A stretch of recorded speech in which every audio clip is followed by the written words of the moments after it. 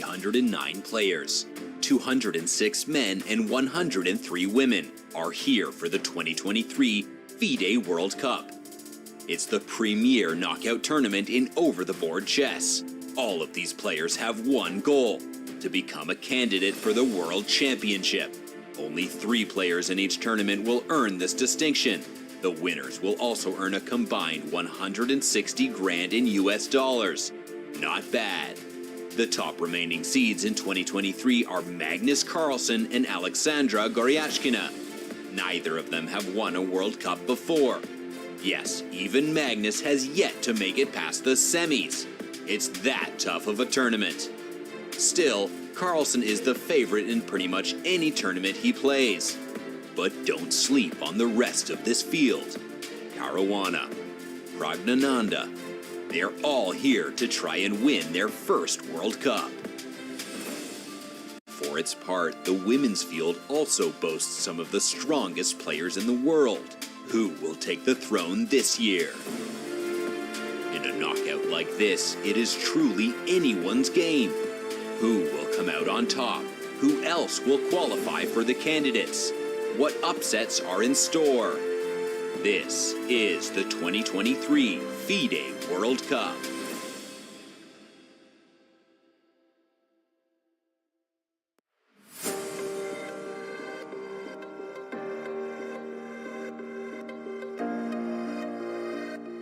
Back in Baku, it is the 2023 FIDE World Cup and some huge games ahead in Azerbaijan. We have 2 tie breaks for you today. It's going to be a feast of chess. We see one of the players already arriving, Anna Muzichuk. She will be facing Nagul Salamova in the women's semi-finals. A lot at stake. We'll come to that shortly. We'll see Nanda on ERIGAISI.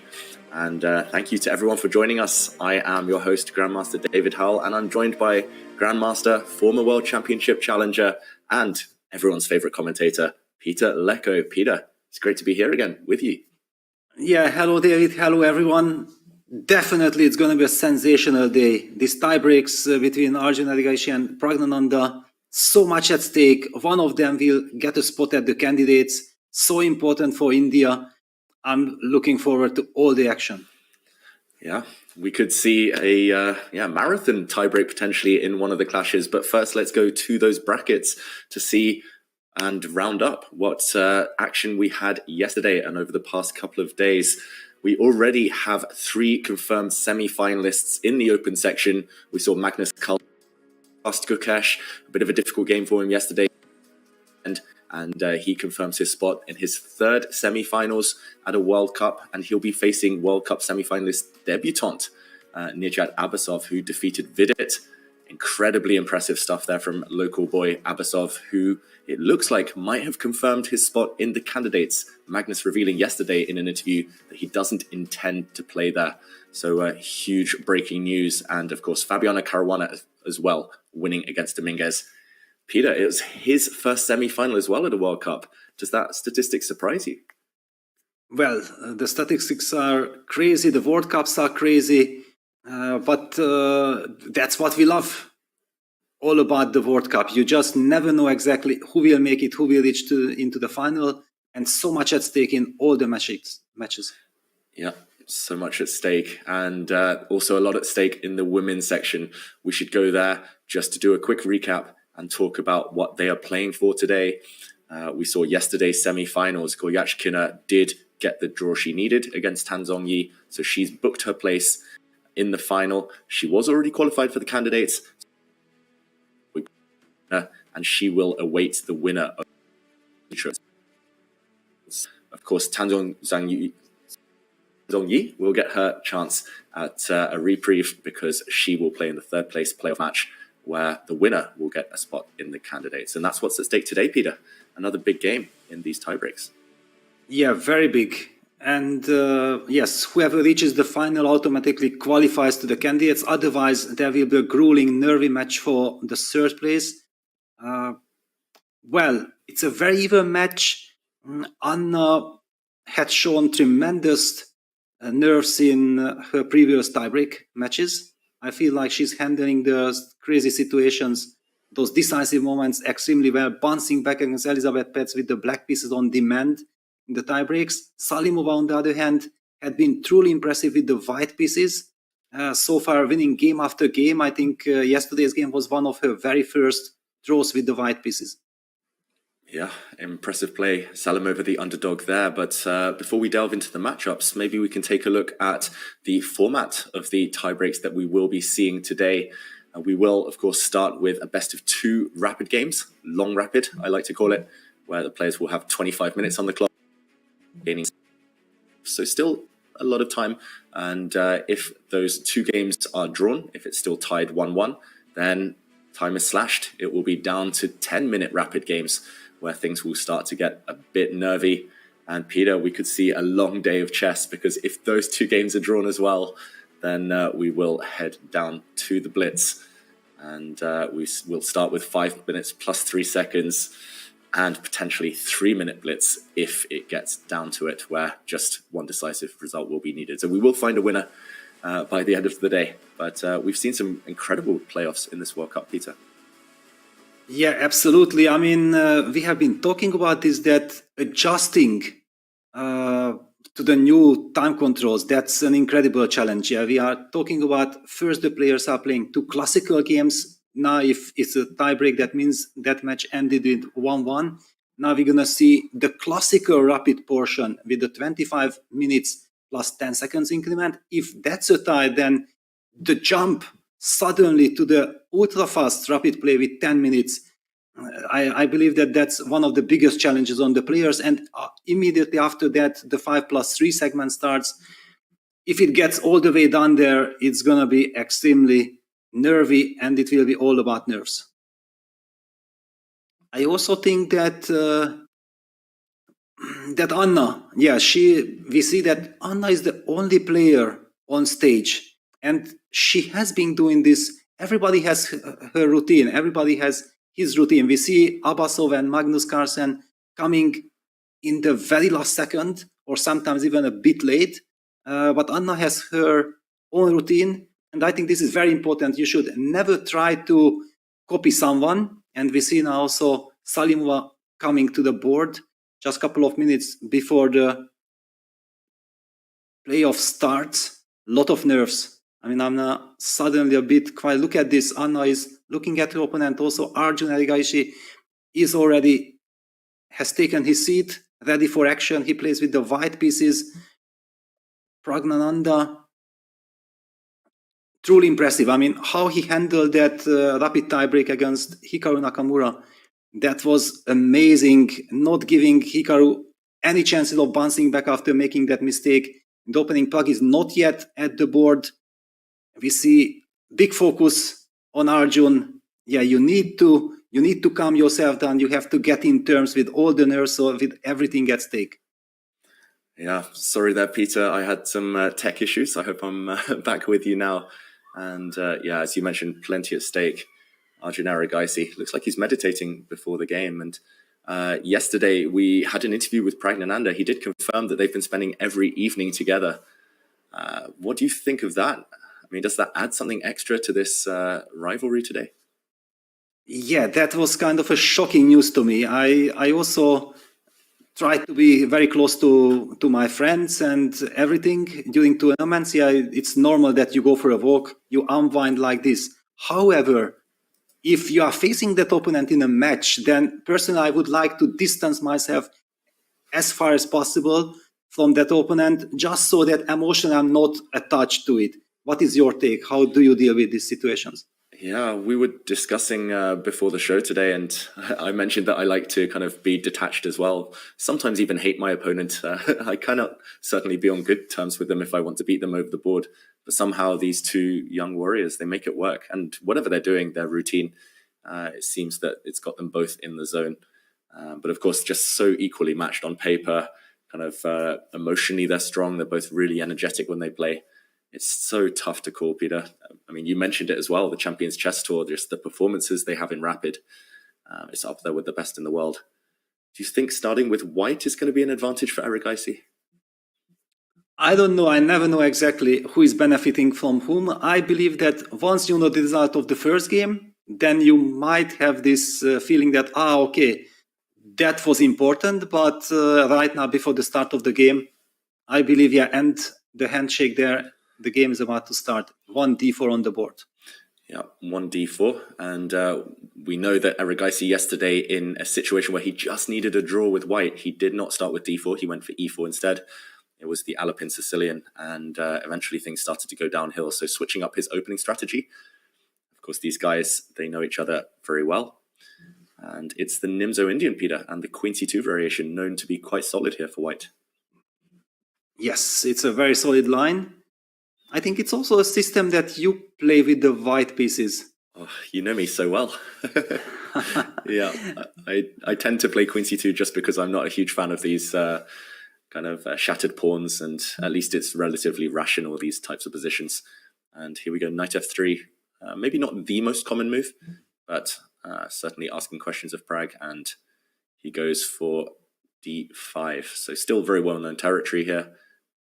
Black chops off that knight on c3. Very quick pace. You play this from the black side, the Nimzo Indian? Yes, exactly. It's kind of my favorite line. Usually, d takes c4, queen takes c4, b6 is the move order. Yeah, it's on the board. Bishop g5 blitzed out. Yeah, and Pragg making a bit of a face. He's just going into recall mode, and bishop to a6 is the main move. He hits that white queen, which retreats, wow, all the way back to c1. Must admit, this is one that I know it's possible, but it looks a bit mysterious to me. What are the ideas here, Peter? Going the whole way back with the queen, blocking white's rook on a1. Well, I think the idea is to get your opponent out of book as quickly as possible. It does not happen. Pragg blitzes out the move h6.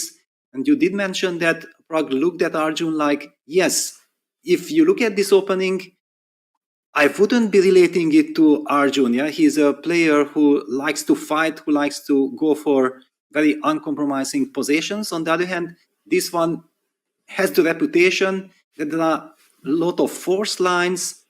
There is force play.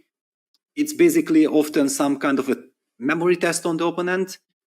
It's atypical from Arjun. On the other hand, probably he has some surprise, and Queen c1 was the move that he was counting on to surprise Pragg. Yeah, and I guess maybe we just show one idea behind Queen c1. It might look like a bit of an odd square to the viewers and to me included, but I guess after bishop to h4, which is now on the board, g5 is often just impossible, unplayable now, because it can be captured, and white's queen suddenly does have a purpose on c1. She swoops over, and yeah, white wins material. So I guess that's a theme that will recur in the next moves. White might be threatening e4, e5 very quickly in some of these positions as well. But yeah, it looks like a small surprise. Arjun's maybe just banking on the fact that even if it kind of is well answered by Pragg, that white will never be in too much trouble in these types of positions. So just, like you say, memory test. That's how chess works at the top level these days, and makes sense from a standpoint of such a kind of big, high-stake match. Yes, I also feel like maybe h4 is the move that that would really attract the attention of Arjun. The big question for me is, however, that he hasn't blitzed that move out. Usually, if you come up with a new direction like Queen c1, you want to indicate your opponent that, all right, yes, you played h6, I'm ready to go h4, and this is going to be a crazy battle. That's already very much Arjun's style. Yeah, and h4 is a theme in these types of positions. Garry Kasparov's playing h4 ideas for a while. And yeah, it looks like he's played bishop h4, and it is Pragg thinking. So at least on the camera, let's see. Looks like yes. Pragg is the one to have been surprised. And how would you react here, Peter? Especially in a rapid game, you don't have too much time on the clock. You were the one surprised in the opening. Probably Pragg was looking in different directions. How does he recover? And how does he approach this position? Well, it's a very solid position. So the big question, however, there are new things happening, new nuances to the position after the moves h6, bishop h4 included. Eventually, white also has this idea of going g4, g5. There is a hook on black's construction. Black is still also kind of pinned on the h4, d8 diagonal. Bishop b7 looks like the most natural move to me. Stopping e4, making sure that the bishop is back to this vital diagonal, which also probably discourages the idea of going g4, g5, because then bishop takes f3, queen takes d4 at some point should work. However, Pragg has slowed down, and I'm trying to understand what else can he be thinking of. We also know that Arjun hasn't gone for the speculative h4 move. He just sticks to traditional terms with bishop h4. Yeah, traditional, and makes a lot of sense. Yeah, the bishop b7 move you've pointed out. Once you put it on the board, I can't look past anything else. But I guess in these types of positions in general, with white's queen on different squares, often you play moves like c5 quickly. You play knight b to d7. But okay, some quick moves on the board: bishop b7 and e3. So Pragg playing very sensibly here. And now I'm expecting just knight d7, followed by a quick c5 break to try and accelerate the play, open the center, and make things symmetrical before white's bishop pair exerts too much influence. White still needs to catch up in development right here, Peter. Yes, that's a common theme. After all, white has got the advantage of the two bishops. If he would have already completed development, we would be talking about clear advantage for white. Very nice little long-term pressure. But black is banking on the fact that he is much faster with development with this very thematic knight b7 c5. Going to open up the c file. The rook is coming to c8, targeting white's queen, no matter if it's on c2 or c1. For the moment, I'm definitely very much surprised that I don't see the benefit yet of queen c1. And we do see the moves e3, knight b7, bishop e2 being blitzed out. At some point, there should come the point behind white's play, but I'm not yet understanding it. Yeah, very, very mysterious. It looks like black is doing completely fine here. Playing c5, I'm not sure whether you prepare that with rook c8 or not, but playing c5 just looks like it solves all of the problems. Maybe ERIGAISI is prepared kind of deeply into the middle game. He's realizing he can keep the bishop pair for a long time, but either way, looks very balanced so far. And Peter, should we do a quick intro into the women's tiebreak game? C5 on the board in this one from Pragg. Because it looks like, okay, another opening close to my heart between Muzychuk and Salimova. Looks like a Caro Khan in that one. And Salimova playing very ambitious, very aggressive chess early on. So you were the one behind Magnus convincing him to go knight f6 against Duda. Was it against Jan Krzysztof, I believe, that I have seen Magnus playing this very line? That was the fateful game when Magnus's winning or kind of unbeaten streak finally came to an end against Duda. It wasn't me who convinced him necessarily, but I have been playing this e takes f6 Caro Khan for a long, long time, back before it became popular. I figured, okay, it's a way to avoid all theory whatsoever. You just get a playable position with black, especially in rapid and blitz chess. Black's king is extra safe because of the doubled f pawns.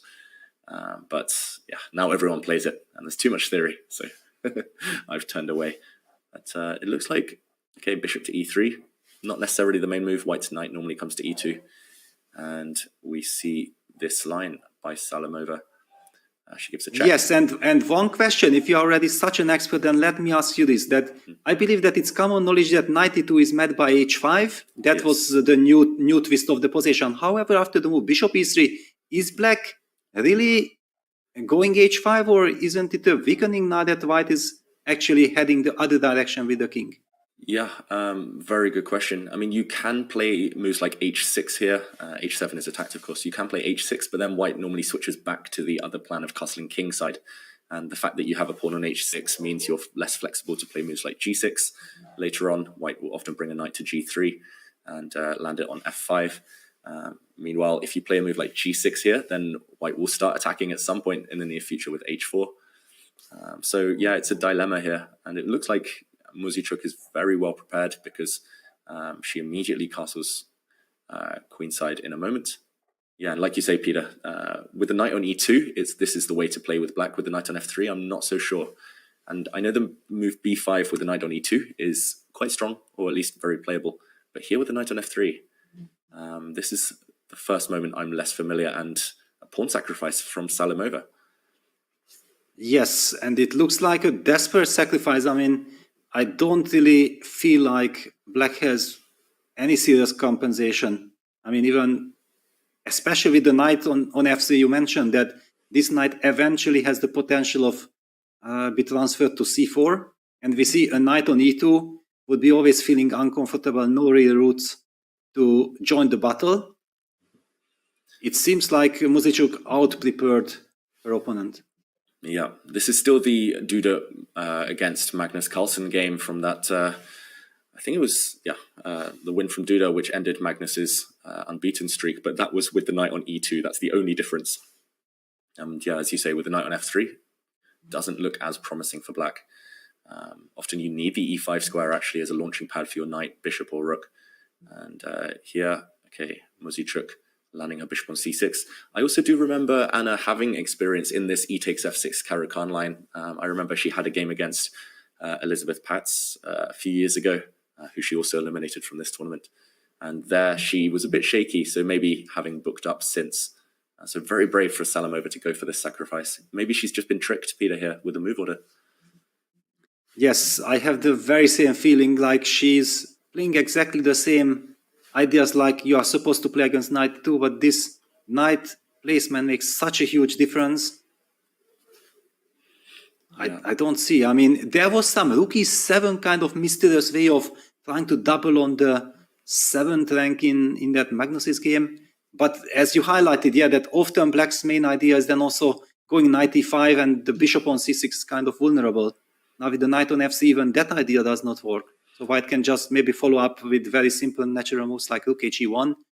And how is black really getting out of this situation?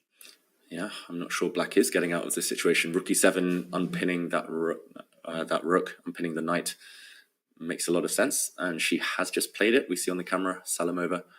But yeah, where's the compensation if white just develops normally? You have this open b file or the semi-open b file, but I'm skeptical, I must say. I'm a huge fan of this opening as black, but this is maybe a case of it going slightly wrong. Yeah, I think this pawn sacrifice just too brave. Yeah, I see one idea. I mean, okay, at least I'm trying to make some sense that is something like knight b6, eventual g6, bishop f5, a way to make use of that white has beautifully placed the bishop on c6, however, lost the diagonal. I mean, the control of this f1, a6 diagonal, and eventual bishop f5, knight b6 combo could create some counterplay on the light squares. Yeah, I guess that's probably her next move, right, Salamova? No matter what white does, knight b6. I like the fact it's coming into c4 as well, as you're highlighting. Yeah, I mean, still takes white a long time to do anything with the extra pawn, I guess, because the 4 versus 2 majority on the queen side, that's where your king is. You can never really push there. I'm wondering how white reacts to that, Peter. g6, bishop f5 incoming. Yeah, there's still, maybe I'm being too harsh. I know it's gone objectively slightly wrong, but there's always practical chances in these types of positions, especially in rapid chess. Exactly. And after knight b6, if white has to make up her mind, I already indicated that, yeah, knight d2, knight c4 would be lovely. Yeah, the knight is not reaching the destination, just to highlight that knight d2 probably also runs into knight e5. Then suddenly black gets access to that e5 square, targets the bishop on c6, and white's position might even fall apart without that light square bishop. Things are turning. So white has to be careful. We are expecting the move rook h1, but no. Anna goes for h3. She wants to break and start attacking on the king side with g4. Yeah, and we do see a question mark is attached to that move. As we see in the game review there, that means it did make the position worse. So not a blunder, of course, doesn't lose anything, but maybe a bit slow.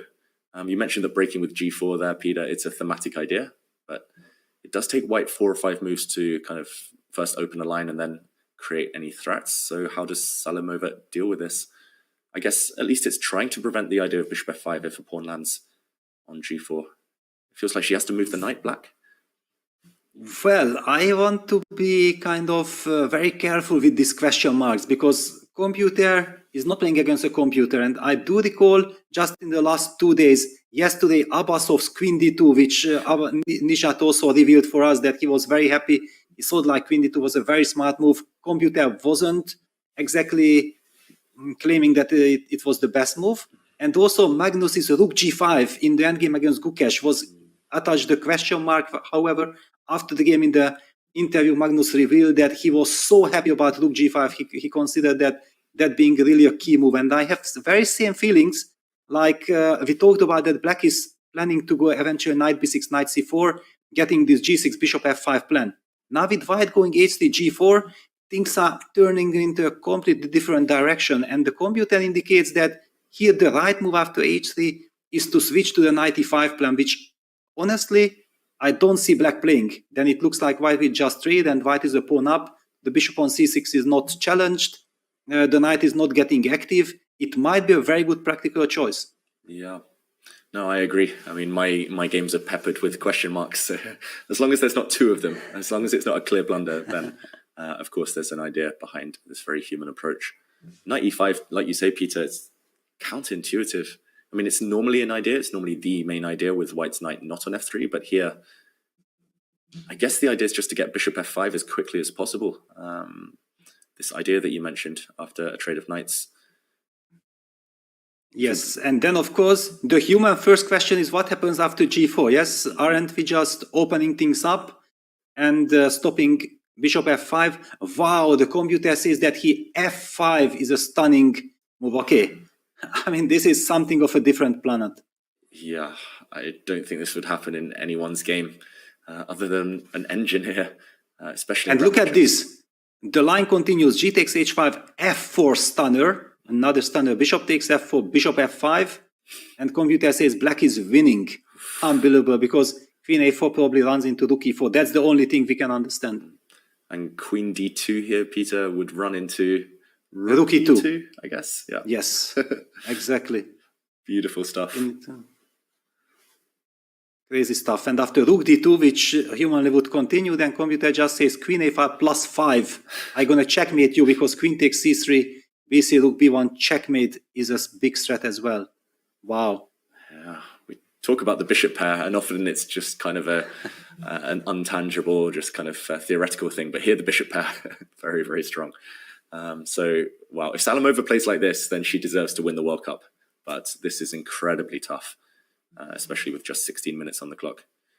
Yes, the line is also not forced, of course. Why it doesn't have to. It was just an illustration that why if you don't want to face computers, why you just prefer to play human versus human, because computers are just too strong already.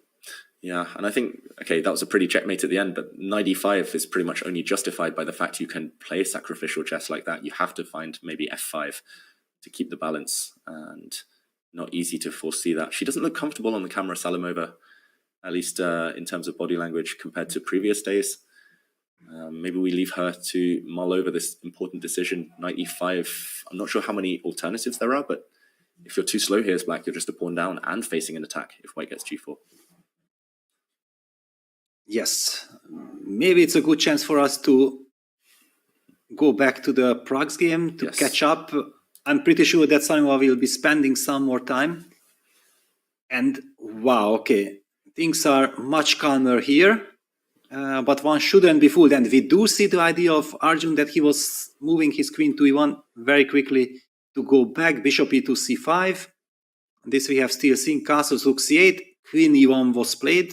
Yeah, trying to hide that queen, getting out of the range of black's rook on c8. Pragg shows a lot of confidence. He knows the position. Yeah, g5 is a thematic idea.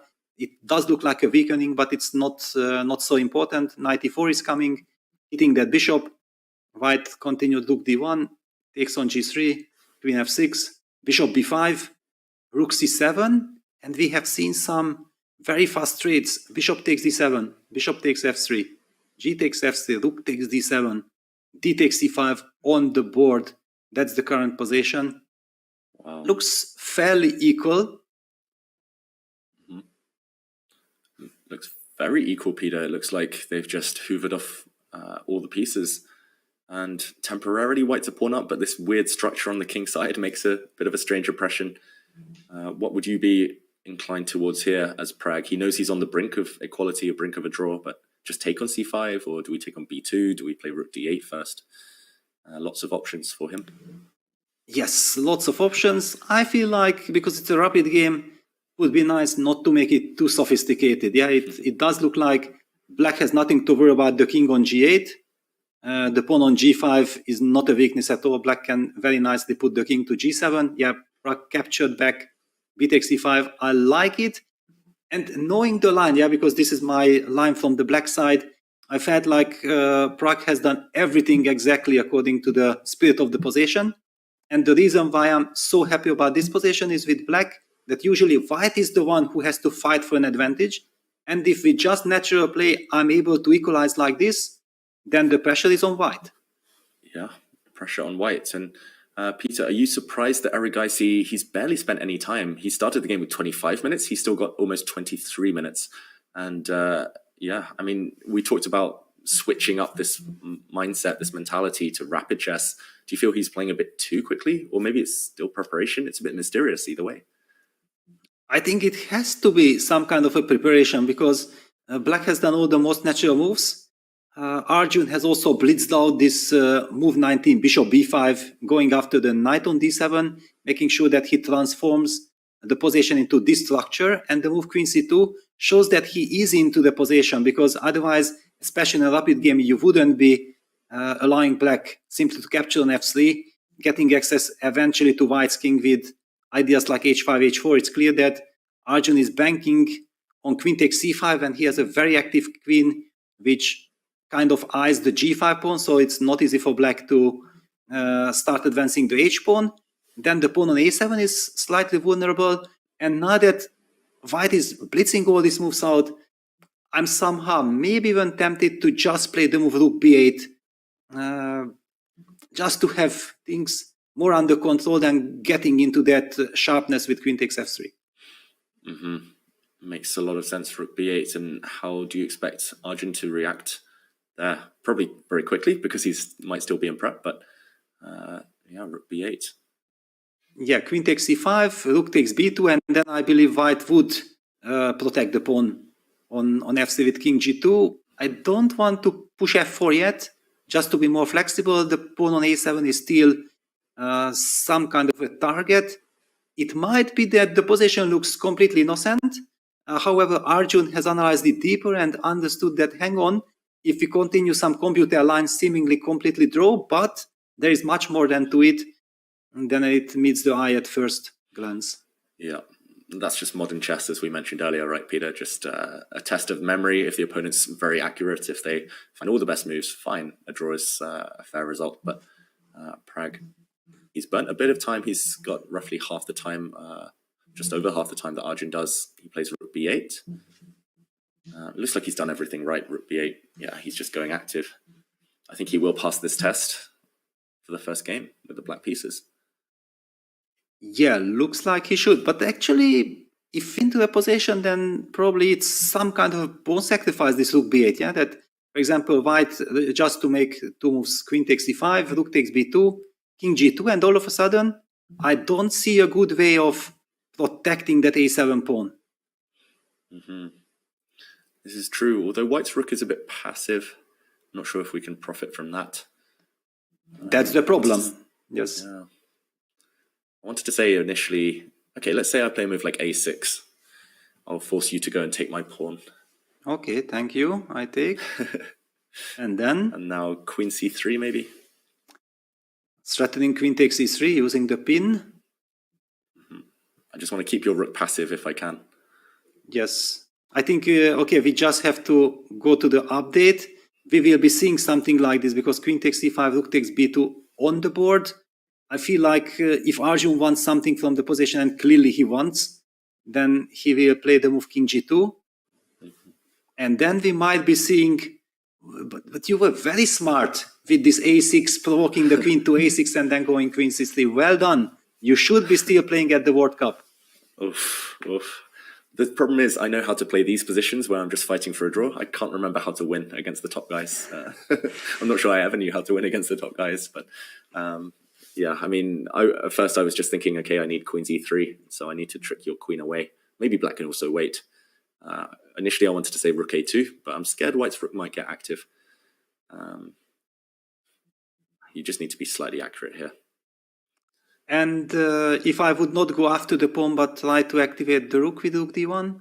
Mm-hmm. This is what I was more concerned about. But maybe you can just step up with the king, yeah, getting rid of any kind of checks. And it's so difficult for white also to make any real progress. Yeah. Either way, white has to displace his rook or queen to go after the pawn, and that shouldn't lead to too much. It means that black can get active.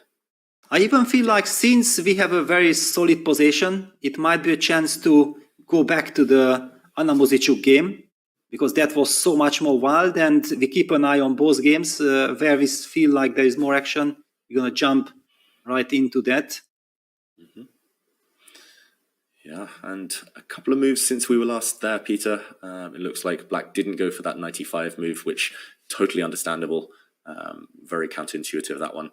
So going for the more natural knight b6, and after knight to d2. Yeah, let's ignore those red crosses on the board. This is very human chess, very natural chess. f5. Okay, big threat on the board. f4, trapping that white dark square bishop.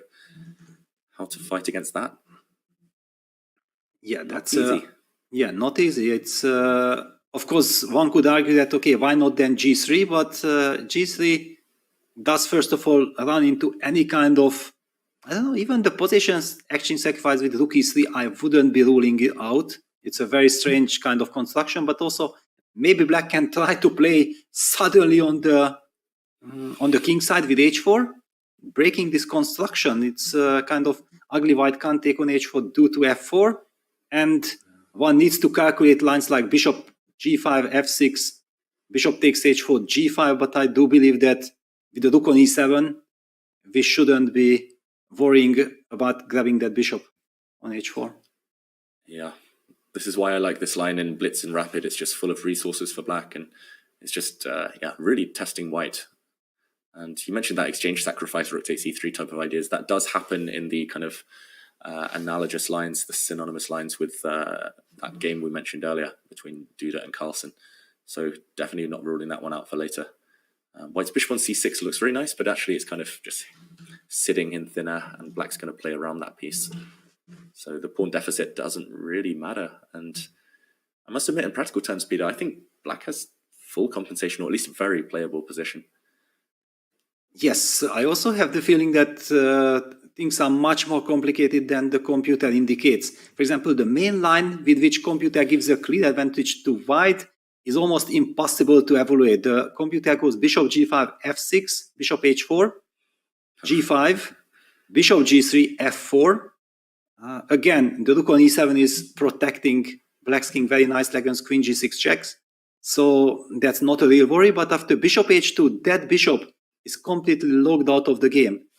Humanly speaking, this is so difficult to even think about this. Yes, the computer is fearless, doesn't care about that bishop, believing that rook he1, knight e4, and whatever, white will be strong enough. Making that decision in a rapid game with so much at stake, it's very difficult. Yeah, it's very difficult. The only way she might come to that conclusion, Moziciuk, is by looking at bishop g5, which is maybe the first thing you kind of see. Okay, you can make a pin, provoke a weakness, but once you see it gets chased around to h2, you kind of stop calculating, right? And maybe the only way is that she sees no other alternative. g3 wasn't so attractive either, so those would be the two main candidate moves. Well, there is one line which is maybe kind of solid. If white plays g3, okay, we have to think about the action sacrifice, but it might not be so attractive for black yet. So the main move after g3, h4 still looks like the main move. And then white has this move, bishop f4, making sure that she trades that bishop, the troublesome bishop, maybe giving some stability. On the other hand, also the pawn structure is getting destroyed for white. Yeah, I mean, for example, after a trade on f4, queen d6, I guess white will potentially lose the f-pawns, but you can just fight for the e-file, rook e1. And yeah, maybe dynamically, black is struggling to find the time to go and take those weak pawns. And white's still a pawn up. So yeah, this is solid, but as you say, it's kind of got some drawbacks. Everything's got drawbacks here for white, so it's understandable that she's burning almost 5 minutes on this one move. Anna Moziciuk, she had a time advantage. She played much quicker at the beginning of this rapid game. But clock's starting to level out. Yes, she had a big time advantage, but by now things are clearly getting out of control. Certainly, the preparation has long ended. It looks like basically you only know that you can take the pawn. Computer likes it. It looks good. You definitely not going to continue analyzing that position. And yes, this knight b6 f5, very natural human moves. Salimova down to 12 minutes, but posing practical problems to her opponent. Yeah, and she's done that so well during the tournament. You mentioned she's winning nearly every white game, so this one of vital importance to her with black as well. If she survives or turns it around, or maybe even wins, then yeah, Anna Muzychuk will face a massive uphill struggle. So this is key to start the day. Yeah, I think I would play g3 just because there are options there at least, and it gives black a few questions, a few different ways to play. So kind of throwing the move back to the opponent, but such a wild, complicated position. Yes, I mean, once you notice that this GCH4 bishop f4 gives stability and you get away unpunished, it gets attractive. The big question is that, is there a case to be made that over the board, a human player can simply dislike the fact that, yes, it's an exchange, but a destroyed pawn structure, black gets the dark squares, black has all this h4, queen d6, the bishop can retreat to e5. Yes, the computer does not appreciate it too much, but humanly speaking, you know that black definitely has long-term compensation. Yeah, it's possible that this type of position is hard to evaluate. We do see a move, however, from Anna. And okay, she does move her knight again. I was going to say this is not going to happen because knight c4 is always allowed. But yeah, I guess she is attacking this pawn on c5. So let's ignore that question mark again. It looks like a decent move in a difficult position. Not objectively strongest, but we're not expecting that. Yeah, but how do we react? Yeah, and how do we react after knight c4? That's also a big question. We can't take on c5. Let's just highlight this, that after takes, black has rook takes b2. The b2 pawn is vulnerable. That's the tactical justification behind knight c4. And the position remains out of control. Yeah, totally double-edged here. And knight c4 almost instantly from Salimova. I like the fact that she's played that move quite quickly. In such a chaotic position, it will be easy to get dragged down a rabbit hole of calculating. But, okay, do we see a quick response there from Muzychuk? She just defends her bishop. Okay, no exchange sacrifice needed here, Peter, because white's willing to part with the dark square bishop just for a knight. Wow, this is very risky. I mean, it shows that Anna is kind of panicking. She didn't know what to do against this f5, f4 threat. Okay, we do see that the computer says that this is a serious mistake because black can push f4, bishop d2, and then follow it up with the very powerful g6 threatening bishop f5. However, white has the move queen d3, so I'm not yet panicking. Let's just quickly show this here. f4, bishop d2, g6 being the key move, trying to activate that bishop on f5, and after queen d3, black simply brings the knight back to e5 and finally forking the queen and the bishop, plus the bishop still can come to f5. This is getting very dangerous. Yeah, very dangerous. And I guess here Anna would be forced to pretty much take that knight with her rook and hope that she can go for this exchange sacrifice. But okay, this was very strong, this recurring theme of landing a bishop on f5, trapping the white queen, but it didn't occur. I think she plays the more natural, maybe the more human approach, just snapping off the bishop. I'm also inclined, I'm very biased towards the bishop pair, my biggest weakness. And she does take on e3. Yes, and so we are expecting f takes e3. Yeah, it's kind of natural because rook e3, bishop f4 loses the exchange. And I don't believe that Anna is thinking about such options. Yeah. I'm expecting the move f takes e3 to happen any moment. She's pausing though. Unless surely she's played that move. Looks forced. And how will black react, do you think there, Peter? Still one pawn down for Salimova.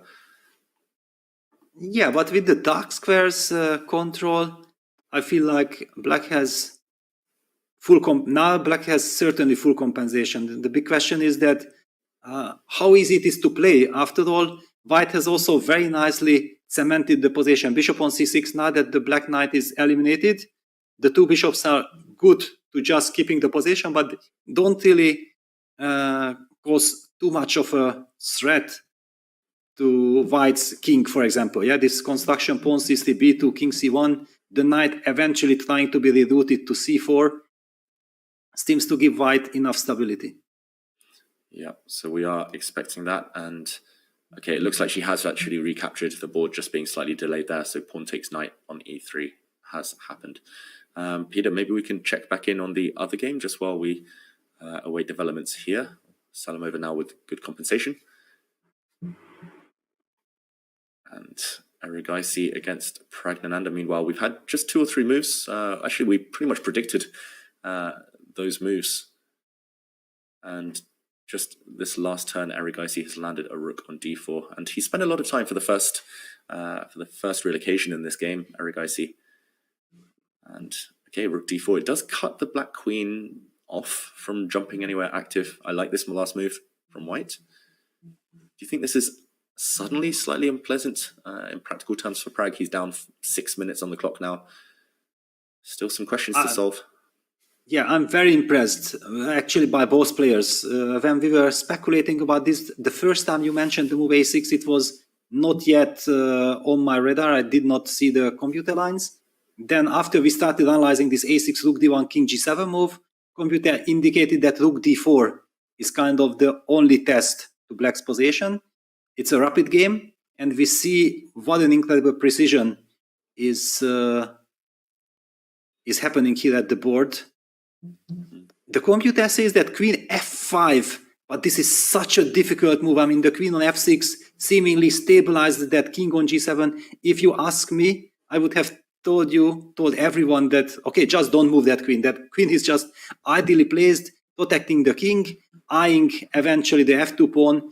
But apparently queen f5 with either queen c3, queen c2 would be a kind of nice way of liquidating into a drawish rook endgame. Very difficult move to spot. It's not like any other moves are bad for black. No. It's just like, according to the computer, if you don't play the move queen f5, maybe white can try to pose some problems. Yeah, that's a cool line, Peter, allowing some discovered checks, but of course hitting the white queen. The problem for me would be queen f5 psychologically. It's a pawn sacrifice, right? Queen f5, you go into a rook endgame, a pawn down after a queen trade and rook d6, unless I'm missing something. And evaluating this, first of all, is not easy because of the weird pawn structure on the king side. It should be a draw, but just knowing that you're kind of going to suffer slightly, or at least be a pawn down, it takes guts. Yeah. It takes a bit of kind of confidence to go into this. Yeah, very difficult to decide on it. I believe that once you already do it, you kind of understand that, yes, okay, this is the famous A pawn which is doing nothing. Black also has this great counterplay with g5, g4, fixing white's construction. The king is not able to march toward the queen side. But yeah, all eyes on Pragg. He has to make a big decision. Yeah. Not an easy one. He might actually have to give up a pawn sooner or later anyway. Yeah, that's maybe the point, because this pawn on a6, and if we start chasing that queen with rook b5, I'm worried of something like queen c6 attacking the pawn, and also eventually setting up ideas like queen e8, rook d8. That would be terrible in a rapid game. Yeah, it's certainly a case of white having better kind of coordination, centralization here. In queen and kind of heavy piece positions, queens and rooks, it's all about the safer king, and both look okay right now, the kings. But yeah, like you say, Peter, it's definitely easier to see white launching a sudden kind of shock attack against the black king rather than the other way around. So, I mean, once you say queen f5, I'm just drawn to it. But yeah, incredibly tough. And okay, he doesn't go for that. He plays rook to a2, eyeing up the a pawn, but slightly offside now, this rook. Well, yes, clearly after rook a2, Pragg is probably going for queen f, but even one could argue that queen takes f5, e5, rook a4 would anyway win the pawn, so it does not really change that much. The computer hates the move rook a2 because computer says that I mean, not like hates, but does not consider it precise, that white has this fixing move, g3, g4, making sure that queen f5 won't be executed. On the other hand, if you play the game and you haven't noticed the idea queen f5 at all, because it's such a mysterious idea, then the move g4 does not frighten you at all. Yeah, it's we are not computers. And by the way, also the computer has calmed down already, giving just very tiny advantage for white, nothing very serious. Yeah, and I mentioned that the clock times shouldn't be too dramatic for Pragg, especially, but yeah, after a move like g4, he will be forced to tank again because suddenly he's running out of moves. I think Peter's, it's not as if it's Zugzwang, it's not as if black is kind of totally stuck, but the black queen is suddenly almost immobilized. Black's rook, there's a disconnect there as well. You're kind of just sat waiting, right? So g4 is, as well as kind of cutting out queen f5, it's just saying, okay, what's your next move? And I think it's in rapid terms, blitz terms at least, that's what I find most unpleasant when there's no obvious kind of plan, when there's nothing immediately clear comes to mind. Yeah, and also long terms in just some rook endgame. Yeah, if of course, if we eliminate the option of queen f5, one could say that what kind of rook endgame are we talking about? But just in general terms, if white gets g4 in and we trade queens and white gets rook a4, rook takes a6, black won't have that counterplay with h5, g4. That's a big step forward. How important it is, we don't know. It's probably not decisive, but every little detail, every small nuance can be quite important in this type of positions. What I feel like Pragg is probably counting on, and the main idea behind rook a2 is that eventually he's maybe hoping of some rook a1, queen g6, queen b1 idea, trying to target white's king on g2. Yeah, that would be a big cold shower for ERIGAISI if that ever happens. But I guess, yeah, queen g6 is always at the very minimum met by a check on e5, so still takes a while to set up. Yeah, I mean, knowing players like Magnus, he would play a move like g4 just instantly, just because he loves fixing structures. He loves preventing his opponent's A and H pawns from moving. But yeah, it's not kind of not supernatural, I guess, to play that. Maybe there are other tempting options. I'm not sure what. The white rook doesn't really want to move because it allows the black queen in. The white queen, does he go pawn hunting ERIGAISI? Is that what he's calculating? Moves like queen a5 looks slightly unnatural, but at least there would be a purpose. It would be a slight temptation. Yeah, however, after queen a5, is there a case that we can try to attack the pawn f2? Of course, queen f5, we know exactly, computer believes that we can sacrifice the pawn in the rook endgame, and that should be a draw. But if we don't know that fact, then after queen a5, maybe a move like queen g6, eyeing the threat of queen c2, preparing counterattack against the f2 pawn would be maybe logical. Yeah, I think that might be what Pragg's kind of banking on his next move. Queen g6, no matter what, probably, is his idea. So we will wait to see. But be careful, because after queen g6, if the queen is on c5, white actually has rook d8 all of a sudden, and then queen f8 check, and who mates whom? First, it's always a big question, but definitely scary. That's true. g4, which we were talking about ruling out queen f5. Maybe it is close to Zugzwang because queen g6, rook d8, and don't get checkmated. Yeah, scary stuff suddenly for Pragg. I mean, all out of nothing. This is incredible preparation from ERIGAISI, finding a no-risk position where he can ask some serious questions, actually. 10 minutes around there for both players.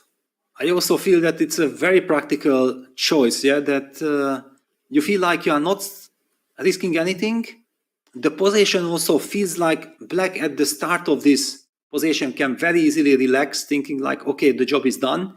This is going to be a routine draw. And once psychologically you kind of adjusted yourself to the fact that, okay, I just have to make 1-2 more precise moves and the game will end in a draw because there is limited material.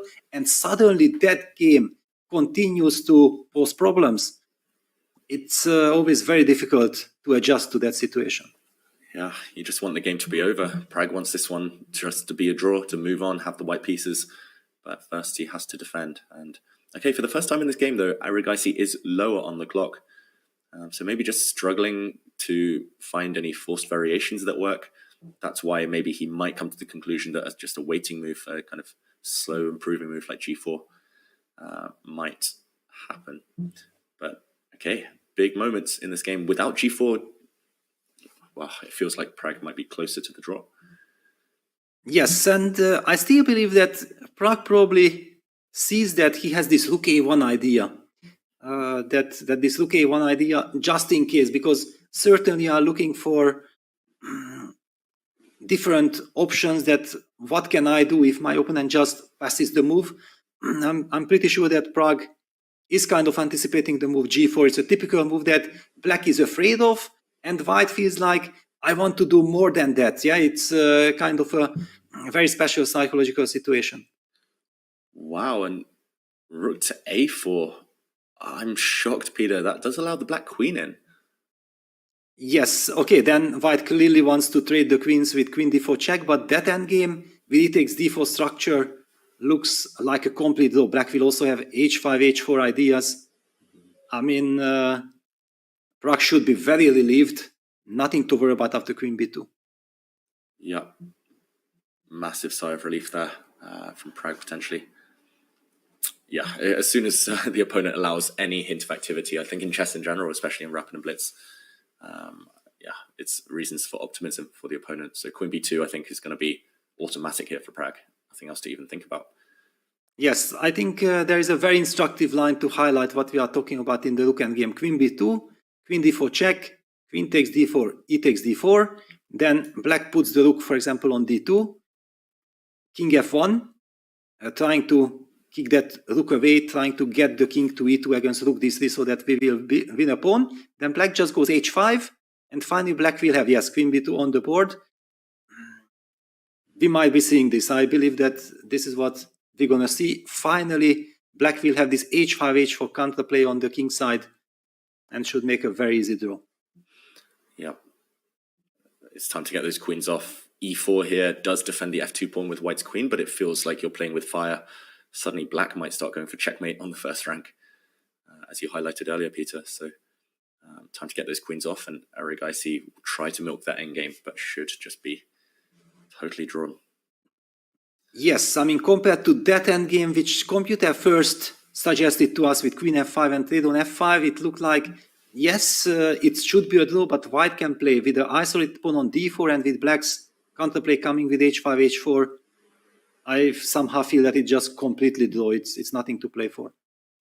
Yeah, and I think Pragg looks more confident, at least from my experience of his body language. And there we go. He looks away. Queen d4. It's going to happen. I think, there we go. Any second now, the queens will be off the board. And you're predicting rook d2 here, Peter, just to keep that white rook tied down. Keep it honest. Yes, there is also the case to be made that after rook d2, maybe white plays the move g4. But if after rook d2, white plays g4, then we're going to play rook d3 and the white king will not be able to move. So that's why I thought like rook d2, king f1 is the only try, and then we will have time to push h5. And there is also the case to be made that you can also play h5, but I'm pretty sure that Pragg will play rook d2. Yeah, he's very good at calculating force variations, Pragg. And rook d2 is one of those. I love that. It's really instructive. Putting the rook on d3 ties down both the white rook and white king completely. Just all of the weak pawns. No, he goes rook a1. Wow, okay. He wants to box white's king on g2. It's also perfectly fine. The position has such a wide margin, yeah, and it's a very nice idea. White's king is locked. White has to grab the pawn. Yeah, it's captured. Rook d1 will be played on the board. Rook.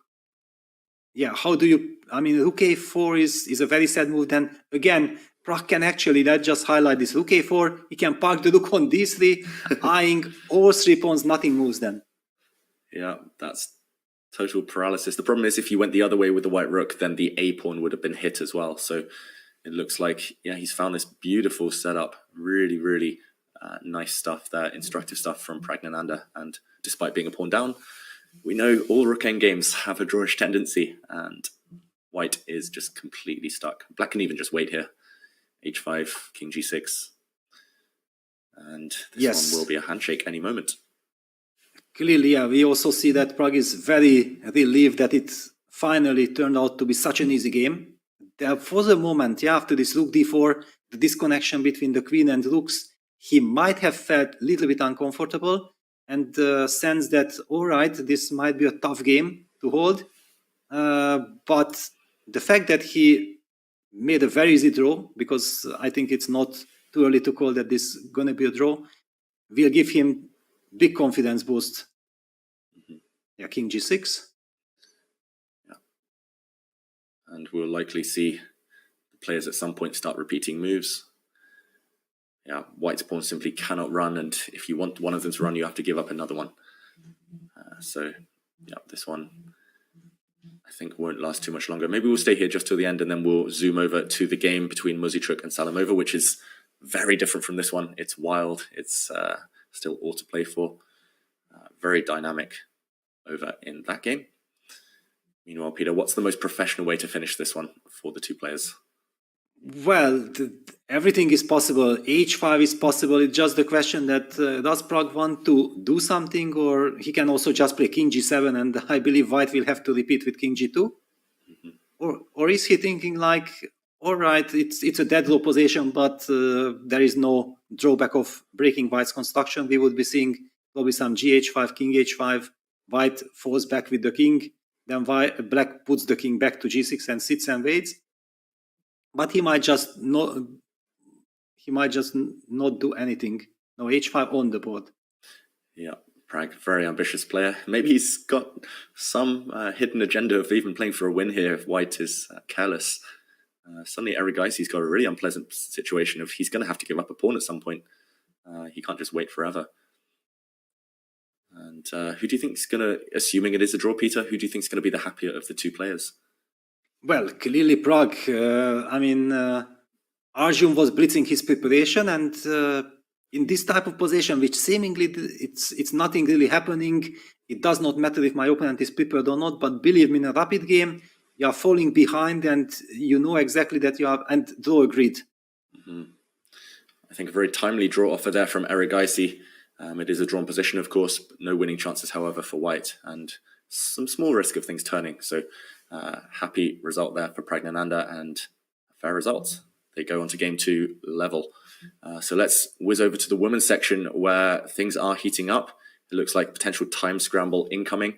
We see the clocks there, 1 minute for black for Salimova, just under 5 minutes for Anna Muzichuk, and a really tense position. White's still a pawn up, but black owns the dark squares, Peter. White's king potentially in some huge trouble if Salimova can open things, get the queen on the same diagonal as her bishop. Yes, it's all about move pair, move play. In long terms, there is tremendous pressure against white's king. The big question is there some tactics in the position? But the tactics should usually work. Black, knight takes e4, bishop f5, pinning, eventually trading everything, queen f6, coming and invading on the long diagonal, time trouble. Certainly, black is very happy here. Yeah, and she takes with her rook on e4, so this doesn't walk into a pin with bishop to f5 because white can play rook takes e7 and rook e8 check. So we do see a trade of rooks on e4 instead. And I like this from Salimova. She's either going to get her bishop to f5 or she's going to land her queen on f6. This is really scary for white. Very scary. Yes, knight takes e4, bishop f5 comes, and that bishop will be traded for the knight, followed by queen f6. Where is white's king hiding? The good news for Anna that she's up on the clock, because if she would be done to a minute, it would be practically, I believe, hopeless. Yeah, so impressive from Salimova. This opening, she's somehow worked her magic, and she owns all of the dark squares. And Peter, in these types of positions, right, the pawn count is secondary. It's all about the king safety, especially with opposite color bishops on the board and heavy pieces.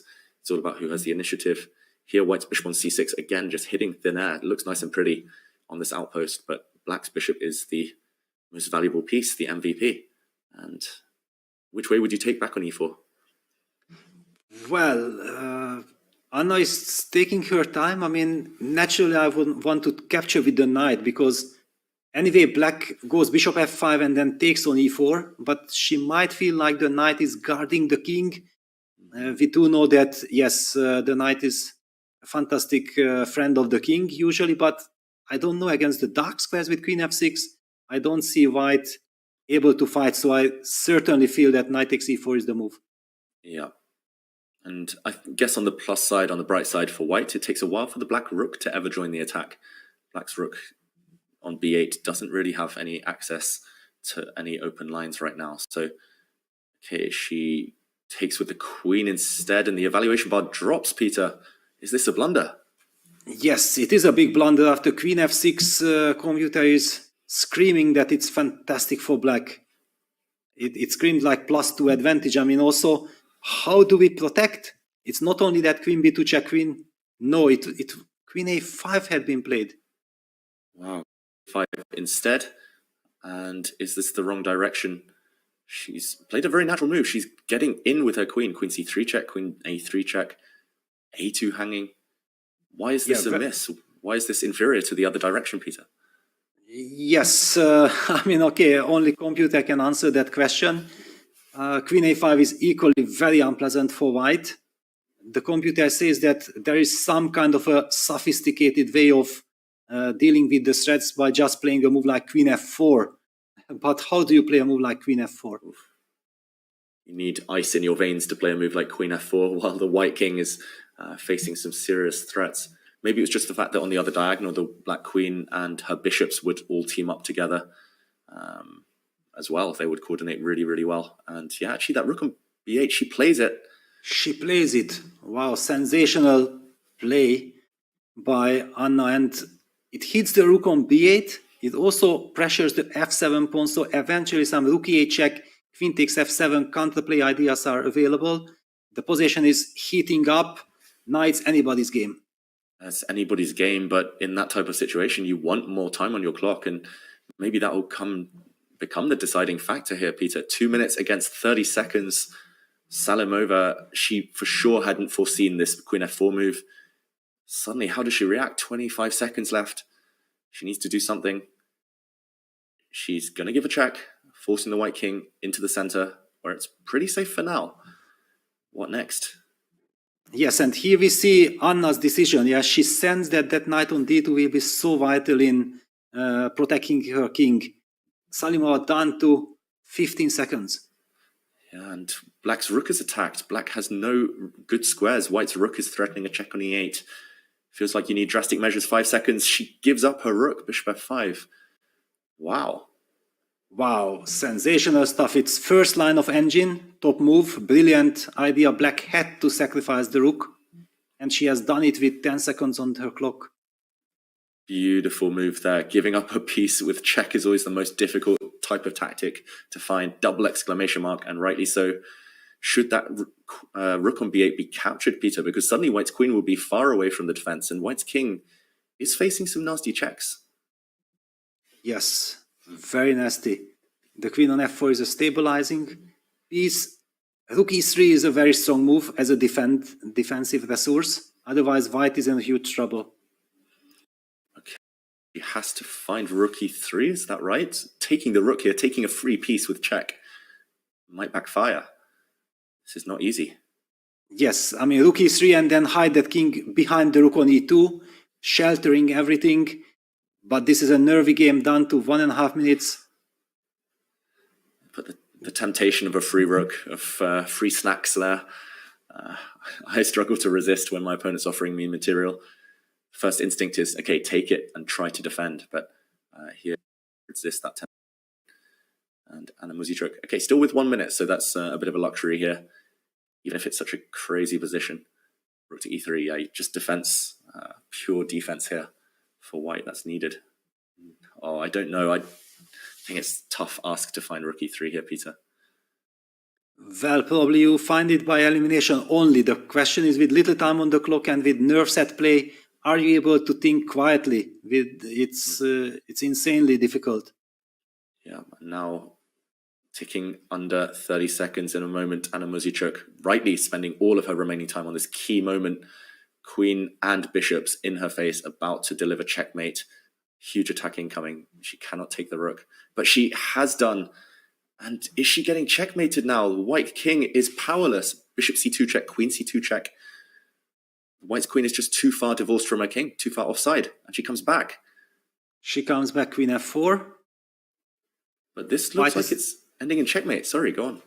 Well, also there is bishop d3, stopping the king e2, and then queen c2 check is coming. But Salimova down to 10 seconds. How do you continue the attack? Yeah, I would be too tempted to give a check. Ooh, 2 seconds left when she plays this move, bishop to h6. Is that good enough? Looks like it's good. Yeah. Looks like it forces White to give up the queen. This is a skewer. You cannot retreat to f2 because you will be checkmated. What to do? And Dana is now down to 10 seconds herself. She doesn't know what to do. Key moment. Huge moment. She has to give up her queen and pray. 1 second when she made that move. This one looks like it's over though. That's a nasty check. It's checkmate. It's checkmate in 3.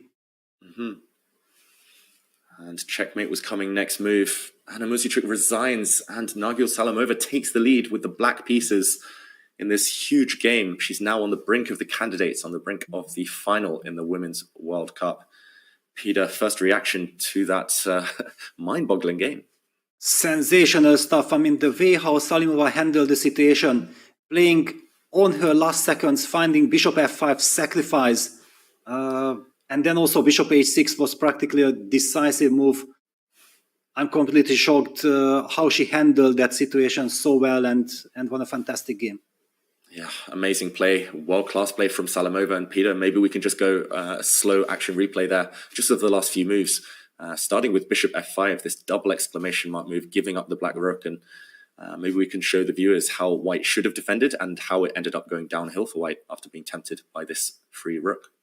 Yes, White had to find this stunning resource of rook e3, forgetting about that rook, poisoned rook on b8, making sure that after rook e3, White will be able to hide that king on e2. It's not really obvious how Black would have continued the game.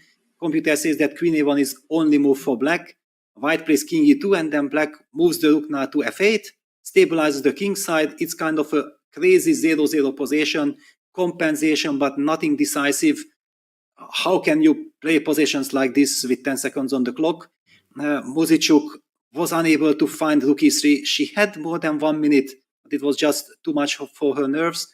She grabbed that rook on b8, probably not seeing a forced direct mate immediately, but it was not about the direct mate. It was just like in long terms, White is completely helpless. After king h7, queen f4, the move bishop h6 was a very powerful move, deciding the game, because if White is not sacrificing her queen, which is technically a lost position, then it just ends up in a checkmate like it happened in the game. Yeah, maybe we can just show that checkmate to show why Muzichuk resigned here. This would have been a nasty blow. King caught in the center. And if the king had gone the other way, then checkmate as well in just a couple of moves. Oof, we have a decisive result. And this would have been checkmate, yeah. Beautiful win from Salimova, and I think this is the perfect time, while the players take a refreshment, to go on a short break. Let's catch our breath. We do have a huge second tiebreak game coming up in both of these matchups, so don't go anywhere. Anyone, stay tuned. We will be back very shortly with Game 2 of the tiebreak day.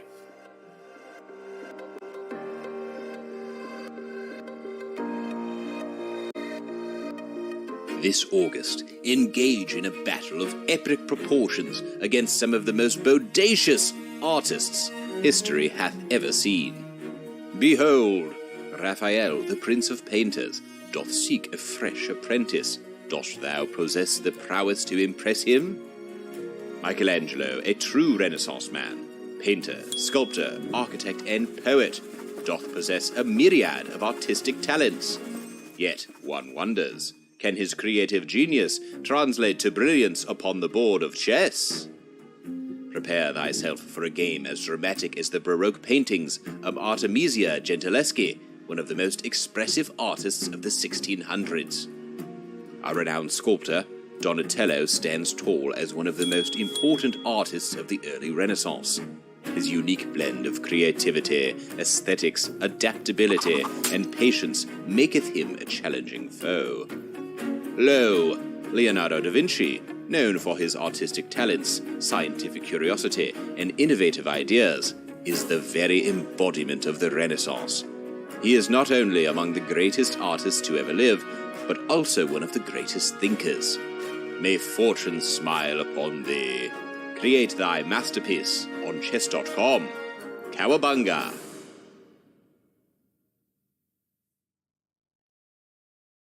Have a friend or family member who loves chess? Gift them a chess.com membership today and see them take their game to the next level. You can choose a gold, platinum, or diamond membership for 1 month or 1 year. Want your gift to arrive on your friend's birthday or on a holiday? Gifts can be scheduled to arrive up to 90 days in the future. All premium plans include an ad-free experience, unlimited puzzles and lessons, and unlock all bots. Go platinum to add unlimited game review or diamond to unlock insights and coach explanations. Give the gift of chess today.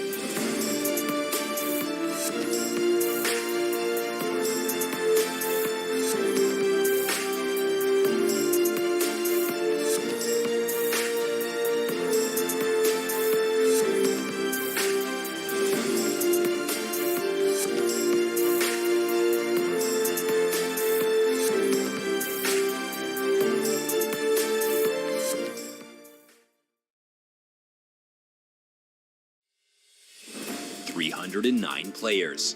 206 men and 103 women are here for the 2023 FIDE World Cup. It's the premier knockout tournament in over-the-board chess. All of these players have one goal: to become a candidate for the World Championship. Only 3 players in each tournament will earn this distinction. The winners will also earn a combined 160 grand in US dollars. Not bad. The top remaining seeds in 2023 are Magnus Carlsen and Alexandra Goryachkina. Neither of them have won a World Cup before. Yes, even Magnus has yet to make it past the semis. It's that tough of a tournament.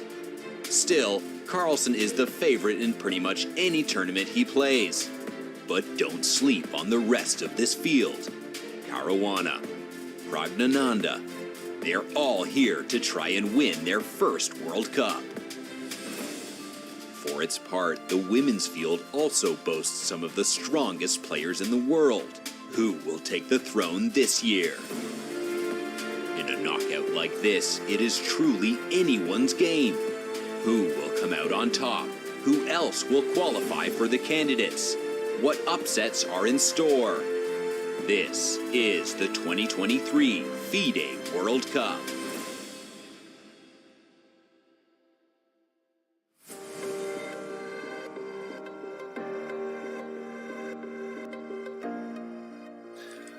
Don't miss this week's Bullet Brawl Arena. Every Saturday, watch the fastest titled players battling it out in a 2-hour bullet arena with $1,000 on the line. Your favorite streamers, like Hikaru Nakamura and Daniel Naroditsky, bring you right inside the action with event coverage on their own streams. Use exclamation point Brawl in chat for more. Peter, will you be playing in this week's Bullet Brawl? That's the big question. Definitely, it's a big question. I don't know yet. I did get a new mouse because so far I felt like with the mouse I had, I was just unable to control. The mouse was too smart for me, and I'm just a total amateur. I got a stable mouse. I might be able. On the other hand, I had the privilege of commentating with Daniel. I have seen his wizardry with the mouse, his quickness, his sharpness. I still have to sleep about it, but who knows? It might be time. Yeah, I don't think many people can compete with Daniel's mouse skills, his tactical vision. But yeah, either way, I might play this time. You know, it's been a while. I'm a bit rusty, but I do have my mouse too. And I've been addicted lately. I warmed up for this actually by playing a few hours of blitz chess last night until 4 a.m. So we'll see. But meanwhile, back to the action. More important matters at hand. And of course, we saw that dramatic game, that huge victory by Nagil Salamova, who's now got 1 foot in the finals of the Women's World Cup and potentially in the candidates as well, but also in the open section, a draw between PRAGGNANANDHAA and ERIGAISI. Peter, let's check out some of, let's check out what's at stake in this tournament. It looks like a lot of money on the line, especially in the World Cup. The open section here, $110,000 first prize. That's not too bad. 80,000 for second and 60,000 for third. What do you make of that, Peter? Not bad for sure. On the other hand, we know exactly that the players are here for the prestige foremost. Yeah, winning the World Cup, that's clearly the main aim of Magnus Carlsen. The other players, I believe, came like, okay, let me try to grab one of those candidate spots, and if I have that in the bag, then I will start to think about the title. And the situation is heating up. I mean, nothing is guaranteed yet. Yeah, nothing guaranteed yet. And these prize pools, I mean, clearly a bonus, but the remaining players have bigger things on their mind. And here we see the prize pool for the Women's World Cup as well. $50,000 first prize. Of course, that is fantastic, but also spot in the candidates for the top 3 finishers. So whoever comes top 3 at this point, it's going to be Goryachkina, who's already in the candidates, but Nagil Salamova and Muzichuk, they have a lot to play for. This next game is going to be huge. And 3 minutes now till that second tiebreak game begins.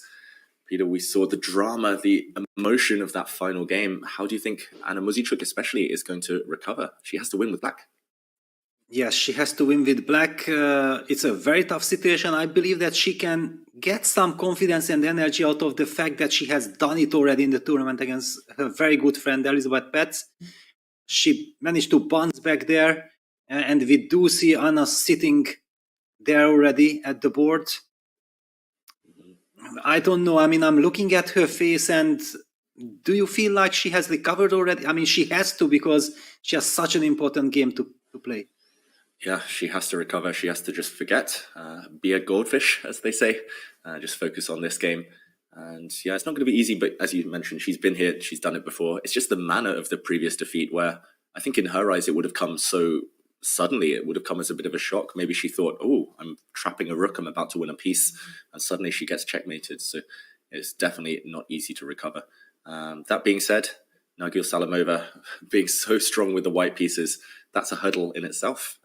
Winning with black is tough at the best of times, but when your opponent's on fire, it's going to be an extra challenge. What do you think for Salamova? Just keep doing what she's been doing, or do you think she's going to adopt a solid approach? I don't think that she can adopt a solid approach. She has to stick to her play. On the other hand, it's more like Anna, yeah, that we have seen yesterday. She played the Queen's Gambit accepted. That's completely out of question. That's a very solid weapon, but it's not suitable for a must-win situation. I believe that Anna is the first who needs to get off her comfort zone, which actually also helps Salimova, because then she can just stick to her main repertoire. Yeah? She doesn't have to do anything crazy. On the other hand, how difficult it is to seal such a match situation we have witnessed yesterday. No other than Magnus Carlsen was in a lot of trouble, or at least some kind of a trouble against GUKESH. It's never easy. Nerves at play, and the black side has nothing to lose already. Yeah, and trust me, I was there in Baku. There's nothing more nervy than that last minute when the countdown clock is ticking down. It's like you're impatient to get the game going. You want those clocks to start. You want those moves on the board. And here we see as well, Pragg taking his seat against ARJUN ERIGAISI. And he has the white pieces. What do you make of this one? Cagey draw in the first encounter? Well, that was a rather solid draw for Pragg. He finally managed to draw that game without any problems. He's in a good psychological situation. However, so far in that match, we have witnessed 2 black victories. So one shouldn't be just thinking like, I'm playing with the white pieces, so I'm perfectly safe. No, these players are incredibly dangerous with both pieces. We have even seen that ERIGAISI has played much quieter than usually. Yeah, much quieter than usual. And this one just so balanced on paper between PRAGGNANANDHAA and ERIGAISI. We might even see more action from them if this game ends in a draw. We'll see more rapid tie breaks. And okay, we're off. It's a handshake. And Nagil Salamova opens with d4. And okay, e6 from Anna, already a bit provocative. Not her usual repertoire. Like you say, Peter, taking risks already. Yes, she has to. Salimova goes knight f3, a very professional way of dealing. You don't want to show yet which direction you go. You don't want to be provoked. Certainly as a d4 player, you don't want to enter some French defense discussion. Knight f3, also keeping the pawn yet on c2, avoiding any kind of quick c4, bishop b4 check lines, which are a little bit tricky. Yeah, and Anna here, she clearly wants to surprise her opponent at an early stage. And there we go. I did suspect it, and it is the Dutch defense. Not something that Anna employs regularly, but at least it will force Salimova to think on her own 2 feet here in these early stages. What do you make of this? The Dutch doesn't have the best reputation necessarily, but leads to fighting chess, Peter. Absolutely, and also there are a lot of nuances with white knight already committed to f3. Yeah, white plays g3, bishop g2, it's clear. Black has the stone wall kind of setup that Magnus Carlsen is a big expert on. Do you see, however, Anna going for a stone wall, or you have to be a stone wall player to be able to play that, and she might, yeah, and she goes for the Leningrad Dutch setup with g6, bishop g7. Yeah, she goes for this setup. So she has spent a move with e6, which isn't usually part of the plan, but she does have time to do so. Yeah, I was going to say Leningrad Dutch, kind of maybe more up her alley. The stone wall, very positional, very kind of slow there. I don't think for the match situation it was what she wanted. And okay, just very standard development from Salem over here. She will be trying to occupy the center with white. Very nice, quick, easy development, and just early days. But I like the fact that Anna Muzychuk mixing things up in the opening. Yeah, this is what she has to do. She has to be feeling the moment that, yes, I mean, I just can't play normal chess. I have to go all in. It's risky. Objectively, it's not sound. I believe that as a player with such a class like Anna, it's not easy psychologically to do something like this. But she also understands the importance of the situation. Drastic, critical situations call for drastic measures. Yeah, indeed. And she plays pawn to d6. She's getting ready at some point in the near future, Anna Muzychuk, to prepare the e5 break. Like you say, queen e7, lining up e5. If black can achieve that unchallenged, then black tends to be doing quite well, doing okay. But meanwhile, white tries to go for something very similar, often supporting the e4 break, either with queen c2 or rook to e1. So yeah, it's a fight for the center, as chess always is in these early stages. And I've always found these positions hard to navigate, Peter, unless it's walking down some theoretical line. It's like, when do you break in the center? When does it favor white? When doesn't it? Yes, it's a very delicate matter. I do believe that now that black has wasted the tempo, because usually in the Leningrad Dutch, the pawn is on e7 and it's black to move, and clearly black will never play the move like e6. Black would play queen e8 and knight a6. I believe that white plays exactly correct, rook e1. That's a clear idea, going for e4. Also trying to use that extra tempo, and that black wasted on e6. Yeah, she's so principled, Salamova, with her style, just always going for the most challenging moves here. And okay, it is a challenge indeed. Knight e4 on the board, and this is just purely to prevent white from occupying the center. She's blocked it up, and now to take or not to take, I don't think you necessarily want to capture here, because white's knight on f3 will be hit and doesn't have a great retreat square. So queen c2, I think, or queen d3, as you're indicating there. One of those two looks likely. Yes, and the problem for black is after a move like queen c2, we know that black has to keep maximum tension in the position. Black is just unable to capture on c3, because that will release the tension. Black will have to play d5, and then we are getting into these stonewall type of positions where white gets perfect grip with bishop f4, and it will be rock solid for white. I'm expecting the move queen c2, because it's kind of a very nice transformation of structure. Yeah, rock solid for white, rock solid for black as well, probably, but unfortunately, that's not what she wants. Anna Muzychuk in this must-win situation. Peter, should we let this game stew for a while? Should we check in on the opening between PRAGGNANANDHAA and ARJUN ERIGAISI, where I must admit I've never seen this maneuver before that ERIGAISI has employed in this Queen's Gambit. Wow, the knight is on f5. How did this happen? Let's just go back and check it out. First of all, Pragg started with c4, e6, knight c3, d5, d4, c6. Black is offering white the chance of going for the Slav gambit with e4. Unless you have expected it, you don't want to get into those jungles. cd5, ed5, the classical approach, bishop f4. And wow, black goes knight e7. I have never seen this move order in my life. e3. Me neither. Nice to hear that. I'm feeling much more happy not to be alone. Never walk alone. And knight g6, it's not just knight e7 to g6 maneuver, but a third consecutive move with the knight, Peter. This is sophisticated stuff. And knight f5 back. Everything blitzed out by ARJUN. Yeah, this is the typical ARJUN, and that's why we were kind of surprised what we have witnessed in the first game, him being extremely solid and pragmatic. He likes to go for this very interesting, unknown kind of lines, targeting the bishop on f4. Well, it looks kind of tempting to go bishop f4, but then black will play bishop d6. And you remember, guys, everyone who followed our broadcast, David already revealed the big secret that the knight on d6 or the knight on d3 is always a monster knight. What do you make of this? Yeah, I love it. I mean, I'm slightly surprised the kind of route that knight took, because it could have landed on f5 2 moves ago. It's just kind of gone round in a circle almost. via g6, h4, and then back to f5. But yeah, in general, the knight's really close now to its dream destination, and hinting that he might take the bishop pair if given the opportunity. You were talking about pragmatic. I thought it's Pragnanandhaa who's supposed to be pragmatic, but yeah, it's definitely Arjun here testing his opponent again. It looks like he's the better prepared player, at least in the early stages of today's match. Yeah, he has probably more these surprises in store. Yeah, Pragg probably has a very good general preparation. However, Arjun, knowing him, sensing him, well, he tries to get out of those type of positions. I believe we also should mention that the justification of Black spending so much time with the knight was based on the fact that the move knight g6 hit that bishop on f4, so that's a tempo.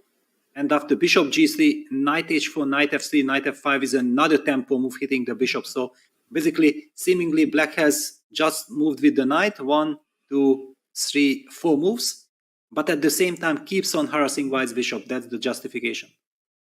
Yeah, and one question for you, Peter, because I want to learn here. In these Carlsbad structures, which are really topical, which arise from the Queen's Gambit, which arrives from plenty of other openings, knights versus bishops, which one do you favor here? Because, okay, Pragnanandhaa didn't take the opportunity to move his bishop away from g3. I've always found it difficult with these pawn structures. Which piece is superior? Is it worth, for example, ERIGAISI snapping off that bishop now while he's got the opportunity? Yeah, it's always a very delicate matter. I believe that the reason White is kind of agreeing to the fact that Black can capture on g3 is that the knight wasted 4 moves already. If it comes from knight f6, knight h5 hitting that bishop, then you feel like you have to move that bishop. You just can't let this trade happen. But with Black wasting so much time, and also after knight takes g3, h takes g3, there is some new element. The white rook on h1 joins the party immediately. There will be a pressure on the pawn on h7. White will follow it up with bishop d3, the move queen b3. So indicates that, first of all, White wants to make sure that Black won't be able to quietly develop that bishop on c8. And maybe also White is already thinking about long castles, adding some more spice to the position. Yeah, adding fuel to that fire. I think it's kind of been declared, Pragg, almost by this last move, that he wants to hit with a quick castle queenside and e4, just because Black is lagging so far behind in development. And yeah, I would be slightly afraid here. ERIGAISI, clearly he was in preparation, but that prep has now ended. And yeah, how would you react here? Not too many options for Black, Peter. Well, one of the thematic reactions after queen b3 is always queen b6. Yeah, it's like one of the very first things you have to consider. But the point being, I believe that after queen b6, queen c2 is a nice retreating move, threatening some knight takes d5 due to the hanging bishop on c8. And eventually, if Black captures on g3, we again see that White's queen from c2 and rook on h1 are already eyeing the pawn on h7. Bishop d3 also to follow. That queen on b6 is slightly misplaced. It might take Black some more extra time to bring that queen back. Practically, I believe that Pragg has made the right choice with queen b3, taking also Arjun out of book, forcing him to think. That's a great game. Yeah, really nice reaction here to the surprise. Yeah, I was praising Arjun for his great opening preparation, but it is one of those positions where White can be creative. Lots of choice, lots of flexibility. I mean, at least until this last move, I was expecting him to quickly take that bishop on g3 and go for g6, bishop g7, or just put the bishop on d6. But yeah, I'm slightly afraid that White is just too quick here. Maybe we can show a variation where White strikes in the center. For example, knight takes g3, maybe bishop d6 follow up. Does White already hit with e4 after castling? Or maybe even immediately. Or immediately. Yes, I mean, okay, d takes e4 would be the natural reaction, then White takes knight takes e4, Black castles, and White castles. And all of a sudden, computer already gives plus 1.8 advantage for White, almost decisive advantage, because Black's king comes under very heavy fire. Wow, so this is how quickly it can spiral out of control. Somehow I'm getting the contours of this beautiful game that Giri had I think against Gukesh in Vaikanse earlier this year, but okay, that was without queenside castling even, where white just built up a huge attack with the isolated queen's pawn, knights coming to g5. Yeah, black's king bereft of any defenders. Yes, that's why probably if black already decides on capturing on g3, which is a very risky move, that's why Arjun is taking his time. He has to follow it up with g6, bishop g7, making sure that, yes, black will be able to castle short with a protecting bishop on g7. And also after moves like e4, probably black is not forced to capture on e4 because we don't have to worry about e4, e5 as much as against bishop d6 when it's a big tempo. Black can play bishop g7, sacrificing the pawn on d5. It's not about the pawn. Black has the two bishops. If the position opens up, then black will have plenty of compensation. It's much more important to get a safe shelter for black's king. Yeah, and I just don't see how, other than maybe this variation where you are getting to safety, I don't see how black is going to meet e4. I mean, if you develop in other ways, bishop d6 immediately doesn't seem to change too much. Feels like e4 is coming nonetheless. Yeah, and it's kind of a sad move. Of course, it's a solid move, bishop d6, but white hasn't moved the bishop. That's okay, just have it on the board. Yeah, bishop d6. I also feel like clearly white will not take on d6 because bishop takes d6, knight takes d6 would take away all the dynamics that we have been talking about. We would expect a move like bishop d3 or long castles and insisting on the same problems, pressing that h7 pawn. Yeah, and that dilemma I mentioned earlier, knight versus bishop in these positions here is just more important factors. It's just the fact that white's so dynamic and so quick. White's developed now 4 pieces, black's only developed 1, so exploding the center makes a lot of sense. I've got to say, Peter, I really think that this has been a promising outcome, actually, just based on this last move, queen b3, for PRAGGNANANDHAA in the opening. Yes, sensational reaction. It's now that the move has been played, it makes so much sense. We are praising it. I believe if we would have just moved back to the original position and we would have been thinking, yeah, what should white play? Queen b3 was such a deep move. But that's why we are big PRAGG fans. He's capable of coming up with such great resources over the board, immediately changing the dynamic of the game. Arjun was blitzing his prep. Now he's completely out of his comfort zone, spending already more than 6 minutes. Yeah, and that's why preparation with computers, for example, it can be tough. You need that human element. Queen b3, a very human approach. And yeah, suddenly Arjun may be being given questions, being given problems he did not expect. So, okay, shall we check out the other game just while Arjun wrestles over this dilemma of how to develop his pieces? Yes, I think it's a great idea because we'll have plenty of action there for sure. Yes, in fact, Salimova has played the move queen c2, and the move that Anna decided on knight takes c3 was not an easy choice. It just shows that she does not want to determine the structure. Yeah, after knight e4, queen c2, we talked about the other option of going d6, d5, bishop f4, this stone wall, a kind of construction with bishop on g7 doesn't give black too much dynamic. So she had to capture on c3, and after queen takes c3, she follows it up with knight c6. I think that's a very sensible move. She still tries to go for e5, so tries to pressure the pawn on d4, discouraging any kind of e4 moves. White opted for bishop g5. I'm not a fan of bishop g5 because queen e8 kind of is a move black wants to do anyway. Yeah, it's very thematic, queen e8, just to support e5 in this Dutch defense. And I just want to ask one question, maybe about the psychology here, Peter, because if we just go back a couple of moves, knight takes c3 for black. As far as I know, in kind of analogous positions, b takes c3 is very kind of typical, just because your queen on c2 really supports e4. And I know there have been many kind of prominent games of white doing this, getting e4 very quickly, and the doubled pawns, they don't necessarily ruin white's position too much on the c-file. So it feels like to me this is the principled way. You get your plan, you're kind of guaranteed to get e4 next move. Do you think just being ahead in the match, just needing a draw with white, has that influenced Salimova to maybe make a subpar decision? I think so. Also knowing that she's a very aggressive player, somehow b takes c3 followed by e4, energetic play, going after the opponent's throat. looked so much more her, but the match situation, we have seen this already yesterday. Yeah, and bishop g5, queen e8, queen d2, e5 on the board.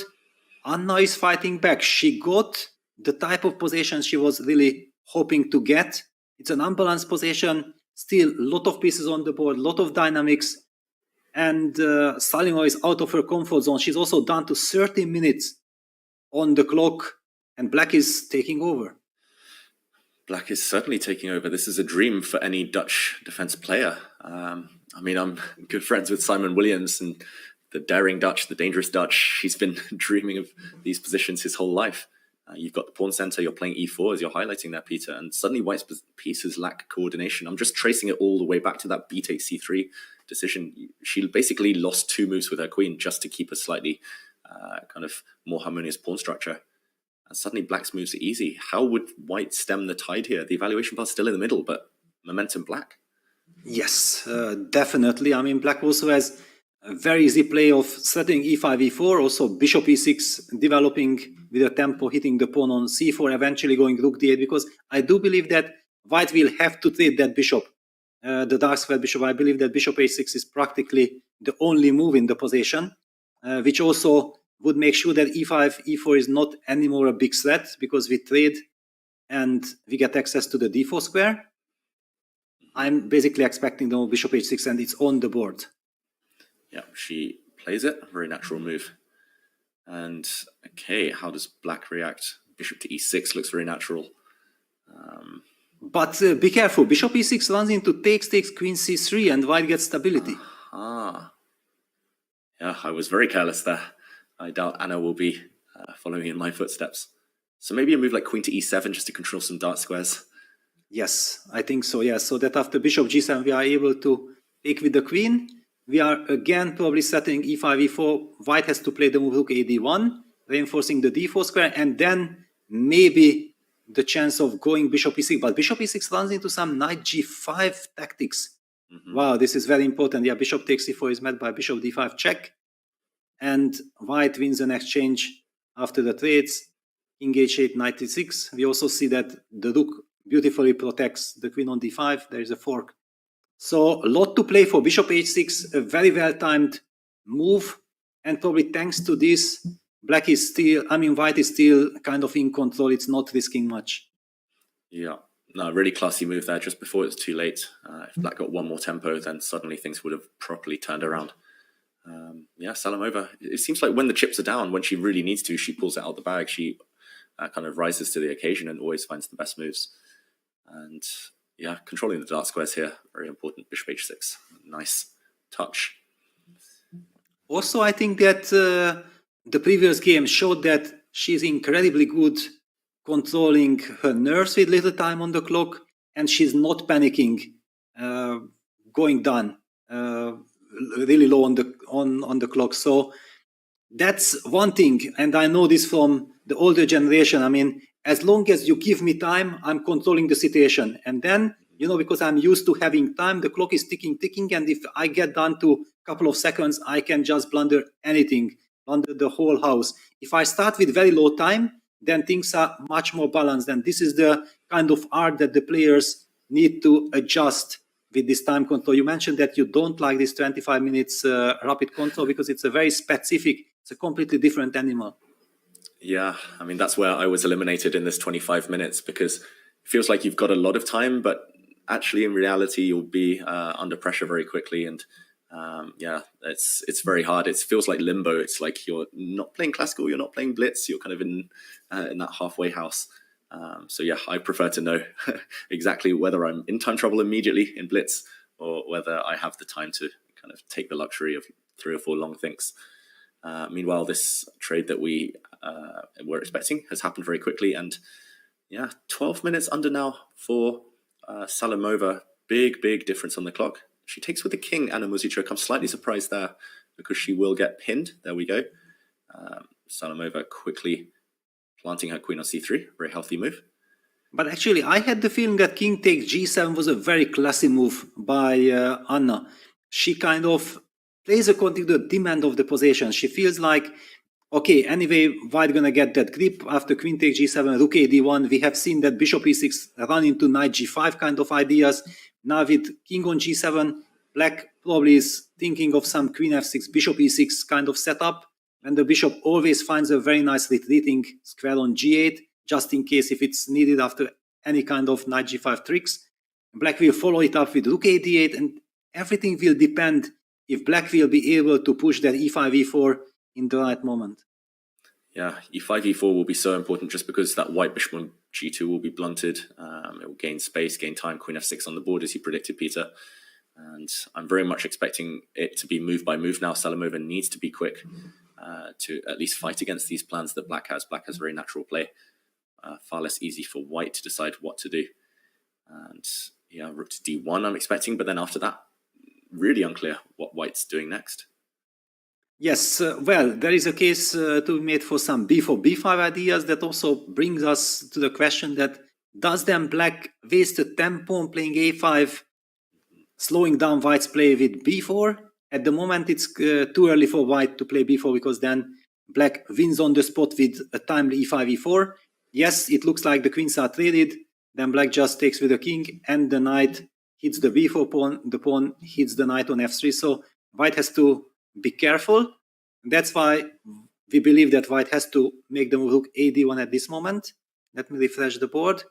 And then potentially if white is afraid of bishop e6, b4, e4, knight d4 kind of options, then there is an argument for a7, a5 as well. Yeah, depends on Anna's taste there, whether she wants to hold up the play at rook a d1, the most natural move on the board now, Salamova, and a key moment. Yeah, if white does get b4, b5 favorably without blundering anything, which is not necessarily easy, then yeah, at least some counterplay, some plan that I alluded to there. Peter, this one looks like it will take a more strategic turn over the next few moves. Shall we go back to PRAGGNANANDHAA against ERIGAISI? Yes, it's a good chance to go back, catch up on the action there.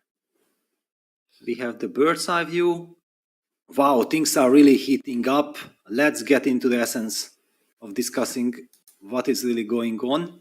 So after queen b3, Arjun has played the move a5. It was the top engine move, a5. On the board, bishop d3. Now he grabs the bishop on g3, and after h takes g3, plays g6. Everything first line, and Pragg goes for the most critical e3-5 break. Yeah, you can tell ERIGAISI studied this position, or this type of position before. Okay, he was surprised by Pragg's queen b3, but after taking a while to find his bearings, he's playing all the best moves, as you say. And now, how does he continue doing so? It looks like the center is about to explode, and black has not developed at all. White has beautiful centralization here, despite the fact he's missing the dark squared bishop. Does he do... Yeah, okay, there we go. It's on the board, bishop to g7. I was going to say, does he do as you predicted, just ignore the central tension? Is this pawn sacrifice? Well, it's a pawn sacrifice, but it's a pawn sacrifice that you know that your opponent won't be accepting. Yeah, so basically e takes d5, short castles is something that black would be very happy. It's all about the momentum. It's all about finishing development, get that king out of danger zone as quickly as possible. Also, once ed5 happens, then it's clear that black will eventually get that knight to c6, which will hit the pawn on d4. Black can also follow it up with bishop g4. I don't see that happen. It's now more of a question that how is white making sure that he is safe? In this game, so much is at stake. The first game was a draw, so if there is a decision, then the one who loses will not get a chance to try to bounce back. Yeah, and it's definitely not one of those positions where you can kind of pull the plug, go into reverse gear and just play it safe. Okay, he does take the pawn. Wow. I just didn't know what else, to be honest. Which way is Pragg going with his king? He goes kingside, so foregoing any chance of an attack on the h-file, but at least this feels like the safer side for white's monarch there. Okay, pawn up at least temporarily, Peter. Yes, and he had to play like this. First of all, like this, he knows that he's not really risking. The only reason why I'm not that euphoric about white's situation that just a couple of moves ago after queen b3, it looked like, wow, white has all the chances to fight for initiative. Arjun reacted beautifully, and somehow I'm expecting something like c takes d5. It's very much this Grunfeld spirit. Knight is coming to c6, will hit the pawn on d4. Black also has this a5, a4 kind of ideas. I just believe that c takes d5 is important.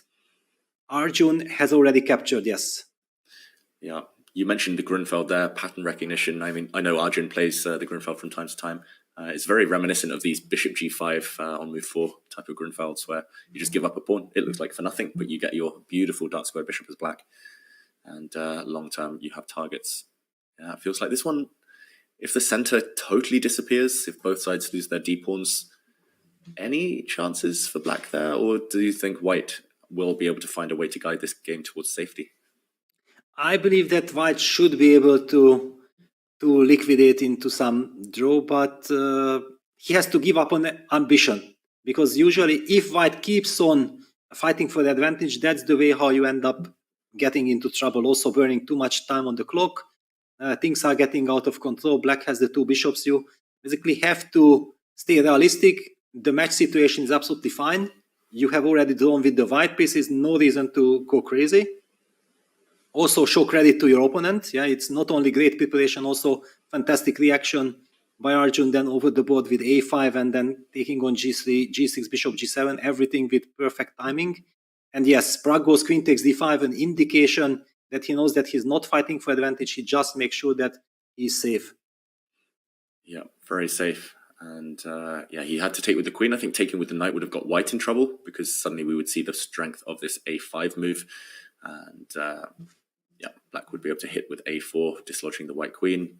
Not beneficial there for white. So you pretty much have to take the queens off. And in this position, okay, knight takes d4 is threatened. If the center disappears and black maintains the bishop pair, the two bishops, then it's only going to be one-way traffic. So yeah, it's very much about Pragg finding safety here. Yes, a move like rook a d1, you highlighted that we have to kind of deal with this weakness on d4. Rook a d1 fits into that concept, just protecting and eventually also preparing some bishop e4, getting that bishop to the diagonal, also inviting some kind of bishop g4 ideas, eliminating the knight in order to get back the pawn. However, that will be very drawish. Yeah, I think those are the two key words here, Peter. Very drawish. Just two great players cancelling each other out so far. But they're both very ambitious. I wonder if we'll see any deviations there to our predictions.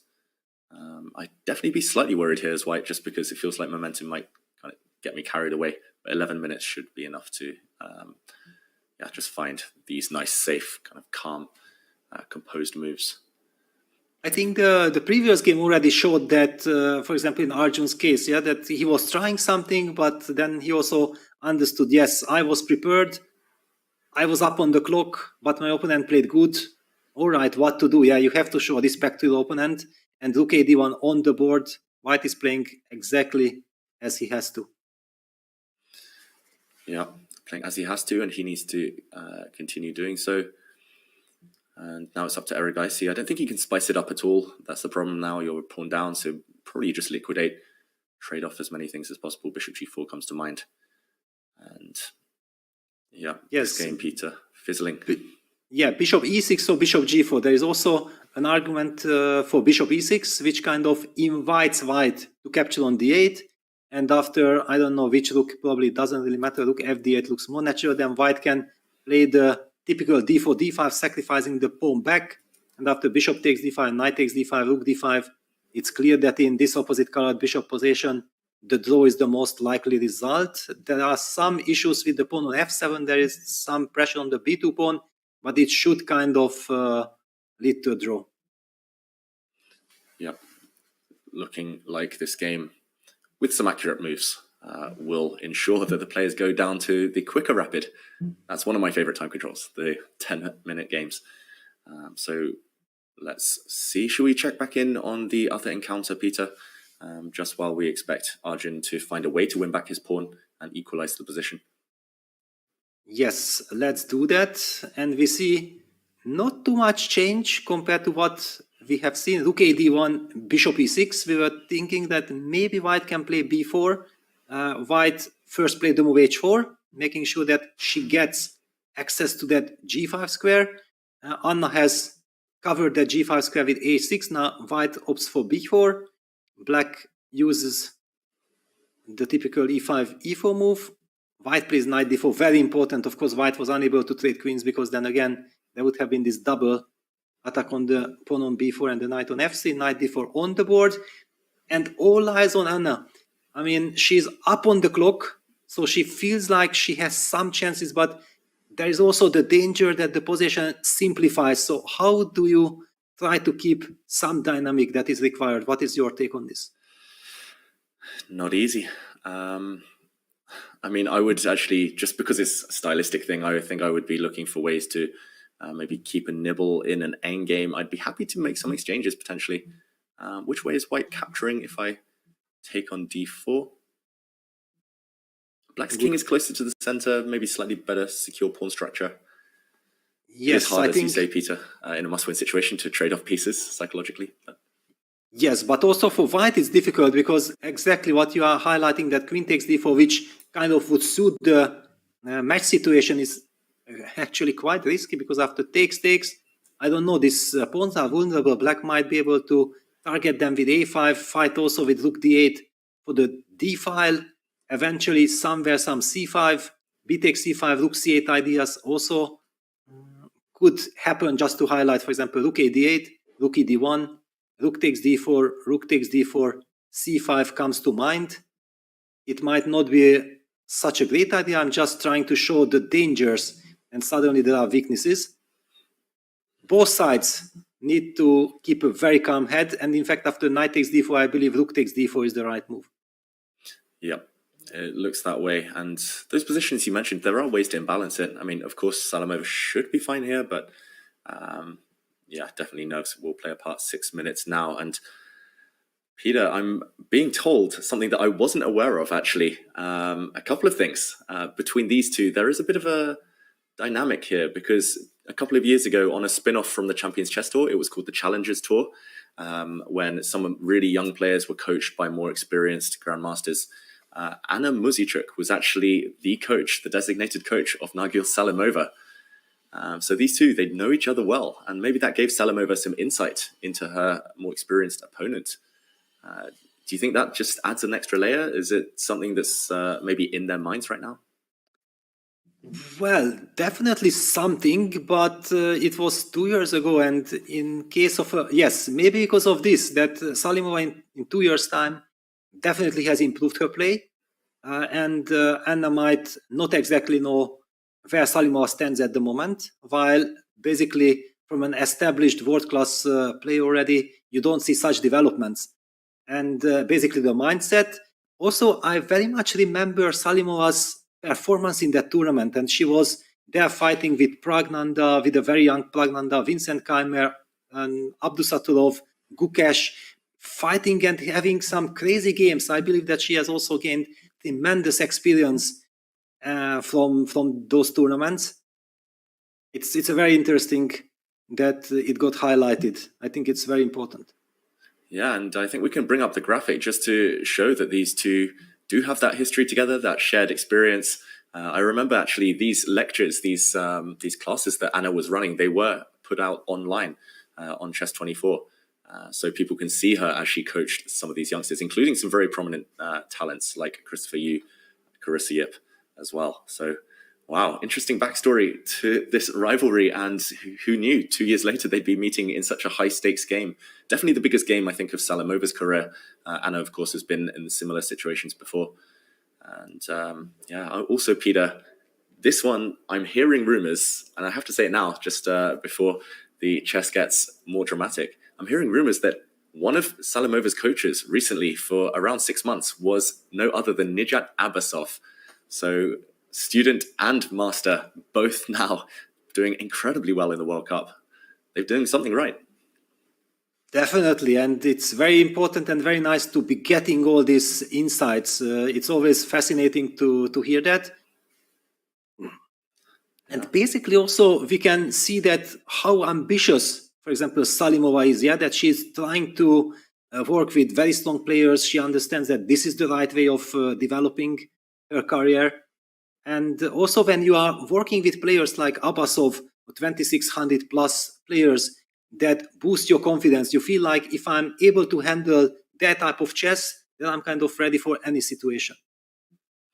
Yeah, it seems to be working for both of them, and credit to Abbasov as well, who's a very renowned coach these days. He works a lot with other people. I'm hearing he's worked with others actually in the tournament.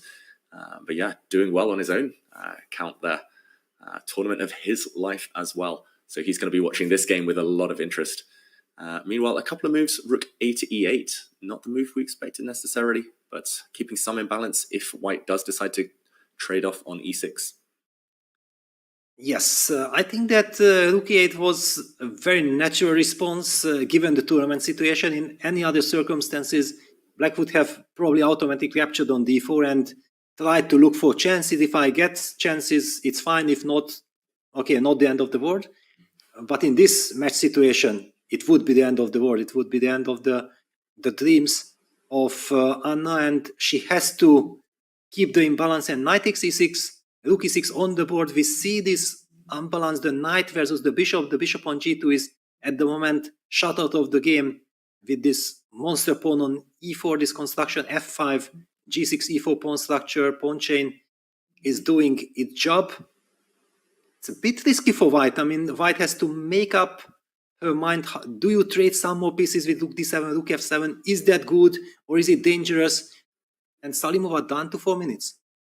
Yeah, I must admit, I don't particularly like this decision in practical terms. It feels like now there's something significant for Anna Muzychuk here to hope for. I mean, the knight certainly more active than the bishop right now. And dynamically, that means tactics are likely to work in black's favor if Salimova continues with her forcing play. She gives a check. That's blocked instantly. And white's queenside pawns are weak here, Peter. I must admit, I don't see the path towards safety, towards a position where you can kind of bank on the fact that you're solid enough. She trades her rook. Is she going to take queens off the board as well?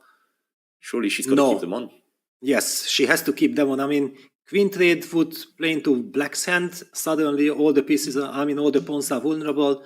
Black's forces are very well coordinated. I feel like something like queen a3, trying to go for some direct ideas with b4, b5, hitting that pawn on a7 is the only justification of what has. All right, queen e3, that's another solid move, eyeing the h6 pawn and also setting up that idea, hitting that pawn on a7.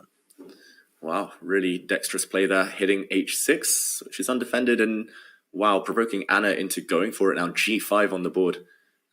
This is a consequence of kind of that inclusion of the h-pawn pushes that Salimova kind of insisted on earlier. And the good thing for Anna is b5 can always be met by knight to d4, black's knight just posting up in the center. It definitely feels like momentum is turning.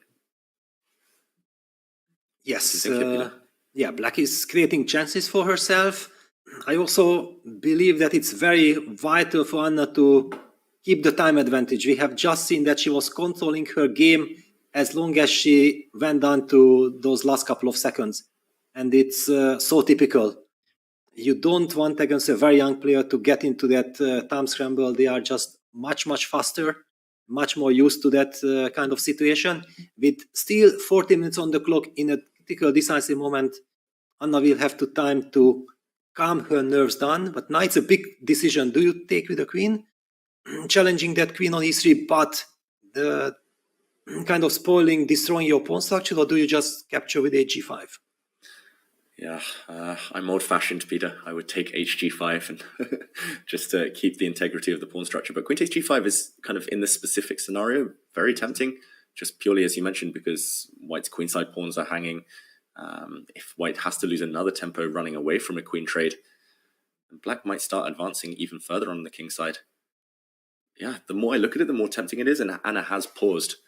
I'm getting flashbacks. I was knocked out of the World Cup because of an h takes g5 move that I thought was an automatic recapture, and it turns out it wasn't. So, okay, Anna, what's she going to go for? Which one would you play here, Peter? It's so tough to call. It's we understand the match situation. There are arguments for both moves. I mean, h takes g5, keeping the pawn structure intact, plus also making sure that the queens are not traded. However, exactly maybe the queen trade is what black needs in order to target the weak pawns on the queen side. A very tough call. Very tough call, and we'll let Anna ponder over that one. Meanwhile, pieces are coming off the board at tempo in the other game. So let's go over to PRAGGNANANDHAA against ERIGAISI. We could well see a peace treaty here in the next few moves. It's opposite color bishops as well. White temporarily up a pawn. That's been the theme of this game so far, but black sufficiently active to compensate for that. And Yes. maybe we can just quickly backtrack to see how the queens, knights, pieces came off the board. Yeah, rook a d1 happened. Black had different choices, bishop e6, bishop g4. Bishop g4 was one of them. Bishop e4, exactly just as expected. White also activates the bishop to the long diagonal, bishop f3, g f3. Black takes on d4, queen takes d8, rook a d8. White first stabilizes with rook d3, rook fd1. So Arjun actually forces the trade with knight e6, rook takes d8, rook takes d8, bishop takes b7, and it's the current position, knight c5 on the board, top engine line. Black wants to stay active, wants to hit that bishop and indicate that with rook d2 I'm gonna have very serious compensation. Yeah, at the very minimum, serious compensation. I mean, it should be level, of course, just reduced material, not too many pieces left on the board. But if, yeah, as you're highlighting, if black gets a rook on d2 and a bishop on d4, you don't want to be in PRAGGNANANDHAA's shoes necessarily, because you'll be stuck passive. You'll give your pawn back, you pretty much have to, and it's going to be no fun just sitting and waiting. Ah, wow, there is a very nice line. Bishop c6, rook d2, and then rook e1.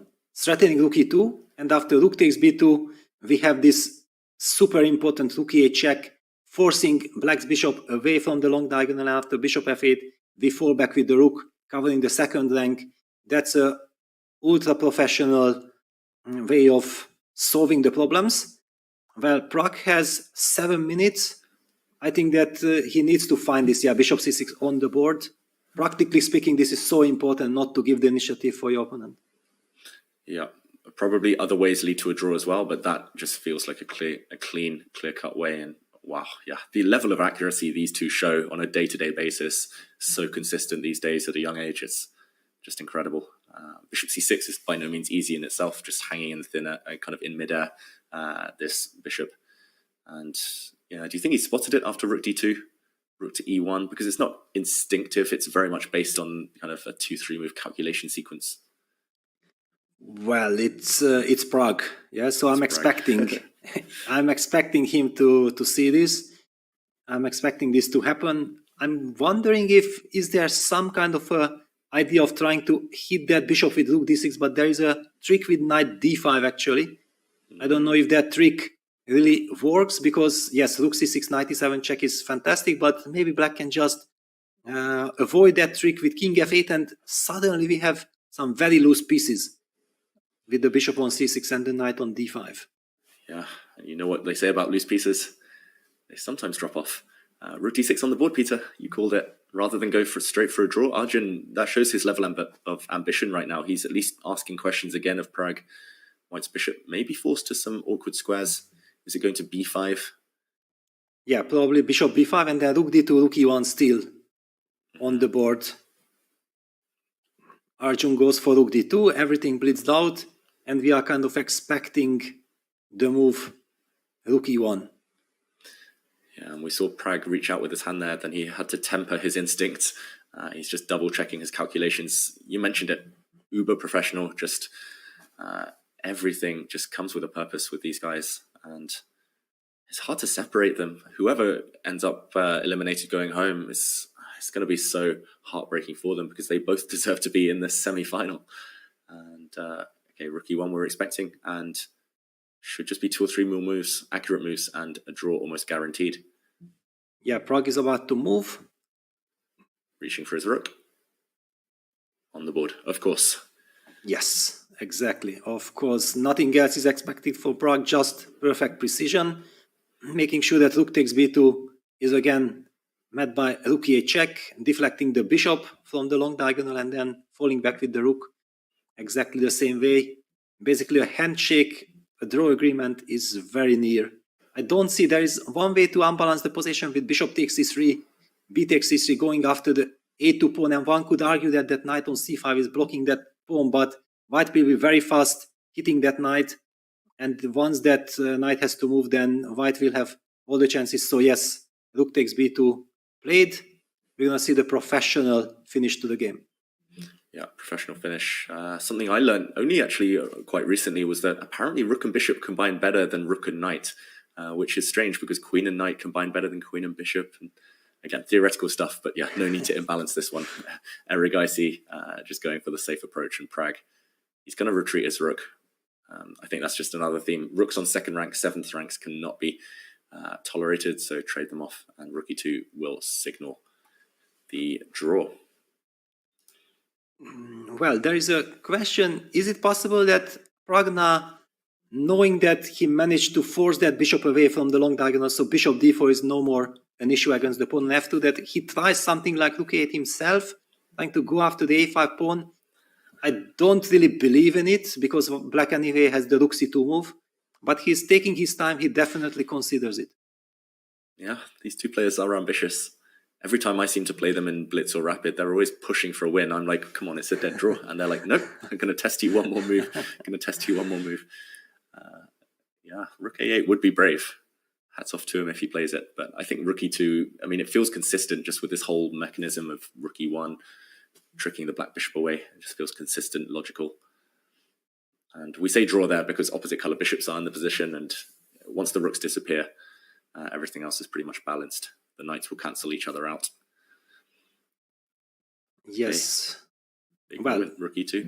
Big moment, exactly. Because, okay, rook e2 is kind of a draw offer and it's a mini match. Pragg might feel like, if I have the slightest chance, then it would be nice to signal to my opponent that, yes, I'm willing to fight and I'm ready to try to exploit any chance. However, it's a big if rook a8 is a chance and rook e2 is played. I perfectly agree with this choice. I think this is the right decision. Yeah, very professional, playing the position, not being too emotional about it. A lot of players would be pushing the boat out with white, thinking, okay, this is my chance to strike. But yeah, 2 more games. If this one is a draw, plenty of chances ahead for both players. Rook takes e2, the rooks are off the board. Do you think we'll see a draw offer? In the previous game, it was ARJUN to make the offer. Is that a psychological ploy? You never want to be the first one to kind of submit right to the opponent's will there. Exactly. That's what I was also thinking. There is a way like you play the move bishop g7. It's kind of a silent draw for that. If white wants to go knight e4, then okay, we know that knight e4 happens. You take on e4, you can offer a draw because that's it. Everything is traded. f5, a slightly ambitious move, making sure that white is unable to trade the knight with on e4, and eventually indicates that I'm a little bit faster, but white will give bishop c4 check, slows down black's king. White will also push the pawn to f4. There's nothing to play for. Yeah, in the previous game as well, there was this pawn structure that doubled f pawns for white. And yeah, here it's going to help just completely close the king side. Definitely a bit of pride on the line here. Neither one wants to be the one to extend their hand off of the draw. And we will shortly, of course, rejoin the action where it's a bit more dramatic in the clash between Salamova and Muzichuk. We'll just wait for this one potentially to finish in the very near future. Not too much left. King g7, f4 blitzed out, exactly, just as expected. And we are somehow waiting for some kind of a move repetition or something, because nothing is knight d7. All right, knight d5, knight f6, that would be shake hands territory and give us the chance to jump right into the other action. Yeah, we await the handshake here. Queens are off the board meanwhile in the Salamova Muzichuk game, and we'll update you on everything that's happened over there as well. And still a few minutes left on the clock for both players over there. So knight d5, and we're waiting for knight f6, Peter. Probably several ways to signal the draw here. Okay, looks like he was about to reach for his knight. No, bishop to c5. No, bishop c5 first. Hinting at knight okay, b6. hinting at, yes, knight b6, exactly. Now white will play king g2, and we're gonna see knight b6. Everybody's happy. There you go. Come on, knight b6. I mean, we love the fighting spirit, but we also know that there is nothing to fight for. Yeah, knight b6 is on the board, and the handshake Yeah, as you mentioned there, Peter, everyone happy. ERIGAISI happy getting a draw with the black pieces. PRAGG happy just to neutralize some slight pressure there. And we're happy here in the commentary booth because that means more chess. And the players just quickly doing the drawing of lots there to pick colors for the next set of rapid games. So let's not miss out on any more action in the clash between Salimova and Muzychuk. Let's whiz over there. And this one has changed somewhat. It looks like black is a pawn up, at least temporarily. And 2 minutes on the clock for Salimova against 5 for Muzychuk. Peter, is she going to strike back, Anna Muzychuk? Yeah, it looks like, because rook b1, which would be kind of the ideal scenario for white, runs into this devilish tactic, rook b6, and after c4, c5, there is knight d3 check. And then, thanks to this tactic with rook takes b1, black is winning. If white captures on b7, then the bishop will be in a very awkward situation. Besides, also the pawn on a2 is hanging. Black also gets a big tempo with rook b6. Yes, I think this is also key. Bishop takes b7, rook b6. The bishop has to fall back. Then black has the chance of capturing that pawn because rook a1 will be met by rook b2, protecting the knight. Super precise play. She has actually opted for queen take g5, just very quickly to highlight that this is where this position was reached. I have to say, incredible play by Anna Muzychuk. Yeah, incredible play, resourceful, and the fact that she's not afraid to trade queens even in a must-win situation, I think that's a good tip for everyone at home. You've got to play according to the demands of the position. The black rook and knight, earlier I mentioned rook and bishop usually work better, but here the black rook and knight just so active, and white's pawns all just weak. And here we're expecting rook to b6, just to be accurate, before capturing this white pawn on a2. And yeah, I think just sufficient time here, 5 minutes against 1.5. I said it before though, and Salimova came back and fought, but that was a very tactical, dynamic position. This one is a pure technical grind. And somehow white's structure just not appealing. Black's a-pawn potentially very strong.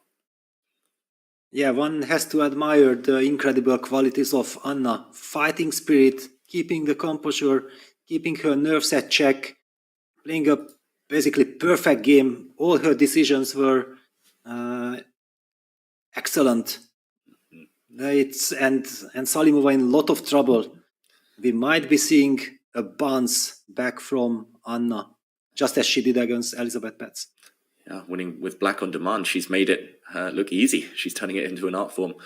And okay, now it's time to put the finishing touches on, however. And Salimova maybe regretting the fact that she traded off. I was really shocked that she took on e6 a bit earlier, kind of creating that bishop for knight imbalance. That's the last thing you want to do in situations where you want to play safe. Just kind of create these small differences in pieces, pawn structure. Also taking the queens off. You mentioned that queen takes g5, really good decision for black, but Salimova, I'm not sure she was obliged to trade off. Again, just influenced by the match situation, it feels like. And okay, she doesn't look too happy on the camera. Salimova either. Rook b6, Peter, anything else here? Is she tempted to take this pawn on a2 with the black knight?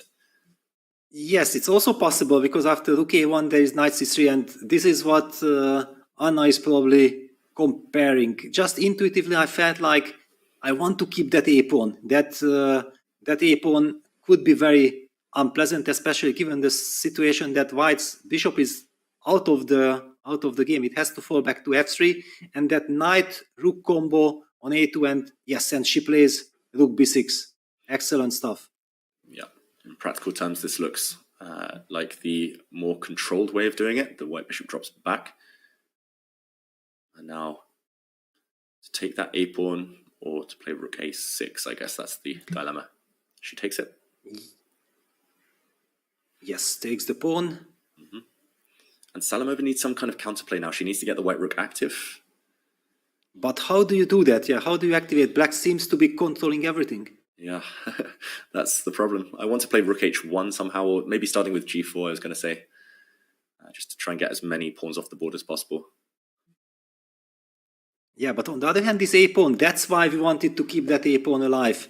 Black might just ignore everything and start pushing that pawn. The bishop on f3, which is usually such a strong piece fighting against a side pawn, is not really able to join the battle against that pawn. Yeah.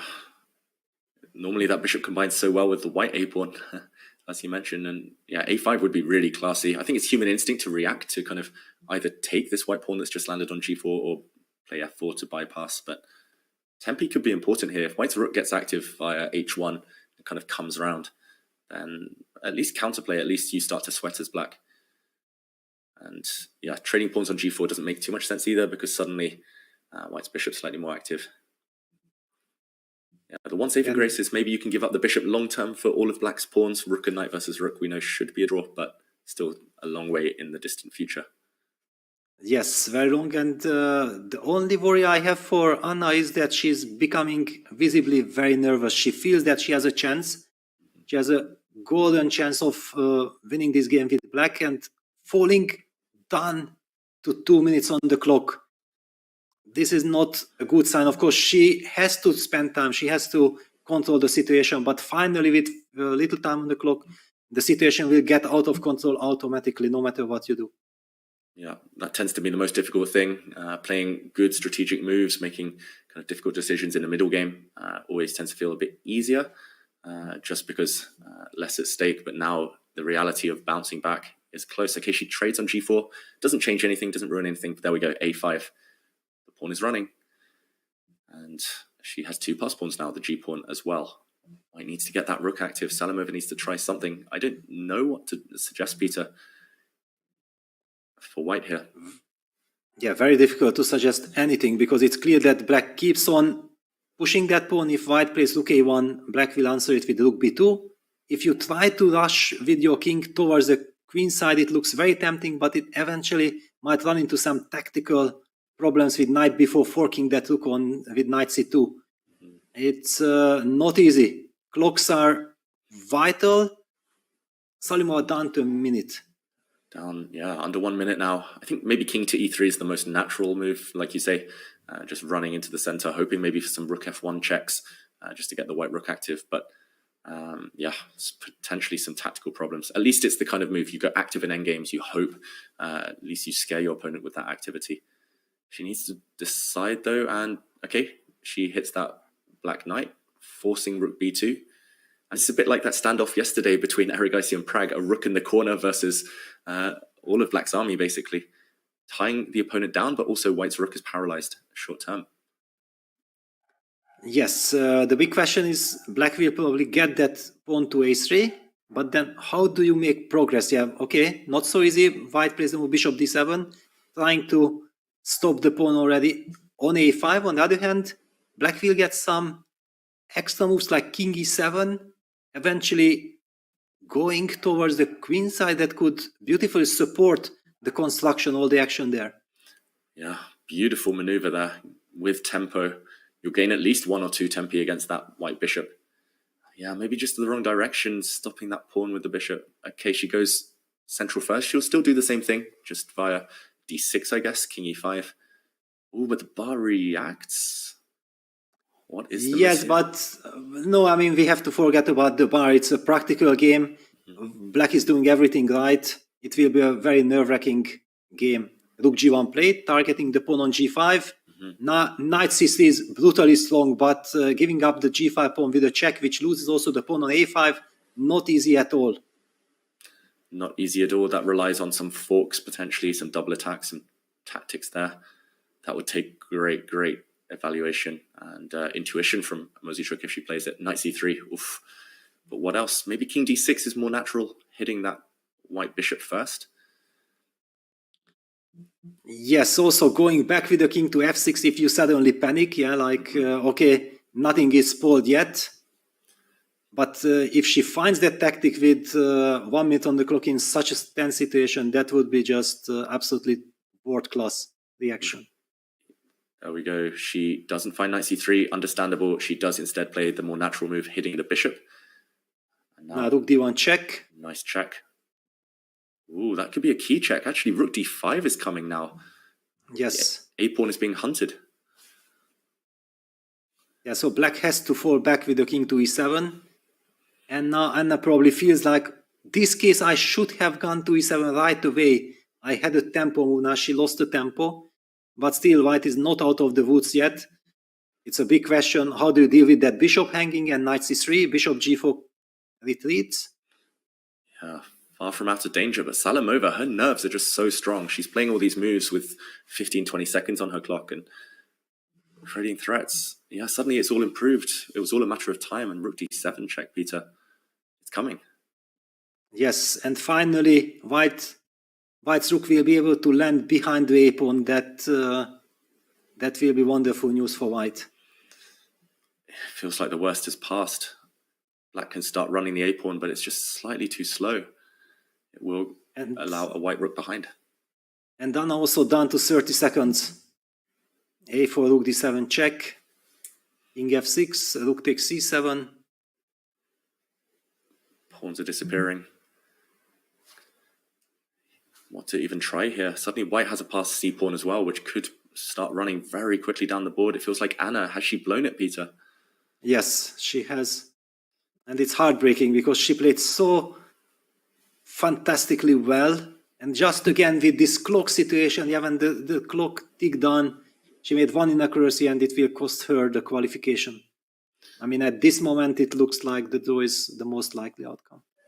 Chess is cruel, chess is brutal, and yeah, just one slip from Anna Nagel, though. You have to praise her for her tenacity fighting in this difficult position. Rook to b4 on the board. Is it time for that pawn to start? They start running, it's pinned. The white bishop on g4 is hit. Nice move there from Anna Muzichuk. Very good move. I mean, if you can capture the pawn on c4, that will be torturo, and that's not a draw. I mean, computer can say whatever it wishes. You feel in a human game you have a chance. Rook a6 check, that's unpleasant. The king has to move. King e5 probably will be played. Yeah, this one's far from over. Gotta move that king. And there's tactics here. The bishop can land on e6, protecting its pawn on c4, but suddenly there might be knight checks, knight round to c5. Okay, king e5, she's coming forward.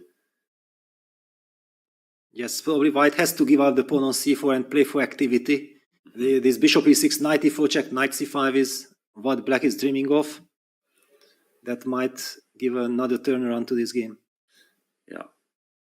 And down to 9 seconds. Ooh. She gives up the pawn. That pawn is captured. Still 2 passed pawns for black. Still alive, this game. Knights all to play for because black is also threatening with g5, g4. Yeah, rook a5 check happened. Where do we go? That's a very tough question. Yeah, king f6. Clearly in a practical game, you don't want to give up that g5 pawn easily.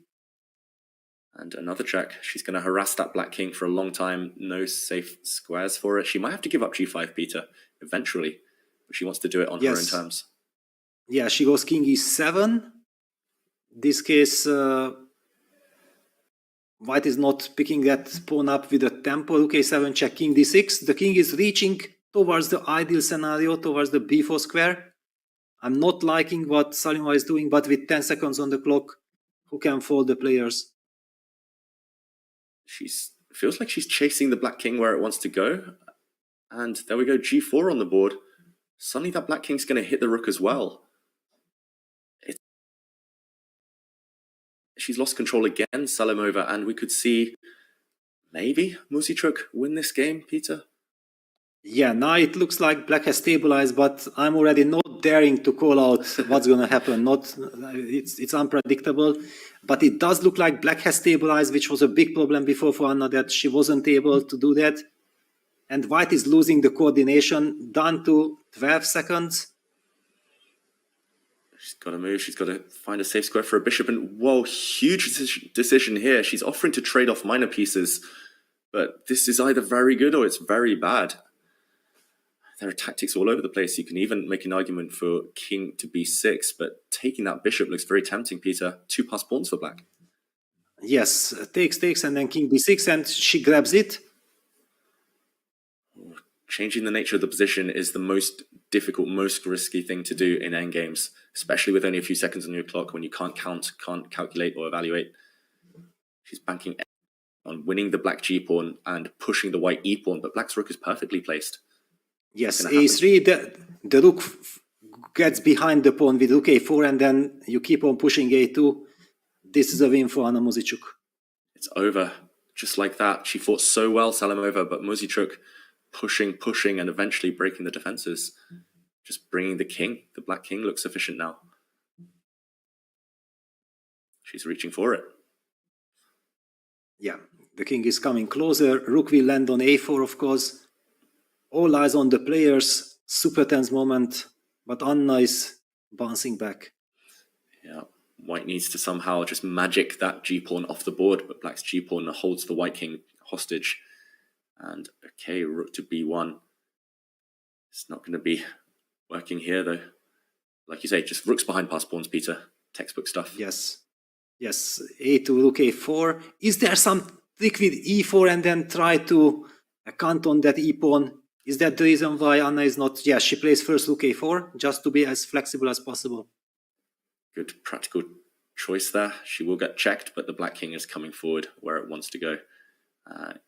Just wondering whether she can give up the g-pawn here and a Muzichuk by stepping onto the fourth rank. Okay, first she blocks. Repeating the position once. And rook e4, yeah, she just wants to make sure that e4 is not coming. She noticed that that's the only saving idea for white, e4 and then getting counterplay. Yeah, and the problem is the white king's just so far away. Even if the e and g pawns disappear at this point, it is winning for black. And now the black king can cross the fourth rank. Yes, king c4 and then a2, king b3. That should be it. Oof, so close, Salamova, but we will see more chess. Rook to b8, and the black king is coming. The black rook is ready to shield any checks from behind. I think we'll see a handshake any moment now. Black's pawn's too strong. Yes, there is no hope, but she will be fighting. Yeah, rook a8, king b3, setting up the bridge with a2 and rook b4. The bridge has been built, and next move rook a4 is the threat to promote the a-pawn. We'll see the handshake now.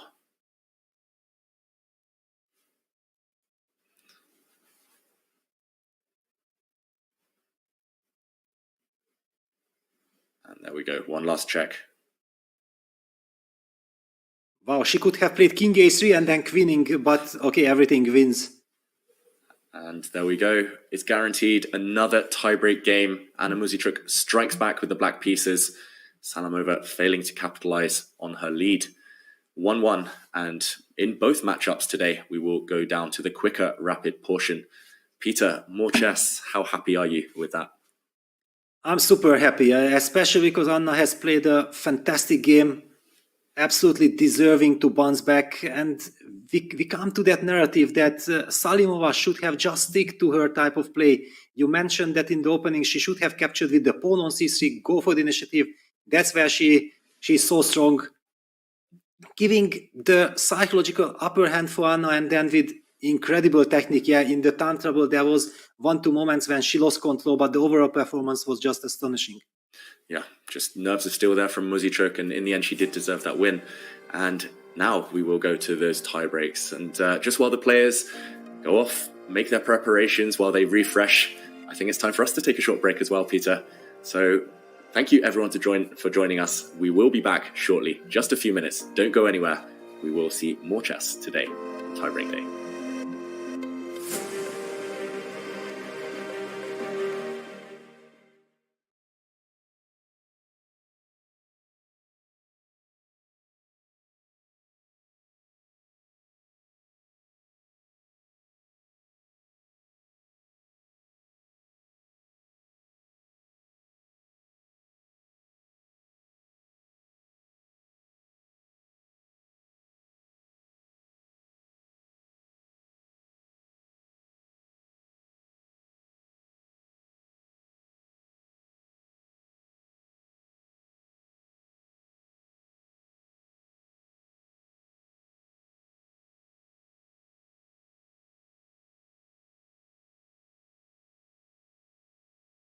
You guys play chess? You want to talk about it? Yes.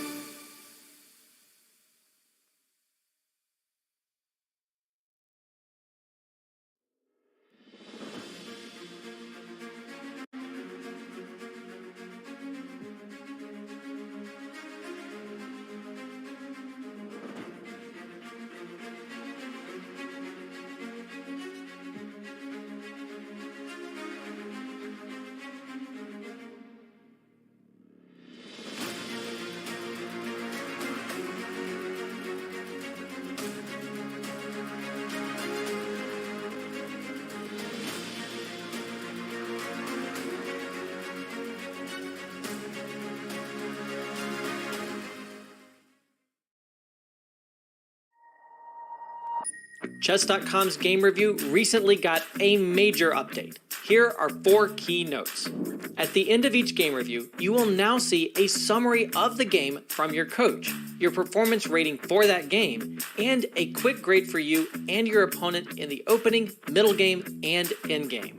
We've added a new classification called Miss for when a move fails to take advantage of an opportunity, but it is otherwise a sound move. We've also changed the definition of blunder. Now a move will only be considered a blunder if it loses material or allows a checkmate. Coach will now draw arrows and highlight squares when you hover over or click on the highlighted words in the move explanations. This should make move explanations easier to follow. Finally, Coach's explanations will now reference specific pieces and threats in explanations, making move explanations much more intuitive. The new game review experience is available on chess.com right now.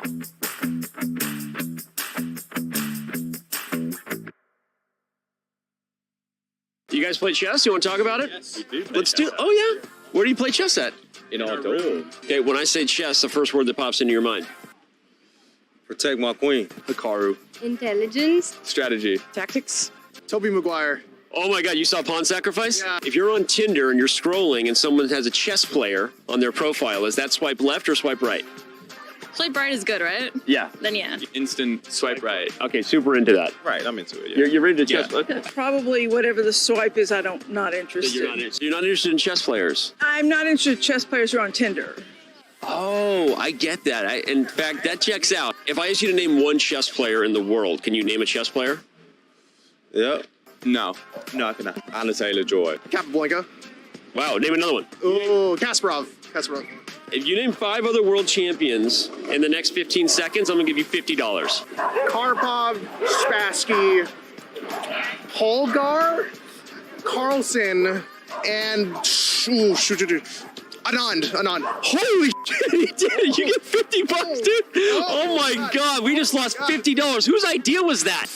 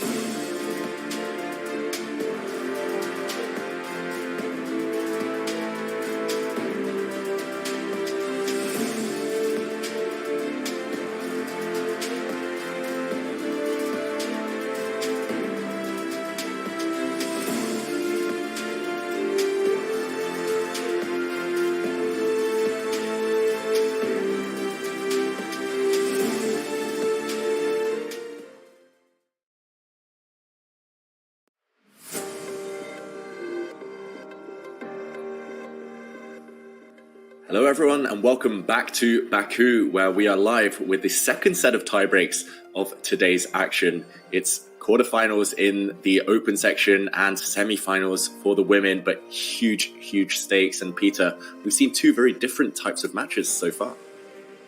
Absolutely. I mean, we had seen one perfect match between PRAGG and ERIGAISI, going down for 2 draws, basically faultless play.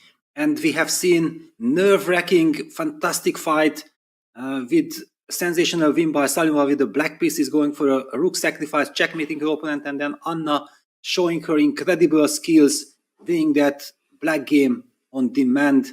Sensational stuff. Sensational stuff, and that does mean more chess for us to enjoy, of course. And let's check out the time controls, the format of these next set of games that we're going to see.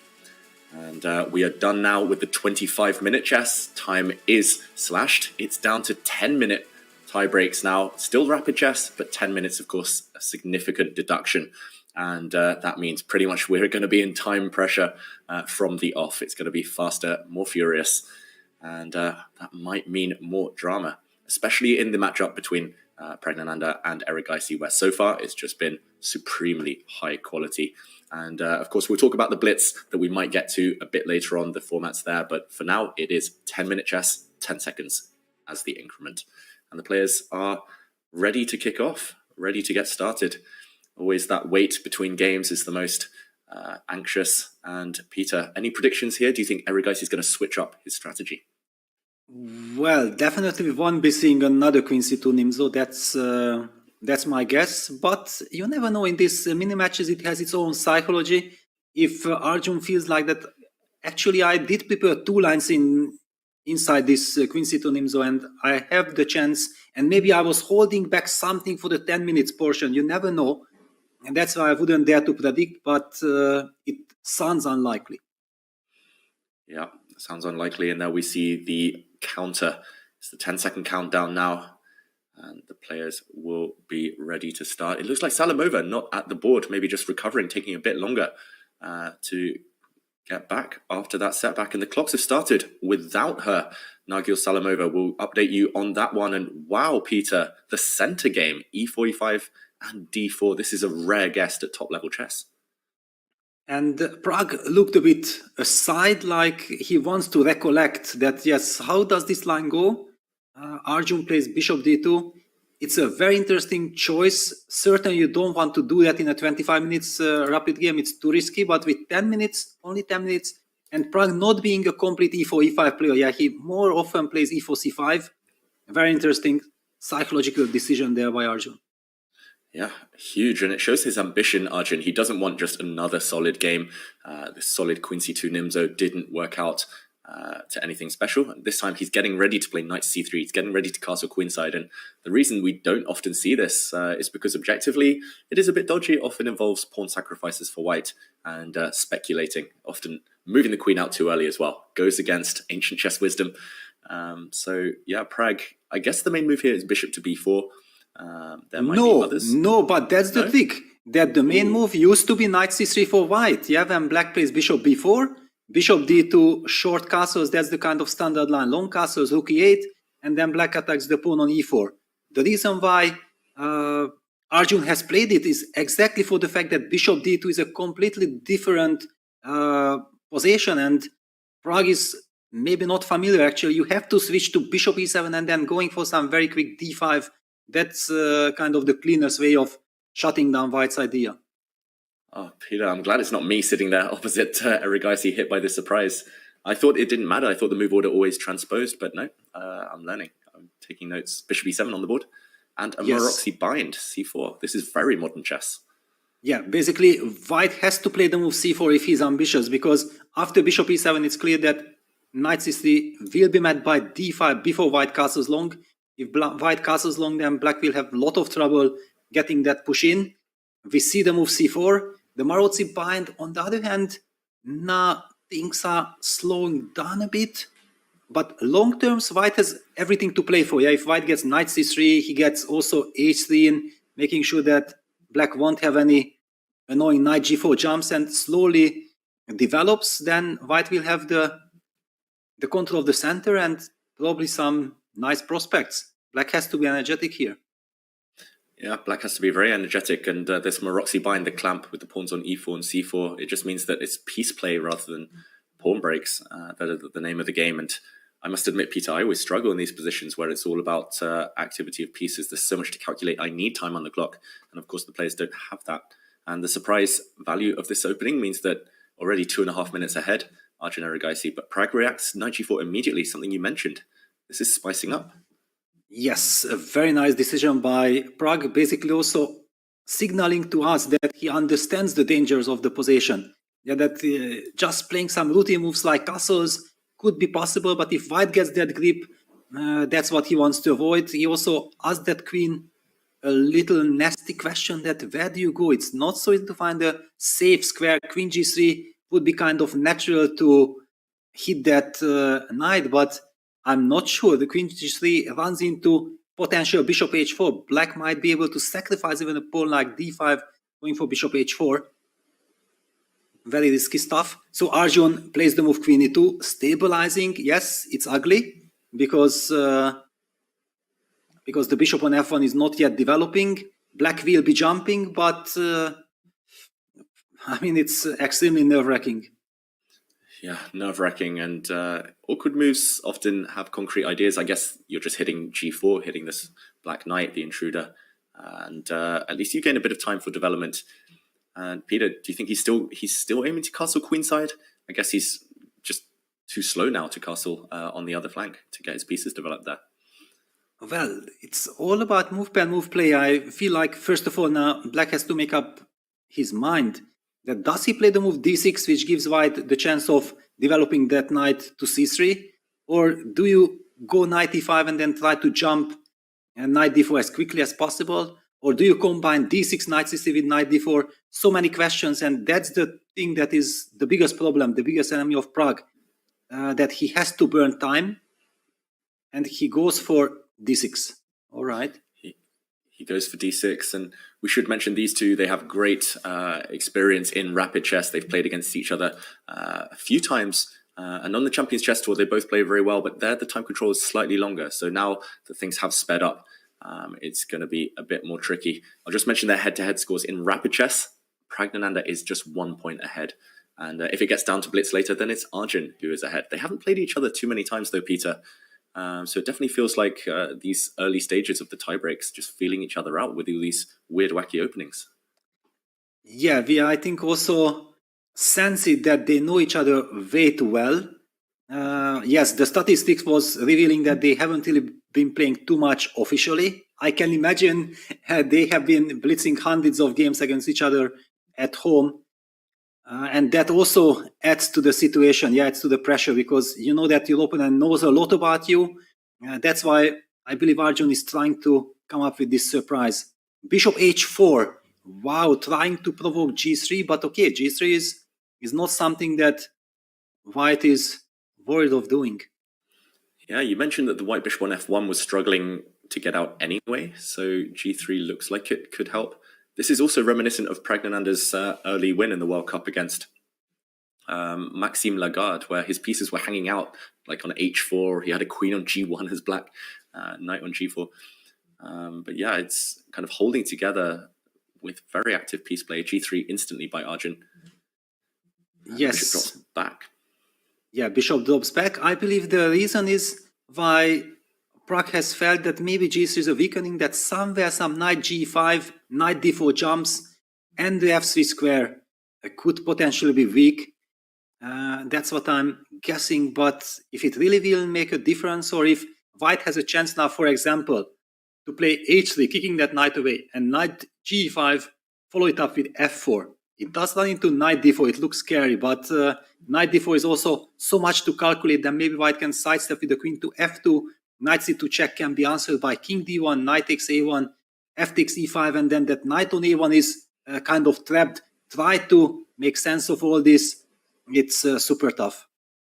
Try making sense of all those variations with 6 minutes on the clock if you're Pragg. Not easy.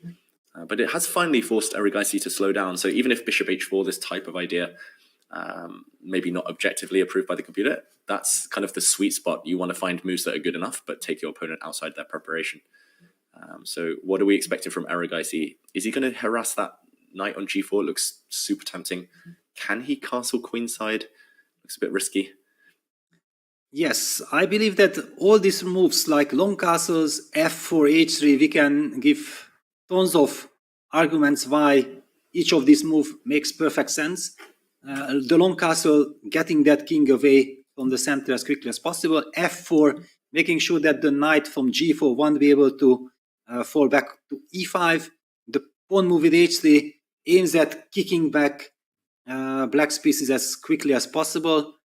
That's why Arjun is also taking his time. He knows that this is a very important moment. Yeah, we mentioned those head-to-heads. It's so close. These first days, solid draws, so close. But this feels like the wildest position we've had in a long time. So the players do a time scramble, I think, quite early on here. I can imagine. I mean, this is just move 9, and they've already spent a fair chunk of their time. I could definitely imagine a situation where it's move 20 and we're playing on increment. It's one of those types of positions, just pure craziness. And Arjun, he's tanking, spending over 2 minutes on this move. He's going to push a pawn, I have a feeling. He's going to do something ambitious. That's Arjun ERIGAISI. That's for sure. And we are about to see his move. His hand is reaching out for h3. Yeah, kicks away the knight. I also feel like with this time control and this position, the least predictable result here is a draw. I do believe that this is a very double-edged game. Also, we know that so much at stake. I just don't see any stabilizing constructions. Yeah, it will be a very wild game, a very nerve-wracking, dramatic encounter. We will see the first blood. That's what I'm predicting. Yeah, I like your prediction, Peter. And it definitely feels like that.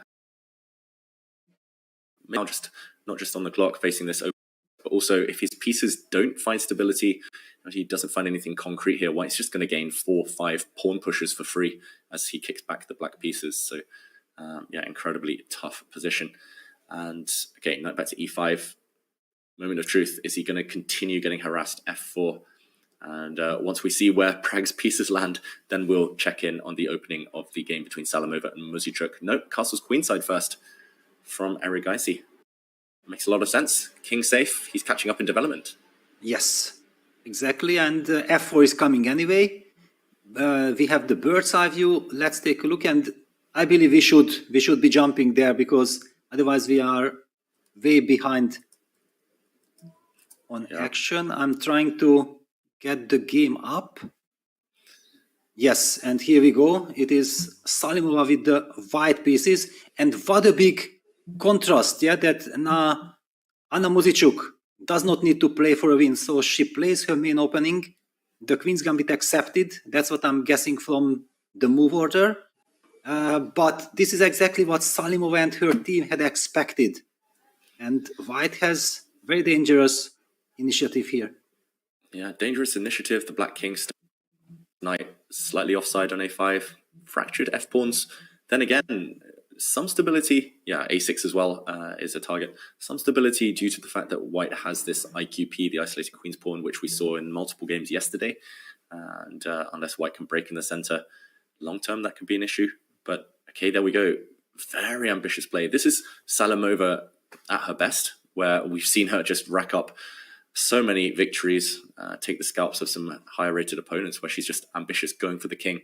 None of that maneuvering strategic stuff that we saw in the previous game where eventually she fell to defeat Bishop h6. Peter, I like it. Yeah, this is her style. This is the way how Salimova has to play. I mean, you have to be true to your style. Forget about the match score. It's, of course, very easy to say. We have seen yesterday Arjun suffering with that, Magnus suffering with that. It's never easy. But after losing, she knew that, okay, she has to play true to her style. Do we see Bishop f8 being played? I do feel like it's a stabilizing move. Rook g8 would be another very natural move. Activating that rook. How would you proceed here? Yeah, I guess those two moves would be very natural. Black's unlikely to castle anyway, so you might as well go for one of those two. But then it's a pawn sacrifice, Peter. Or maybe White's winning a pawn by force because a6 is hanging. You cannot defend it with queen to b6. this pawn because white can pocket a different pawn with bishop to g7. So yeah, I guess she's obliged to do something active here, Anna. Just kind of evaluating a position where she's going to be down a pawn, but maybe with some compensating factors.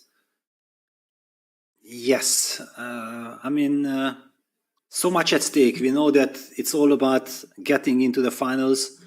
She has just bounced back, so she has all these incredible emotions inside her. On the other hand, all these emotions you have to try to kick away. It does not matter at all. You have to stay focused in the moment. Yeah, and at this very moment, Black is faced with a problem. King in the center, pawn on a6 hanging, Black not being able to castle. So I somehow feel like a move like Rook g8 is natural, but there is also this case that, wow, and she plays knight b3. She jumps with the knight to b3. Ooh, that is brave. That knight does eye up the d4 pawn, but it could be hit in the near future with bishop to c4, and bishop to c4 could be a scary threat in certain positions, hitting the e6 pawn as well. A very quick reaction from Salamova. She's not fearing seeing any ghosts here. Look at white's pieces so well centralized. Black's coordination here isn't there. I guess she wanted to set up some rook g8 followed by knight takes d4 type of tactics, but it looks so slow for Black. Yes. I think she has to stabilize, I think, a move like bishop d5 as you're highlighting before it's too late. Just give up the a6 pawn. Queen to a5. Wow. Ambitious stuff from Muzichuk here. Wow, so she's trying to go for an attack with queen h5, but there is this thematic d4, d5 push. I think that this is a very strong move. Yeah, computer screams that, yeah, d5 is almost basically decisive, cutting off Black's dreams of creating counterplay against white's king, and it will be much more Black's king on e8 that ends up in a lot of trouble. Yeah, you mentioned it's thematic, Peter. At least when I was young, I was playing isolated queen to pawn positions with reopening, and yeah, that's the first thing you look out for, throwing away that pawn to open up your pieces, and often it messes up the opponent's calculation. I think they call those invisible moves, when it looks like the opponent has a square covered 3 or 4 times, but by throwing a pawn or a piece onto that square, you kind of force them to lose connection between all of their pieces. And d5, wow, yeah, it does kind of force a bishop to capture, I guess, but then you're happy to play a pawn down, cutting off the Black queen's coordination. And she has played it. Yes, that's it. d5 on the board. Yeah, beautiful, and a lot of headache for Anna how to handle this. And this is Salimova at her best. She goes for the initiative. She's very aggressive. Queen takes d5 is of course met by bishop b5 check. That's a discover check. Black loses the queen. So bishop takes d5 is practically forced. Yeah, you have to stabilize. My very first instinct was something like bishop b5 check, a b5, rook takes d5, and I thought like, okay, just close the eyes and win. For some reason, computer is not even mentioning that move as top 3 alternatives. It just shows that white is probably so much winning. Yeah, I mean, I guess you can even play slow chess, even move like bishop to e4, just eliminate, slowly trade off, and you have a long-term initiative. But yeah, there must be some tactics, as you say, Peter. Maybe bishop takes a6. You have to work out, I guess, what happens after bishop takes f3 there. But yeah, probably no ghosts at all. You can just recapture. Black's position just falling apart. It's no surprise when tactics happen, it favors often the side with better centralization. Yeah, but I believe that it would be very natural for Salimova to play the move bishop b5. I mean, this, humanly speaking, feels like it should be a win.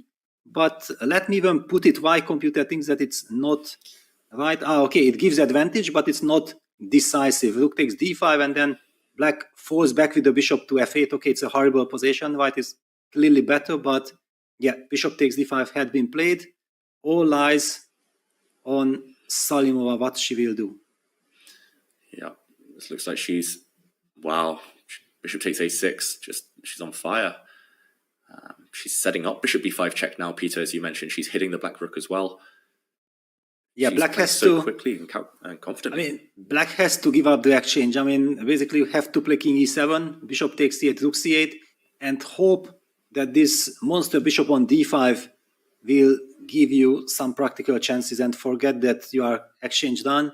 Just rely on some coordination there. But if White ever breaks that construction, then clearly Black's position is falling apart. Yeah, she has to find it. King e7 and a mosey trick, and it's so much tougher to defend when you're low on the clock than it is to attack. So 3 minutes to find a move like King e7. Even then, it's grim. Not easy. Yeah, at least visually, those bishops make a good impression. So, yeah, King e7, I think she might be drawn to as soon as she realizes there's literally nothing else. It looks like she was... I'm looking at her eyes here. It looks like she's thinking about taking this knight on f3, which was my first instinct as well. Just to try and say the white queen is overworked, but I don't think that comes to anything. But I mean, queen takes f3, queen takes a6, queen takes f6, followed by rook takes e6 check. That should be crushing.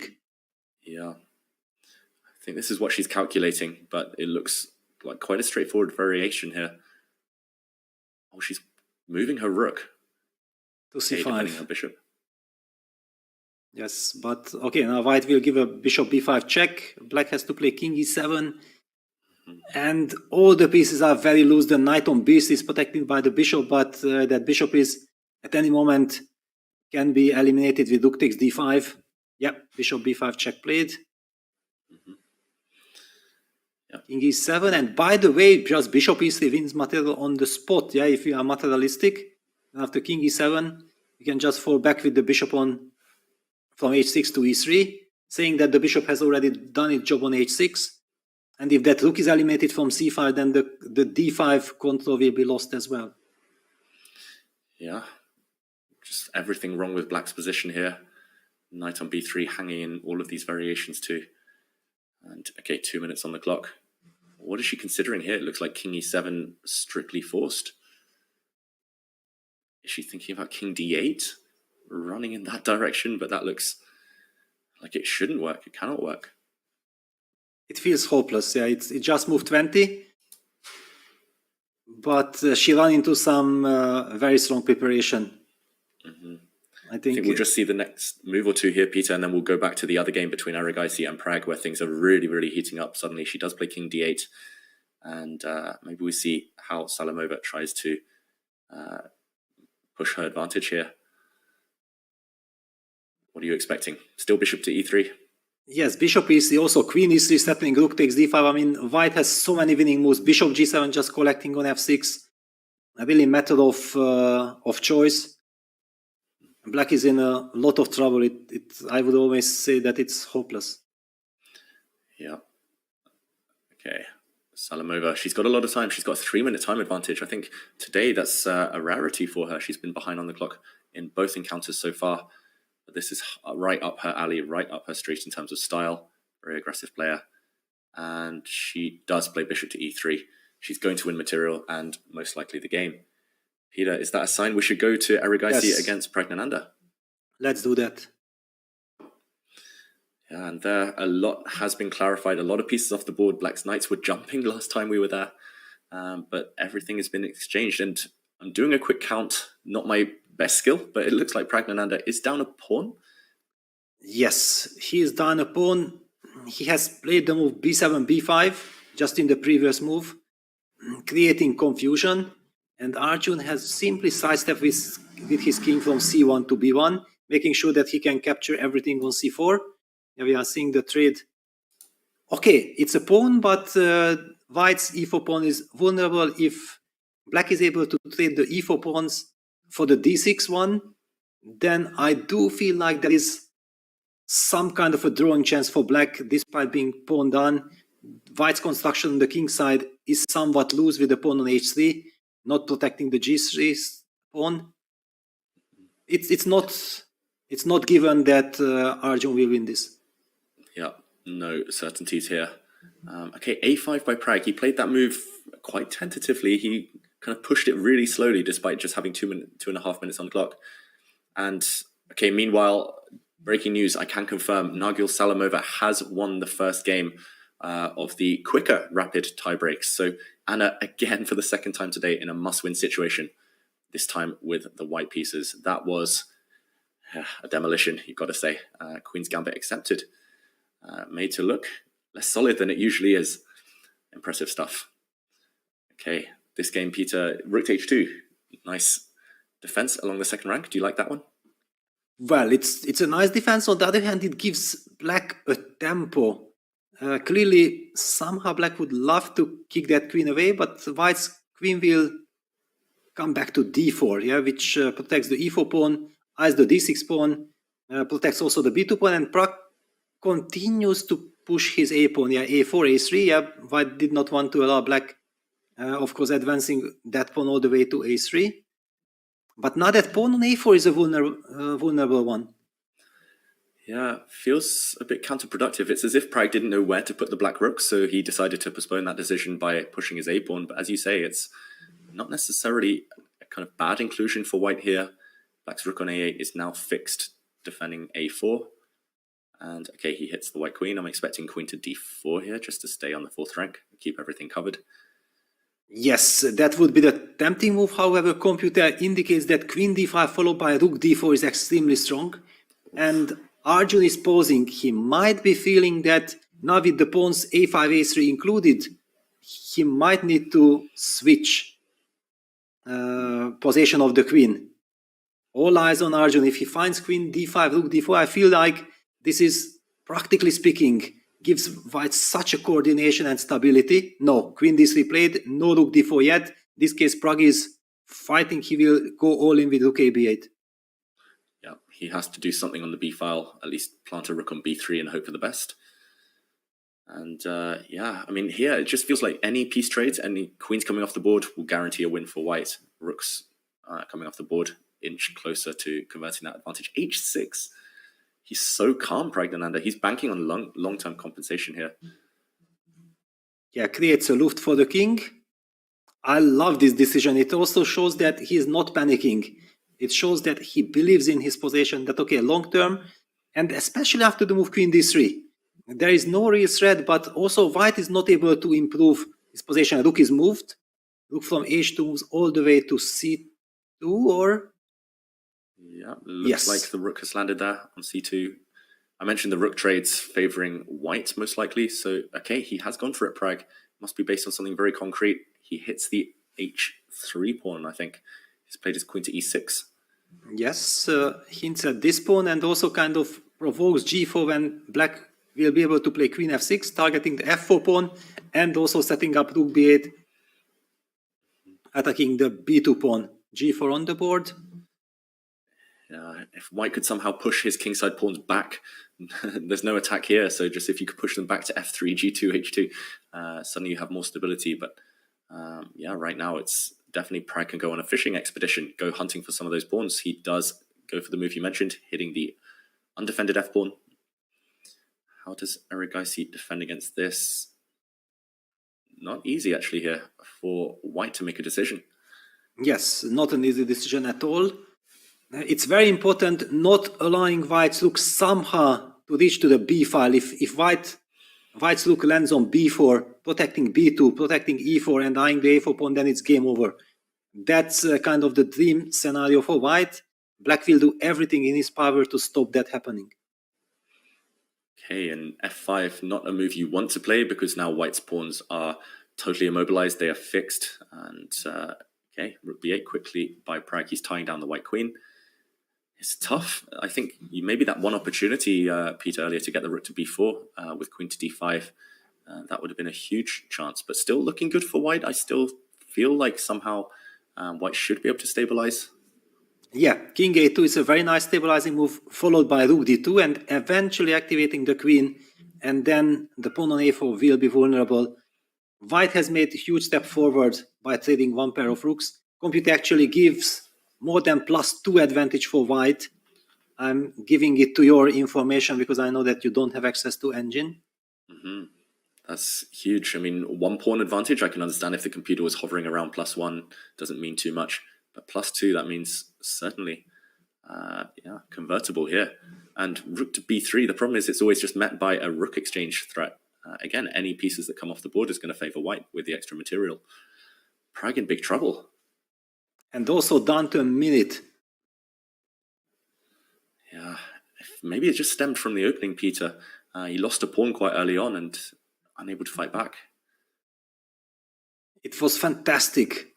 opening choice by Arjun. Yeah, it's of course with any kind of random stuff like what happened in this game, if it works, then everyone praises it that, yeah, it was fantastic. If it backfires, then why did you do that? There was no need to. Rook b5 played. Pragg wants to maybe fight for the c5. Okay, he can't fight for the c5 while the pawn is hanging on a4. But just he had to make a move. He had to make a move under 1 minute, and I'm expecting that really classy idea that you're highlighting there, White's rook just to shuffle up to d2, because then the a4 pawn is genuinely under threat. It's hit, and not too many ways to defend it without going passive. And okay, how calm will ERIGAISI be here? He will know that he's got a big advantage. And rook d2, really nice, really calm move there, defending everything, overprotecting in these positions is often a good idea. And queen takes a4 is on tap.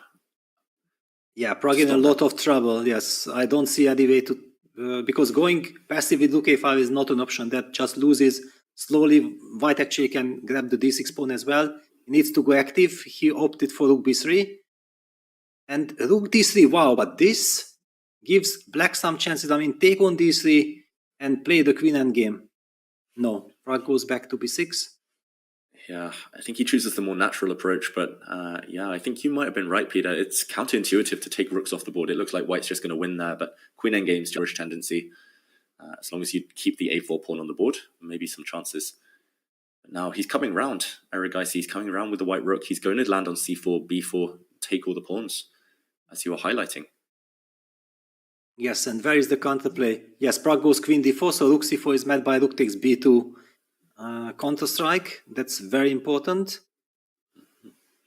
And how does White untangle maybe something like queen d3, forcing that black queen away, eventually regrouping? He's going to play h4 g5, I have a feeling. Just okay, no, I think you're right there. Queen d3, he is switching around the order of his pieces. Yeah, he needs to get active with the white queen. Yeah, I think that it's very tempting because queen f2 can be nicely answered by rook c2. Again, you protect and then queen c4. Yeah, Pragg falls back with the queen to e5. Now, what to do? Do you take another timeout? Do you play a move like rook to c2, just overprotecting everything? It's not easy here. ERIGAISI to untangle. With White's king so weak, stakes are still high. And he's visibly nervous, Peter. Of course, no. I mean, he's a human. Yeah, it would be insane not to get nervous in such situations. Yeah, this battle of friends who just for today are foes. It's not going to be easy. And okay, still with the time advantage, he needs to maintain that ERIGAISI because it feels like Pragg at least will be able to cause some tricks. He's kind of his moves are pretty much forced. ERIGAISI, okay, queen to c4, hitting that a pawn we've been talking so much about. This allows the black queen in maybe to h2. Well, yes, at least black can grab a pawn on h3. It does not look so important because rook c2, queen takes h3, queen takes a4. White eliminates that pawn and somehow one has the feeling that the coordination of White's forces, but Pragg has to try it. There is no other choice. Yep, needs must. And there, really nice move. Actually, he protects his back rank because White was actually threatening a kamikaze attack against the black king. Black's king was vulnerable just for a moment. And okay, B and A pawns now for White connected, but the king is on that side of the board, so not easy to push them. If queens come off, White is just winning, but that's never going to happen. Still, yeah, and a long way to go. I think that this maybe it's bad objectively. However, practically speaking, Pragg has something to play with. With little time on the clock, he also was able to collect those 10 seconds. Yeah, with queen h2, queen takes h3, rook b8, he's now back to 46 seconds. Arjun is also equal times. And some tension here. Yeah, more than a little tension. And g4 is hanging, the pawn on g4, wherein the black h pawn might start running down the board. It's definitely not one-way traffic anymore. He's lost some control. ERIGAISI still in the driver's seat, but what will he do now? I'm expecting a centralizing move somehow. Okay, wow, rook. Where's that rook landed? c7. Going on the counterattack. Yeah, targeting the f7 pawn, clearly hoping for queen c4. How to deal with this? Yeah, that's a brave move. Most people would be looking at defending the white king, somehow keeping it nice and safe on the second rank, but going active against the black king suddenly. Queen c4, as you say, Peter. And queen to g2, that type of move will be met by, I guess, queen to c2? Or queen d4 or queen c2, yes, any of D4. these moves. Okay. Yep. Pragg down to 13 seconds. He grabs on g4. He had to make a move. And again, under 20 seconds, he has to defend f7. Checkmating type of ideas are in the air. Not quite checkmate if f7 falls, but he does have to protect it. And how will ERIGAISI react? It's time to start pushing pawns. The a pawn versus the h pawn potentially, Peter. It's a race. Yes, however, white is up a tempo and Pragg down to 10 seconds. He is very nervous. He will push the pawn. He has no other choice. Yeah, h5, a5. Look at the clock suddenly. 54 seconds against just around 10 and counting. Oof, he's got to calculate this, Pragg, but you don't envy him. He's just got to push and hope. Nothing else to do now. White's pawn is about to land on a7. I think you're right, Peter. He's just too slow. And d5 throwing a spanner in the works, but that pawn can just be captured. And then queen e2. That's the idea. And then try to give a7, queen a6 check. Very interesting move. Forget about the computer criticizing that move. This is fighting. Pragg is fighting for his life. We need to on the board. Really clever practical try here. Easy to get nervous as ARJUN. Will he offer a queen trade? He needs to make sure he's not getting checked too much if he pushes his pawn forward. Maybe he can still get away with it, but scary stuff for both sides. Okay, he does offer the queen trade. Hang on, but now we can take rook a8 and then we push h3 before you go. Exactly, queen takes c4, rook a8 and h3, h2 before white reaches the with pawn to b5.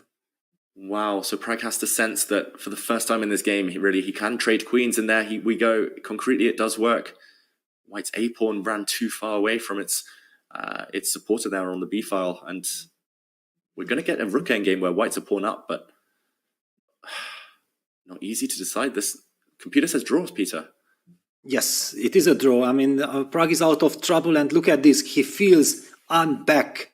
That's the body language we are seeing, and ARJUN in a state of shock. It looked like, okay, when, of course I can trade queens because my pawns are queening, but no. Chess is crazy. Chess is crazy, and the skill level of these players is crazy. Pragg, so resourceful, so tenacious. It looked dead lost. It looked like he was dead and buried. That a pawn about to win the game, but suddenly that pawn is falling, and ARJUN's got a gamble here. Okay, he's banking on his b pawn. But don't forget about Harry over there on h4. It's another race, Peter, and this one could go either way this time. Yes, it's getting out of control because there is no easy way of shutting the game down for any side. Basically, you have to go with the flow, and you don't know exactly where this flow brings you. Yeah, and Black's g-pawn could start joining as well, the action a bit later on.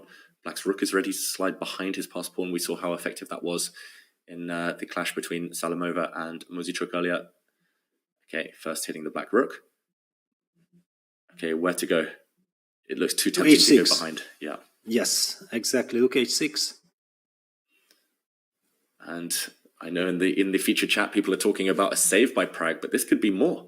This could be a turnaround if ERIGAISI now loses a bit of control. He has to go back with the white rook to stop this black h pawn. Yes, and also the question, do you give rook c8 check? Yes, forcing black's king to h7, yet he does that.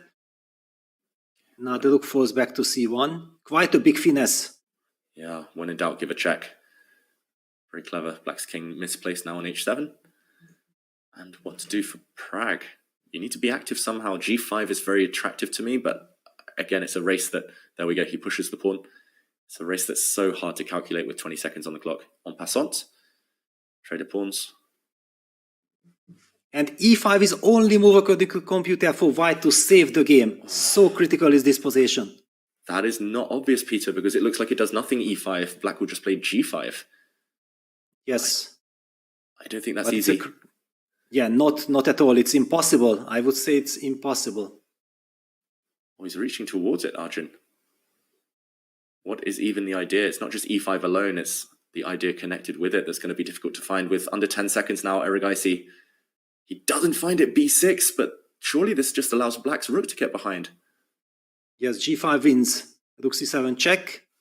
king goes back to the 8th rank. This is the point. Yeah, it looks like this should be terrible for black, but if Pragg goes back with the king, it's winning for him. How is he winning? Where does he hide with his king? Well, if you keep on checking me, then he zigzags his king all the way to d8. And black's pawns are just too far advanced. Black's G and H pawns will beat the white rook later on. And look at Pragg. I mean, he senses that, wow, I can maybe win this game. He's on the brink. Massive turnaround. And rook b6 comes with a check. That is the key tempo. White doesn't have time to win that black rook for the b pawn. And the black pawns are just going to push.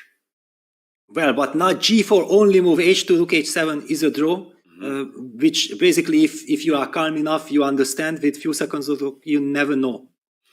You never know. But g4 is logical. Pawns on the 6th rank, or here the 3rd rank, will beat a lone rook. Yeah, but g4, rook h7, rook takes b7, sacrificing the rook, and then the two connected pawns are winning the race. It's study-like stuff, and Pragg goes for it. Study-like stuff, but we all know Pragg does his endgame studies. He's so good at calculation. I think we'll see that variation on the board, Peter. ERIGAISI's moving towards his rook. He just lost control, and it's all fallen apart. Rook h7. You can see the nerves there. The rook landed in the middle of 2 squares almost. Not placed well on the h7 square. Now rook takes b7. Is that the only winning move? It's the only winning move, yes. Otherwise, it's a draw. Very difficult. And Pragg is going for it. He's going for it. He's going to make a new queen. These pawns are too strong. We might see an endgame rook and pawn against a queen, and it might be winning, but that will take a long time. Okay, still some technique needed by Pragg. He's about to make a new queen. ERIGAISI has to snap off that pawn now. And hope and pray. But also the problem is that his rook is not connected to his king, yeah? So it's very tricky to find the way to coordinate forces in the first place. Yeah, if you could land the rook on f5 or a similar square protected by the pawn, then maybe some holding chances. Yeah, in the future chat, never think of pushing that g-pawn. I mean, these players are genius for a reason. g4 was amazing. And look at Pragg's body language. He knows he's got this in the bag. Saving chances, Peter? Any at all? No, not really. I mean, with 10 seconds increment, I think this heavily favors the winning side, because you can just make incredible amount of moves, improving your position. Rook b2 was kind of the only move. But yeah, Pragg goes queen g8 check. He might be winning the e pawn. No, king d4 followed by e5 is still possible. So white is not losing the rook. But king c5 played. Yeah, now the white king is disconnected from its pawn, at least temporarily. White's rook not defended. If Pragg's accurate with checks, I think you might be right. He might be winning a pawn. He gives a check. King drops back. Now how to pick off this pawn. Oh, he gives a check. The pawn is falling. Yes. Matter of technique now. We have seen this position in Vincent Keimer's game against Tabatabai already in the World Cup. Then it was 30 seconds increment, but this should be. I mean, unless Arjun has studied it with the computer, and the computer is the one who is able to put up some unhuman resistance. Every other human usually just, I mean, any human just loses his position without a fight. Yeah, incredibly hard to even know where to begin to defend. Eventually, White's king will get kicked onto the A file or the first rank onto one of the corners, and Black's king will come. There's all sorts of zigzags. That game I was watching, actually, you commentate that on that one, Peter, with Vincent. He took a while, but he got there in the end. Yes, and I believe that once already White's king is pushed to the B file, there is even no computer that can save this against a good grandmaster. The play is just so easy for Black. Yeah, you just keep on advancing with your king. You create those zugzwang positions, which is quite easy to understand. Pragg can always, if suddenly he's not sure of the winning method, can give bunch of checks, collect 30-40 seconds, then think again. Practically, this is completely hopeless. Yeah, the 50 move rule is no solace here, because that is a mile away for ERIGAISI. So he's going to have to defend this for a long, long time. He pushes his rook really far away from his king. Wow. That's brave. Yeah, usually this kind of moves are driving one crazy. Yeah, you feel like, okay, there should be a way of giving a couple of checks and collecting that rook. Yeah, that's how computers defend it, right? They find ways of kind of blocking the third rank, cutting off, and somehow not losing their rook to any obvious checks. So Pragg is looking for ways to pick up that rook with a series of checks. I don't see it at the moment, but there will be ways to maybe check the white king and continue advancing with black's king. Queen g3 check given. So white's king is forced to the second rank. Now checks on the second rank, at the very least white can bring the rook back and coordinate. So Queen g6 check. Yes, your favorite. My favorite. I mean, that's the only thing I know about queen endgames, is that for some bizarre geometric reason, diagonal checks tend to be very effective, harder to block, harder to react to. And King d1. The king is coming. If white checks from afar, the black king will start inching closer, and it will hide on the e file, I guess, because there's no access to e8. Yes. Rook d8 check, king e3. Also no stalemate ideas. That's also one of the main point.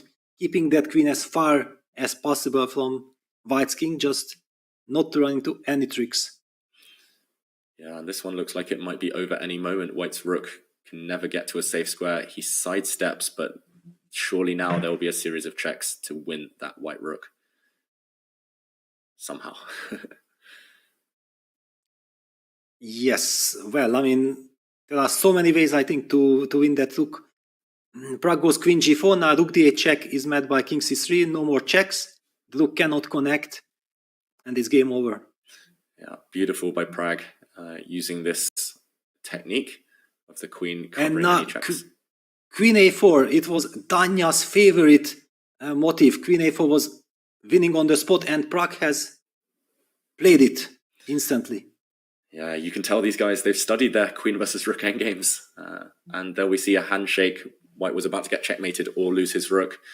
And Peter, what a turnaround we just saw. We thought ERIGAISI was going to take the win. He had a beautiful position, extra pawn, and the queen trade led to that turnaround. Yes, it was a sensational victory for Pragg with incredible turnaround. Shocking moment. I mean, all of Pragg fans are now celebrating. Still too early to celebrate. It's not over yet. Arjun will have the chance of bouncing back. But psychologically, this is a very important moment. Winning a losing position and winning in style like he did, that was fantastic. But also, I think we missed out on some incredible action. The last couple of moves of the Salinova-Anna Muzichuk game, maybe it's a good chance to catch up on that. Yeah, just while the players take a breather before that all-important second tiebreak game, let's check out this finish because it was beautiful. The final move of the game was given a double exclamation mark. It was a nice sacrifice by Salimova, showing her sharpness today. And Peter, take us through it. Yes, exactly. Let's just go back. This was the moment we felt like, yes, black is lost. Bishop e3 will be played. And then the beautiful final touch after rook c7. Rook takes d5.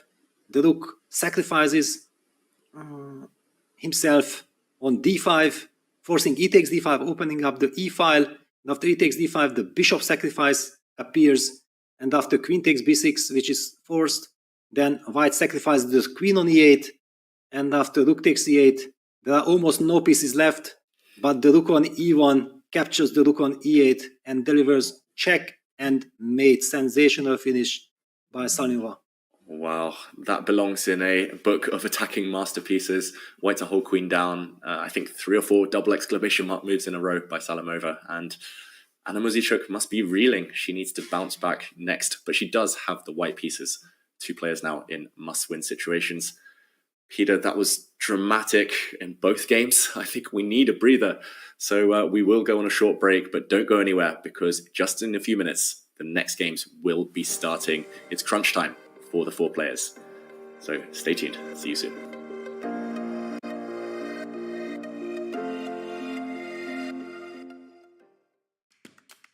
Struggling to improve your game? Chessable is the home for chess improvers. With hundreds of courses by incredible authors like world champion Magnus Carlsen, Christoph Selecki, Andras Toth, everyone's favorite social media troll known as Anish Giri, and so many more, Chessable can help you raise your game to the next level. You getting started on the fundamentals? You should check out everyone's first chess workbook. Maybe you want to stop letting all those points slip away in the endgame. 100 endgames you must know is the course for you. Did you not notice your king was in check and still can't figure out why the pieces won't move? Actually, Chessable can't help you with that. Maybe try refreshing your tab. Check out Chessable today and get 30 days of Pro for free. Go to chessable.com/begin.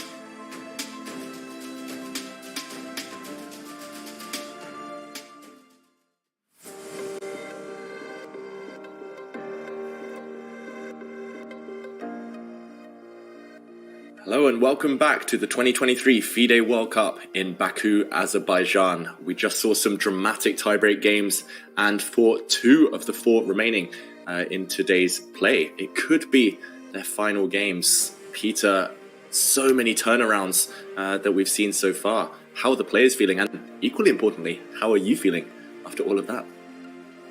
I feel all the pain of the players. It's just insane action. I felt like I couldn't rest. I was just trying to calm myself down in this couple of minutes. The players have to do the same. Everything at stake.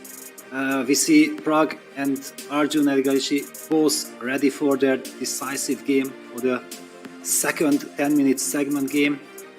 Now it is ARJUN ERIGAISI who needs to win on demand with the black pieces. We have already seen PRAGG do that in the classical portion. In a rapid one could argue that if somewhere it's more easy to spice things up, of course it's completely crazy, very difficult, but in a rapid game, you definitely have chances to do that. Yeah, you definitely have chances in rapid, and he needs to take one of those chances. Also, we see on the camera Anna Muzichuk with the white pieces. She needs to win for the second time today on demand to balance the scores after that brilliancy from Salimova. With the white pieces, same mindset, Peter, same kind of strategy she used just 2 games ago to bounce back. Well, now she has the white pieces. It's crazy. I'm waiting for the game. I'm suddenly stuck by trying to wait for this game to appear. Did not appear yet. We do see the players are ready to start their games. Yeah, the countdown clock is now under 10 seconds. We'll see a handshake. I think we'll start with this encounter, this dramatic encounter between PRAGG and ERIGAISI, but we will, of course, go to the women's games. 4 by PRAGG. And, okay, what will we see here? We see a Nimzo Indian, Catalan, Queen's Gambit declined. PRAGG needs to choose where he feels more comfortable, where he feels safer. That ERIGAISI won't get a chance to look in with a complicated position, and Queen's Gambit declined, Peter. Yes, this is a very solid choice from PRAGG. And ARJUN going for knight bd7. That's a way to try to spice things up. In a sense that avoiding forced lines, maybe PRAGG will play the move bishop f4, just avoiding any kind of c takes the ed, bishop g5, bishop b4 kind of things. Yeah. And lots of potential ways to direct this opening for PRAGGNANANDHAA. Early days though, and he takes the first pause. Let's check in on the first few moves of this encounter because, Peter, I'm intrigued. It's a total repeat of what they had in the first game of today's tiebreaks, where Salimova was potentially in a bit of trouble. She sacrificed a pawn, objectively wasn't working out, and now she's gone for something a bit different against Muzichuk. Yes, I think that is also very important to mention. Yeah, this is again the same Caro-Kann with d takes e4, knight e4, knight f6. That I'm pretty sure that the players have access to their coaches. The coaches are coming and they are giving valuable advice very quickly, how to deviate, what to do. Bishop e3, h5, we do see the very same line, and now black plays bishop e6, long castles, knight a6, and g4. Wow, sensational stuff. Anna knows that she needs to win. She wants to open up the files against black's king. Wow, Anna Muzichuk has just dropped a bomb on the board. g4, giving up a pawn, seemingly for nothing. It could have been captured in 2 ways. It was taken with black's h-pawn, and yeah, she's just aiming to plant a knight on f5, rook coming to g1, pawn to h3, opening lines against black's king by any means necessary. And wow, Salimova must be prepared, Peter. She's just played queen to a5 instantly. If someone plays g4 against me, I'm tanking for the next 5-10 minutes in pure desperation. I'm sweating. But Salimova, calm, nerves of steel, just counterattacks. Yes, queen a5, that's certainly a move that is very pleasing because it has a double purpose, hinting at queen takes a2, and at the same time also the queen is kind of defending along the 5th rank. Now the big question is how deeply Anna is prepared, or was it some over-the-board inspiration, or she knew the idea but she's not exactly familiar with the follow-up. It's dramatic action now. Yeah, dramatic action, and I do have some insight that Salimova has looked at this before. She has played it before, this type of thing. So Anna, not just in the first game today, Anna will be aware of that. And yeah, G4, I must admit, I'm a bit ashamed of myself. I pride myself on knowing everything there is to know on this e takes f6 line, but G4 to me is brand new. So maybe both players were aware of its existence. It's just who knows deeper. And it looks like, at least judging by this first think by Muzichuk, Queen a5 has surprised her. It's not an easy move to react to either. You don't want to touch anything on White's queen side near the king. And continuing the attack still takes a few more moves. Yeah, according to the computer, knight f5 is kind of a very important move, but a very difficult one. That you basically feel like after bishop takes f5, queen takes a2. Let's just show this line. It's not clear at all that black king is in any imminent danger, while black is already getting access to white's king. On the other hand, white's king can always hide on d2. White will have rook g1, rook take g4. So all eyes on Anna. Will she be able to find the move knight f5? According to computer, bishop takes f5 from black is even maybe not the right choice.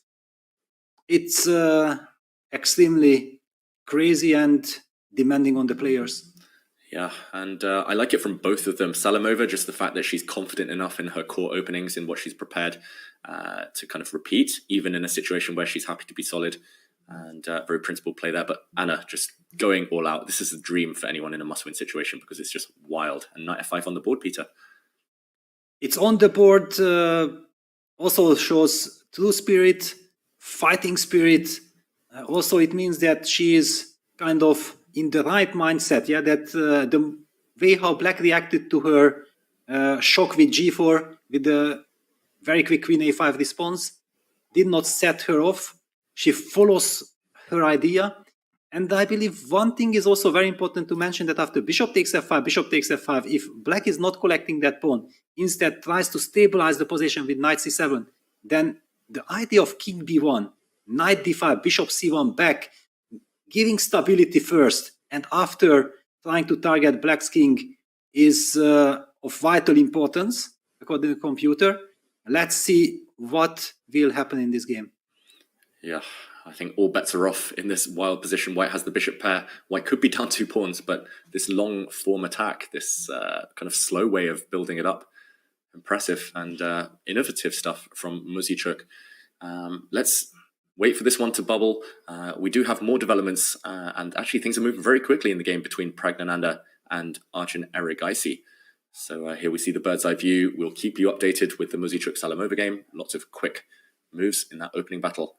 And Pragg, he's with the white pieces here, wanting to stay solid. He's not being allowed to do so because ERIGAISI is taking some big committal decisions. And it's not this endgame. This was the final position of their previous encounter, that queen versus rook, where Pragg won. We'll shortly get the this game, this second 10-minute tiebreak game up for you, where it did start, as we saw, as a queen's gambit declined, but it's changed. It's come to life. I don't know. We still have some technical issue, or why is this game not popping up? It's crazy. We'll let the viewers feast on this image first of all. Yes. Yeah, let's look at the board. It's a crazy situation. It's some kind of a Rakosin type of structure. Yes, and we have access to the game. Wonderful. PRAGGNANANDHAA ERIGAISI battling it out objectively. White probably has the upper hand. On the other hand, forget objectivity. Black has to create chances. Just very quickly, we're gonna see how we reached here, because it's only move 9. Knight c6, knight b7, bishop f4. Super professional by Pragg. It's a very solid line. Black is trying to be very aggressive. Computer is not liking what ARJUN is doing, but he knows that he needs to create chances. Knight e4, bishop d3. Black grabs the pawn with knight takes c3. That is a hot pawn. That is looks almost poisoned. You're willingly walking into some potential pins with queen to d2. It's very brave from ARJUN. Do you think this is preparation, Peter? He's got a huge clock advantage already. Yes, he has, but is it really preparation? On the other hand, otherwise, how would you come up with moves like this over the board? I do believe that probably he knows that objectively it's not a perfect line, On the other hand, it puts some pressure on white. Queen c2, forget the question mark, because white just wants to make sure that he has everything under control. Yeah, makes a lot of sense. Pragg's last move. I would have been tempted to pin that knight, but yeah, just superficially, but this looks safe as well.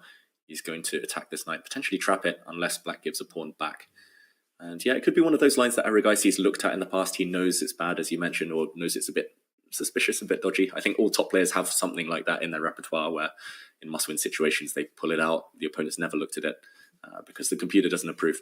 And they just assume that, okay, at least in rapid chess, blitz chess, the opponent won't find the best continuation, or at least they'll burn a lot of time doing so. The board has changed. This isn't the position. We'll get that back for you. But yeah, it does look like ERIGAISI's grabbed a pawn, and he now has to deal with some problems. Yeah, now we are back again. Yeah, we had some, I mean, there is so much tension. Yeah, I always feel this, that when there is too much tension, even the technique is not playing along. It just gets out of control. All eyes on the players. The knight on c3 is kind of a semi-trap, but it's not trapped. I believe that we did mention the move queen d2. We have to highlight that I believe that black wanted to take d takes c4, bishop takes c4, and follow it up with knight b6, a tempo on the bishop. And eventually black knight might reach to d5 and create counterplay and create a grip on the position. So Pragg plays the move queen c2. He might feel that this gives him more stability. Yeah, and ERIGAISI needs to evacuate his knight on c3 in the near future, in the next 2 or 3 moves. The problem for him is there will be ways to do that, but it might come at the cost of releasing the tension, giving back the pawn, and not too many winning chances there for black. So yeah, he's fighting against the board, the clock, of course, and this match situation, needing to keep some imbalance, needing to provoke Pragg in order to win with black on demand. Yeah, well, I'm trying to understand what changes after d takes c4, bishop takes c4. Now black has a chance to play b5 with a tempo, try to develop as quickly as possible. Is it really in control, or is he giving black extra options? This b5 move is really nice. It wouldn't be possible with a queen on d2, or at least very unattractive with a queen on d2. So maybe ERIGAISI has prepared something similar, but you're surprised by this queen c2 move, not the top computer choice. And yeah, working out the details here now, I think he has to do that, Peter, in a must-win situation especially. Let's just show that on the board. b5 attacking white's bishop. Not even sure where it goes. Say I retreat to d3 feels more natural. Yeah, you have to retreat to d3, and then, okay, black has chances to go c4, go bishop b7, things out of control. d takes c4 played. We're going to see this. Bishop takes c4 blitzed out. Yeah, credit to ERIGAISI. He somehow creates messes anytime he wants, if he really needs it. And b5 has to be played. He's maybe contemplating knight b6 as well, but that doesn't look too appealing. Well, it's also a move, yeah, knight b6, and then try to follow it up exactly with the same idea, knight b5. Maybe it's also something that it's in your mind. Yeah, you know that against queen d2, that was the main idea. Then it's so tempting to try to make it work again. Yeah, the problem with knight b6 potentially is that white can play even a kind of cowardly move, my type of move, rook f to c1, and just try to trade everything off and make a draw, just with the match situation in mind. I'm not sure that's totally drawn, but yeah, swapping off pieces here, if Pragg can win his pawn back, should lead to safety. So feels like b5. Can that be met in any other way by PRAGGNANANDHAA? Bishop d3 you said was forced, and chaos. Yes, I mean, according to computer, and chaos is what? Yes, exactly. b5 on the board. Wow. I mean, just after 12 moves, we get a completely crazy position. It's anybody's game. We know that, of course, Pragg is extremely good in complications, but so is ARJUN. We have a game. Yeah, that's totally, the most important. Totally fresh position after just, what was it, 8 or 9 moves a bit earlier. Just impressive creativity. And yeah, I think Pragg won't be liking his life choices in the last few moves. He'll be frustrated that he's allowed this to get a bit out of hand, even if objectively he's still doing okay. Okay. Yeah, there's a question that can white, for example, because we know that draw is kind of enough for white, But is Rook FC1 such an easy way? Yeah, B takes C4, Queen takes C3, Queen takes C3, Rook takes C3. The pawn is still alive and Black is pawn up. Black will be able to protect that pawn with Bishop A6. It's also very risky going into an endgame where you are not sure if you're going to win that pawn back. Yeah, I think that's kind of a last resort. And it's not Prague style to kind of beg for the draw, to go passive negative, and therefore he retreats his bishop. Very understandably. There's some threat potentially of bishop to e4, trapping this black rook in the corner. And yes, c4 played. c4. Yes, bishop e4, and then knight falls back to d5. That's the key move. Yeah, really important resource there for black. And he has these passed pawns, Peter. Pawn on c4, pawn on b5. If Prague doesn't find anything now on the next few moves, black will be in control. For sure. Yeah, bishop e4 played. Okay, black has to play the move knight d5. Arjun is about to make a move. He will definitely retreat. Only way to save that rook in the corner is to block white's bishop. And then how does Prague continue with the initiative? Moves like a4 to spring to mind, but potentially some tactics there as well. Knight d5, a4 maybe is met by b4. That's very annoying. On the board, and now we're going to find out how deeply Prague has calculated, or was he right of entering these complications. Yeah, a4, b4, and queen takes c4 runs into bishop a6. That's a kind of very annoying problem for white. White can simply just now first move the rook, according to computer, rook fb1, but this is such a difficult move. I mean, it doesn't do so much. Yes, it does prepare a4, but with this time situation, and it's already a blitz game. It's not a rapid game anymore. Yeah, pure blitz here, 5 minutes each, and we know the nerves will be jangling. Looks like Prague has lost control, but still objectively fine, but needs to react really, really energetically and accurately here to keep the balance. Otherwise, Arjun might well strike back. Peter, there's chaos on the other board. Let's allow Prague a few moments to figure this one out. I'd love to check out the game between Muzychuk and Salamova, because, well, who knows what's happening in that one at this point. It looks like some crazy attack, and Muzychuk's burning her bridges, going all in. Yeah, she has to do that. Ooh, and by the way, before going, yeah, suddenly we get this news that a4 had been played, but we're getting the bird's eye view. We have to jump into the Muzychuk game. Wow, what is happening here? C5, all this chaos happened. Bishop takes f5, knight c7, and she did not play the stabilizing king b1, went for the direct. Rook g1, knight d5, rook takes g4, rook takes e3, and rook dg1, ignoring the capture on e3, going all in against black's king. Wow, this is very brave stuff from Muzychuk. She's got 3 minutes left on the clock. We have to applaud her for this type of attack.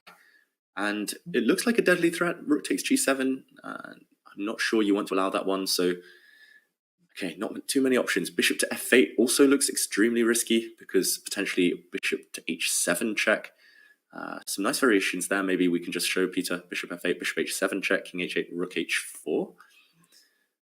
Yes. And if g5, bishop to g8 would be a very nice checkmate. Queen to h7 next move. But yeah, I mean, this is one of the dangers that can befall black if she's not careful right now. Salamova, what comes to your mind here? Well, if you can't play bishop f8, and it seems like it's very important to keep the king f8 option, well, g5 is a move, just making sure that we lock everything down on the g file. And there is also a tactical trick that, of course, the Silicon Monster, the computer, highlights, that you can just sidestep with the king to f8, invite rook take g7, and then probably answer it by a rook e1 counter strike. That's such a typical computer way of dealing with the problem. Yeah, that is a devilish tactic, luring the white rook to g7 first and then distracting it with rook e1. I mean, if she finds that, Salamova, the form she's in, she might well do. She's a tactical machine. But yeah, that's another level. But there is good news for all the Anna Muzychuk fans, that after king f8, white is not forced to capture on g7. She can play the move rook h4, setting up the rook h8 check idea. and then black basically has to sacrifice the rook on e3 and follow it up with rook a8. And then we get some completely crazy position where in a must-win situation, anything can happen.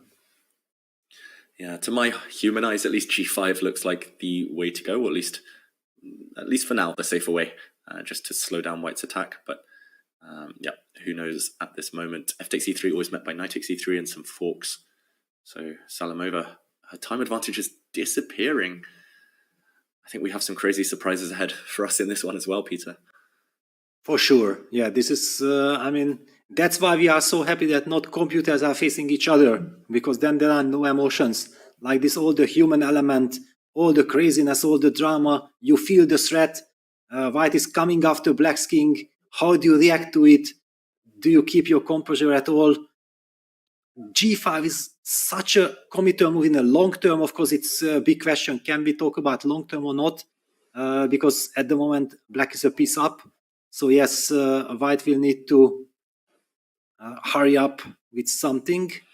All eyes on Salimova. And she finds the move king f8. She's incredible. King f8, double exclamation mark, and that's because it just leaves the black rook attacked. It leaves the pawn on g7 hanging. But Anna Muzychuk, she should not get tempted by another poisoned rook. She should not take on e3. Her downfall in the first game of the day was taking a rook. And now rook h4, Peter. That's not immediately obvious.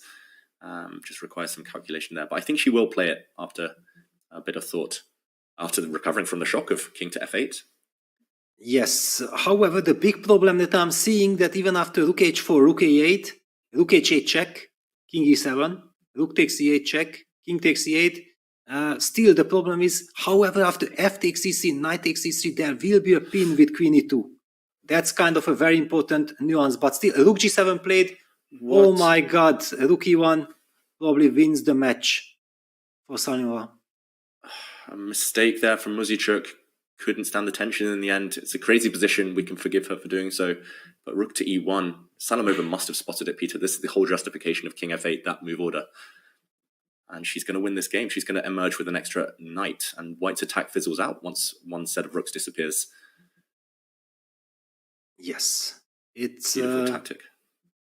It's so hard to imagine, but yeah, all eyes. Usually if you have been expecting rook take g7, rook e1, then one could argue, why aren't you blitzing it out?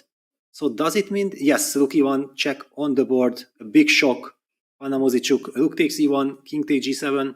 She will have to play for some kind of a compensation with the bishop on f5, but black also has chances of transferring her bishop via f4 with a check and get rook to h8, cementing everything on the king side, and then there is no attack going on. Yeah, cemento, Peter. I like it. Bishop f4. Maybe that's what's making her hesitate here. She wants to take the rook. But fighting her nerves, first of all, Salimova, she's got 1 foot in the final now in the candidates. But also she's tempted by bishop to f4 check. I wonder how much she's calculating right now, how much she's just kind of relishing the moment. But we'll wait for her to play this move. I'm assuming king takes g7, king takes rook. And then we'll go back to the other game, which has got spicy again. Maybe we zoom out to the bird's eye view. Oof, drama, Peter. It looks like Pragg is in big trouble in this must-win situation. ERIGAISI, he's worked some magic. Wow. And we have the game, so we can jump right in. The technique is working perfectly. What are we seeing? Bishop a6, a double exclamation mark move by the computer, by ARJUN ERIGAISI. And yeah, Pragg plays the move queen d2. Now, if black finds the move rook b8, which is a very natural tempting move, protecting the queen, that's a +4 advantage for black, basically meaning an imminent comeback by ARJUN ERIGAISI. Wow, Peter, we will be treated to more chess, most likely. Rook b8, what could be more natural? Trade queens, but only on your own terms. Keep the pin. Get your rook out of fire. He finds it. Of course he does. And yeah, I'm not sure. I mean, in the feature chat, it says big blunder by Pragg, but I think ERIGAISI just tricked him in the opening, and it's been slowly but steadily downhill ever since. Yeah, he's also down to 1 minute 20. It's It's basically a sensational, brilliant comeback by Arjun. And to be fair, after losing that first game, he really deserved it to bounce back. It's not over yet, but this match deserves to be decided in some more games. It's just fantastic what these players are doing. Yeah, we're really being treated here. Two potential future world champions. Queen's off the board. Pragg gives a desperate check. Where's that knight going? Okay, it blocks the bishop's hit on the f1 square. Makes a lot of sense, but black's going to be up a couple of pawns at the very minimum. ERIGAISI here pushes. Why not? Push that b pawn, and actually it might be more than a couple of pawns, Peter. He might well just be winning some material. Yes, I mean, after rook a b1, you can just keep it simple. Bishop e5, a b5, rook takes b5. You eliminate that pawn as well. The rook protects the b2 pawn. The knight is fantastic, ready to jump. There is also a reserve pawn on a7. It's a completely winning position. Yeah, again, not for the first time in this match, a player winning with the black pieces. Nerves getting in the way maybe, but also inspired opening choice by ERIGAISI. And okay, which one is he going to go for? He goes for the simple approach, as you advocated there. I approve. And yeah, just two pass pawns connected. White's rook on f1 unable to join. Take that pawn off the board. Rook takes b5. Yeah, very important to keep things simple in such a critical, nervy moment. Bishop takes b5, a b5, rook b5. The board is not updating. Did Pragg not have captured on b5? Pragg did, but Arjun hasn't replied after a takes b5 here. And I can hear a screaming baby just outside my window, and that's probably because of the drama of this moment. It's just incredible right now. I think Pragg will be screaming inside himself. Just how did he let it get to this? Just needing a draw. And Peter, are you surprised Arjun's not taking this pawn on b5? It looks like, again, free snacks for this rook. Well, he is having 3 minutes. He's taking his time. On the other hand, we lost control. I don't think that the technique is able to handle things. We have to focus on the live action on the board. All eyes on Arjun. Why is he not capturing on b5? He will. I'm pretty sure that he will. He's frozen, at least temporarily. Huge moment, of course. Biggest game, both of their lives so far. And rook takes b5. Simple plan. Just push that a pawn. Pragg's body language shows he's pretty much given up here. He doesn't look like he believes that he can even pose a question or fight back. Okay, of course, though. Yeah, but it's a hopeless cause. Yeah, it's an endgame, no counter chances. Black is just comfortably converting it. Knight can jump to f6, beautifully coordinating all the forces. Look at b8 is coming. Yeah, knight f6 on the board. Yeah, and it looks like a matter of time, matter of technique here for ERIGAISI with his huge pawn on the b2 square. He's going to strike back. Peter, let's go to the Muzychuk-Salimova game, where still complicated, but White down a piece. Muzychuk, can she swindle her way out of trouble here? Can she fight back? Rotates g6 on the board. Black's king not safe yet. Yes, but the problem is that bishop f4 check followed by queen f5 is such a nice stabilizing move, and at the same time also threatening with mating ideas. Bishop f4 check, king d1, queen f5, hinting at queen b1 checkmate, and also the rook is threatened. Yeah, beautiful dual-purpose move, swooping back, forcing a queen trade pretty much at the very minimum. And okay, breaking news: PRAGGNANANDHAA has resigned in the other game. Just a couple of moves after we left it. So we will see more chess between those two young superstars. But first, let's focus on whether Salimova can fix her place in the final. There we go. Arjun feeling on top of the world after a miracle comeback with black. Yeah, and this was a very easy victory. Yeah, that somehow disbalancing Pragg in the opening. But now we are focused on the Anna Muzychuk-Salimova game. But here we know that Anna needs to win. She's a piece down in an endgame, hopeless situation.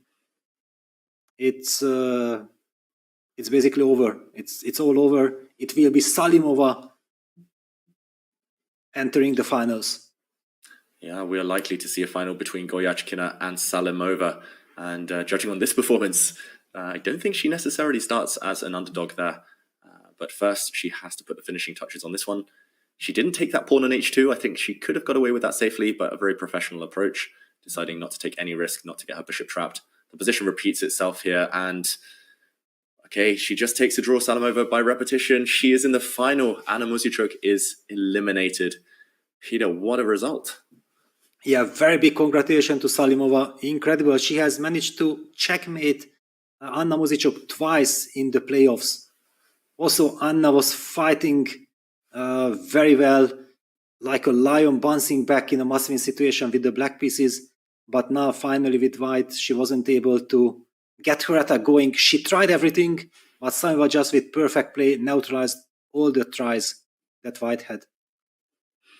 Yeah, many congratulations. You can see Salimova struggling to keep her emotions intact, and she should enjoy this moment because she has clinched her place in the candidates tournament for next year, the 2024 candidates. And of course, she has a shot at $50,000 for first prize and a World Cup gold medal as well. So she will be back with us in the finals. Many congratulations and commiserations to Anna Muzychuk for that great fight. Peter, breathless action again. We're going to be treated to some blitz next between ERIGAISI and PRAGGNANANDHAA. First, I think it might be time for a short break. Let's collect our thoughts, and we'll be back with you shortly. Don't go anywhere. We're about to see the Indian Derby, and it's going to be a lot of fun. See you soon.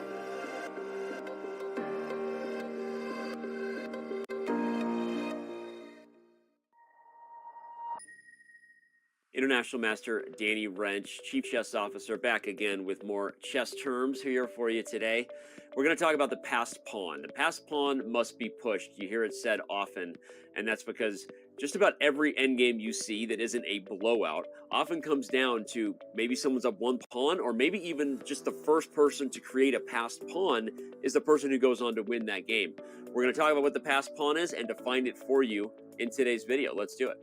What is a passed pawn? A passed pawn is a pawn that has no enemy pawns stopping it from moving forward. That means pawns either on the file in which it resides or on the adjacent files that would therefore capture the pawn should it advance. So if a pawn has none of those things stopping its way, then it's time to push them, baby, as our boy Yasser would say, and as you hear mentioned on many broadcasts that you would watch on Chess TV. And on that note, as we look at our game examples we like to do, this is taken from Tomaszewski versus Rajava. Here, white plays the move b5 exclam, which highlights, again, it's not how many pawns you have, but who's going to be threatening to get a queen first. After black takes it, white pushes forward with gusto, and because the rook can't blockade the pawn due to the light square bishop, this game is already over. Black is going to have to sacrifice the bishop for the pawn on b6, and white would simply be up a minor piece. Note that after the first move b5, should a takes b5 have been played, white would have pushed this pawn and then trapped the rook on a7, showing the power of the passed pawn. As with it protecting the bishop, this rook is completely out of the game, and white would easily go on to win, picking up pawns and just flexing the rook's muscles over the bishop for the rest of the game. So here we see a passed pawn being used as a weapon to just cramp down and trap all of your enemy pieces. So this has been another Chess Terms video. Hope you enjoyed it. Hope you're enjoying all of them. And with that, I will sign off, hoping that you learned something about what a passed pawn is. And we'll see you around on chess.com.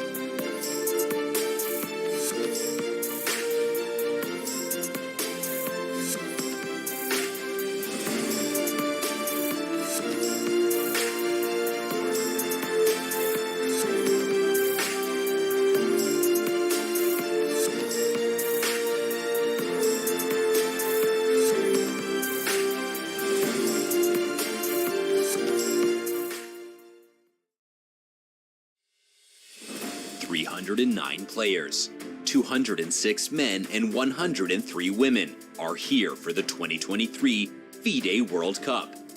It's the premier knockout tournament in over-the-board chess.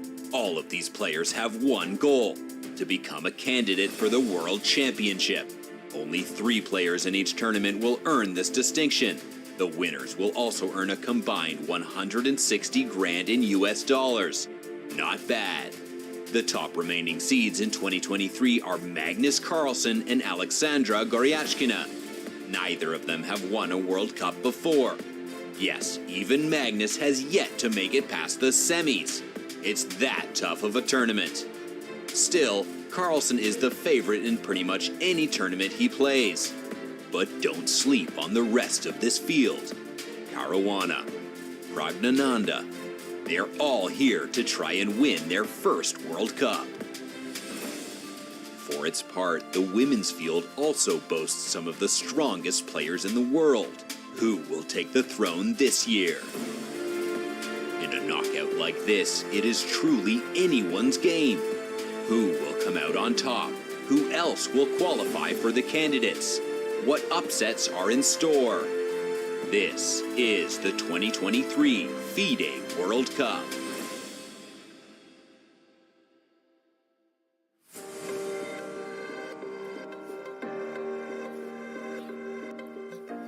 Hello everyone and welcome back to what has been an incredible day so far of action at the 2023 World Cup. We have seen a win by Nargile Salimova over Anna Muzychuk, so many congratulations to the young talent. She's the first IM to reach the final of the Women's World Cup since 2015 and she has deserved it. She's clinched a place in the candidates as well.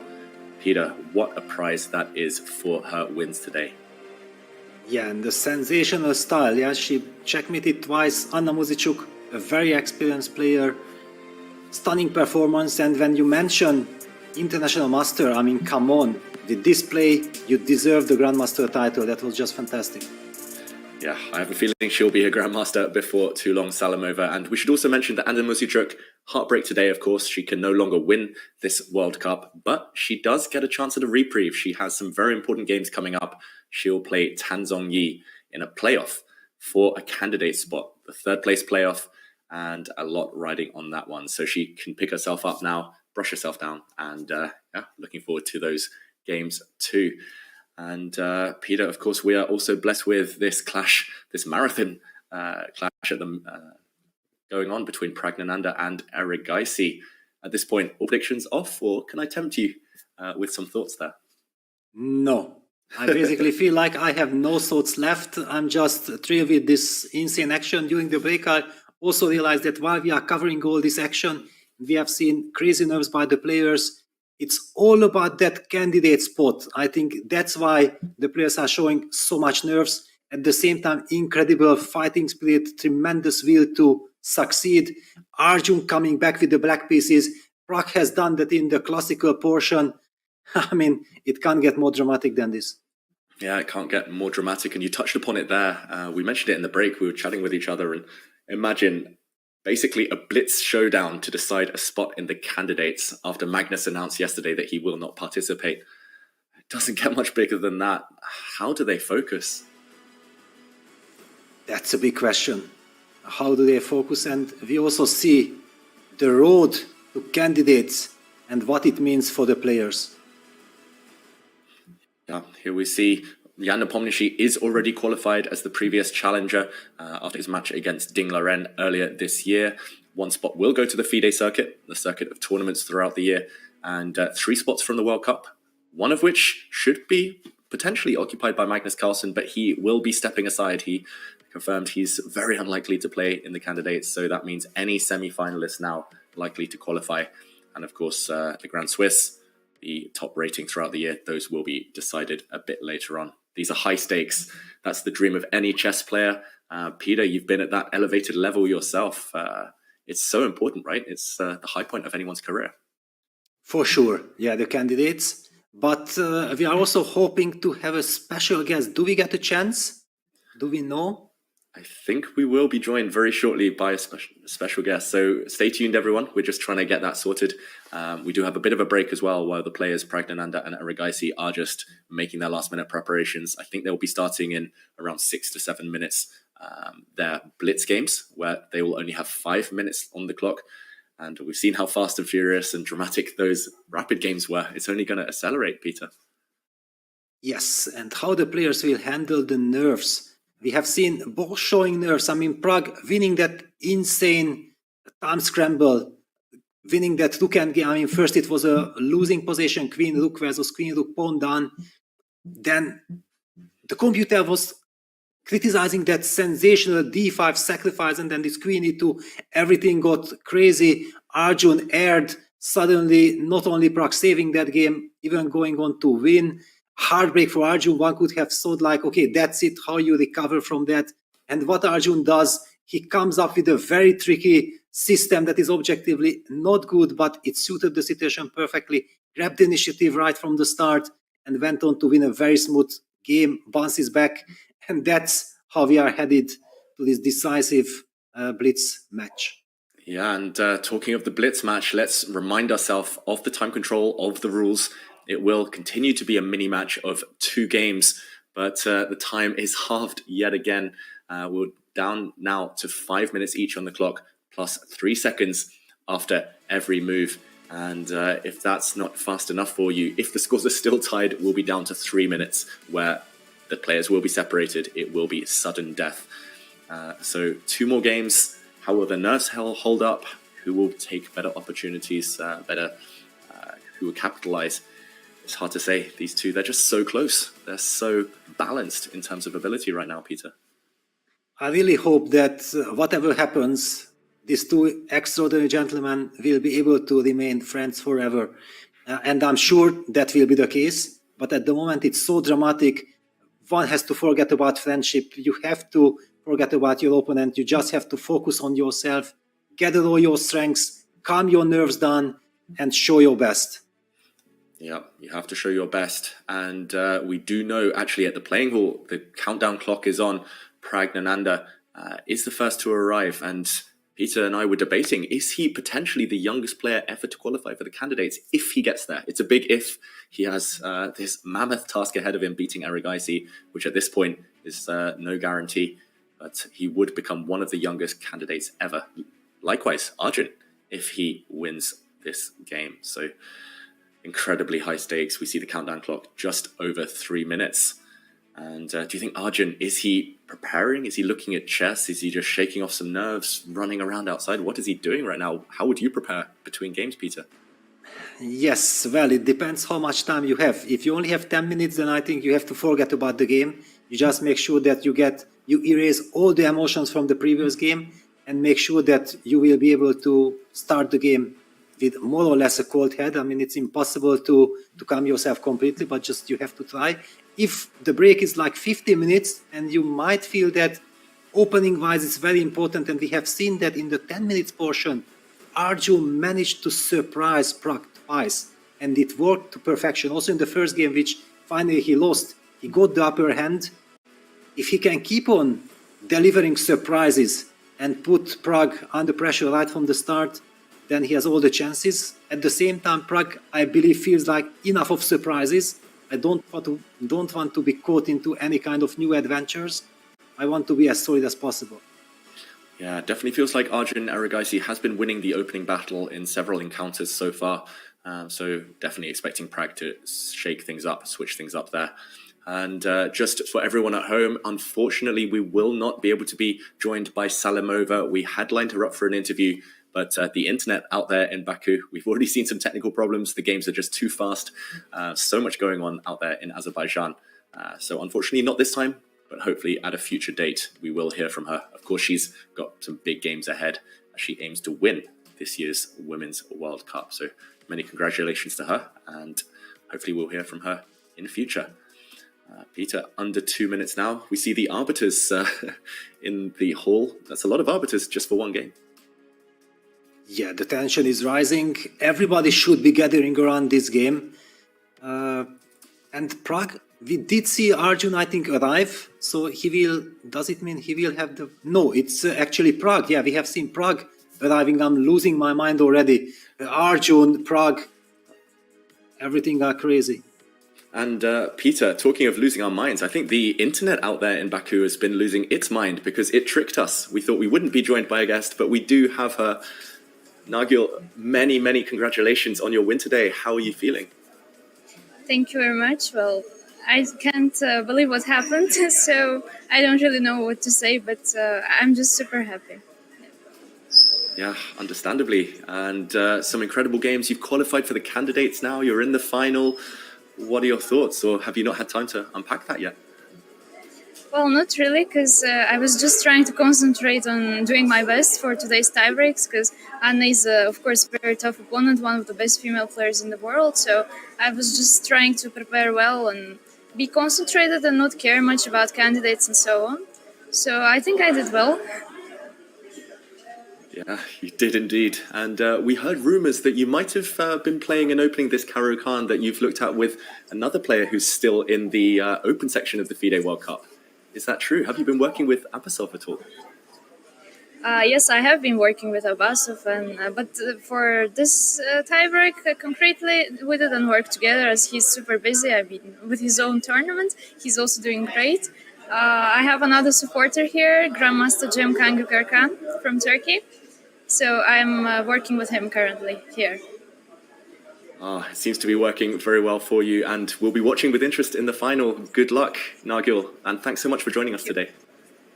Thank you very much. Congratulations. Thank you. Thank you. And meanwhile, the games have just started just a few seconds ago.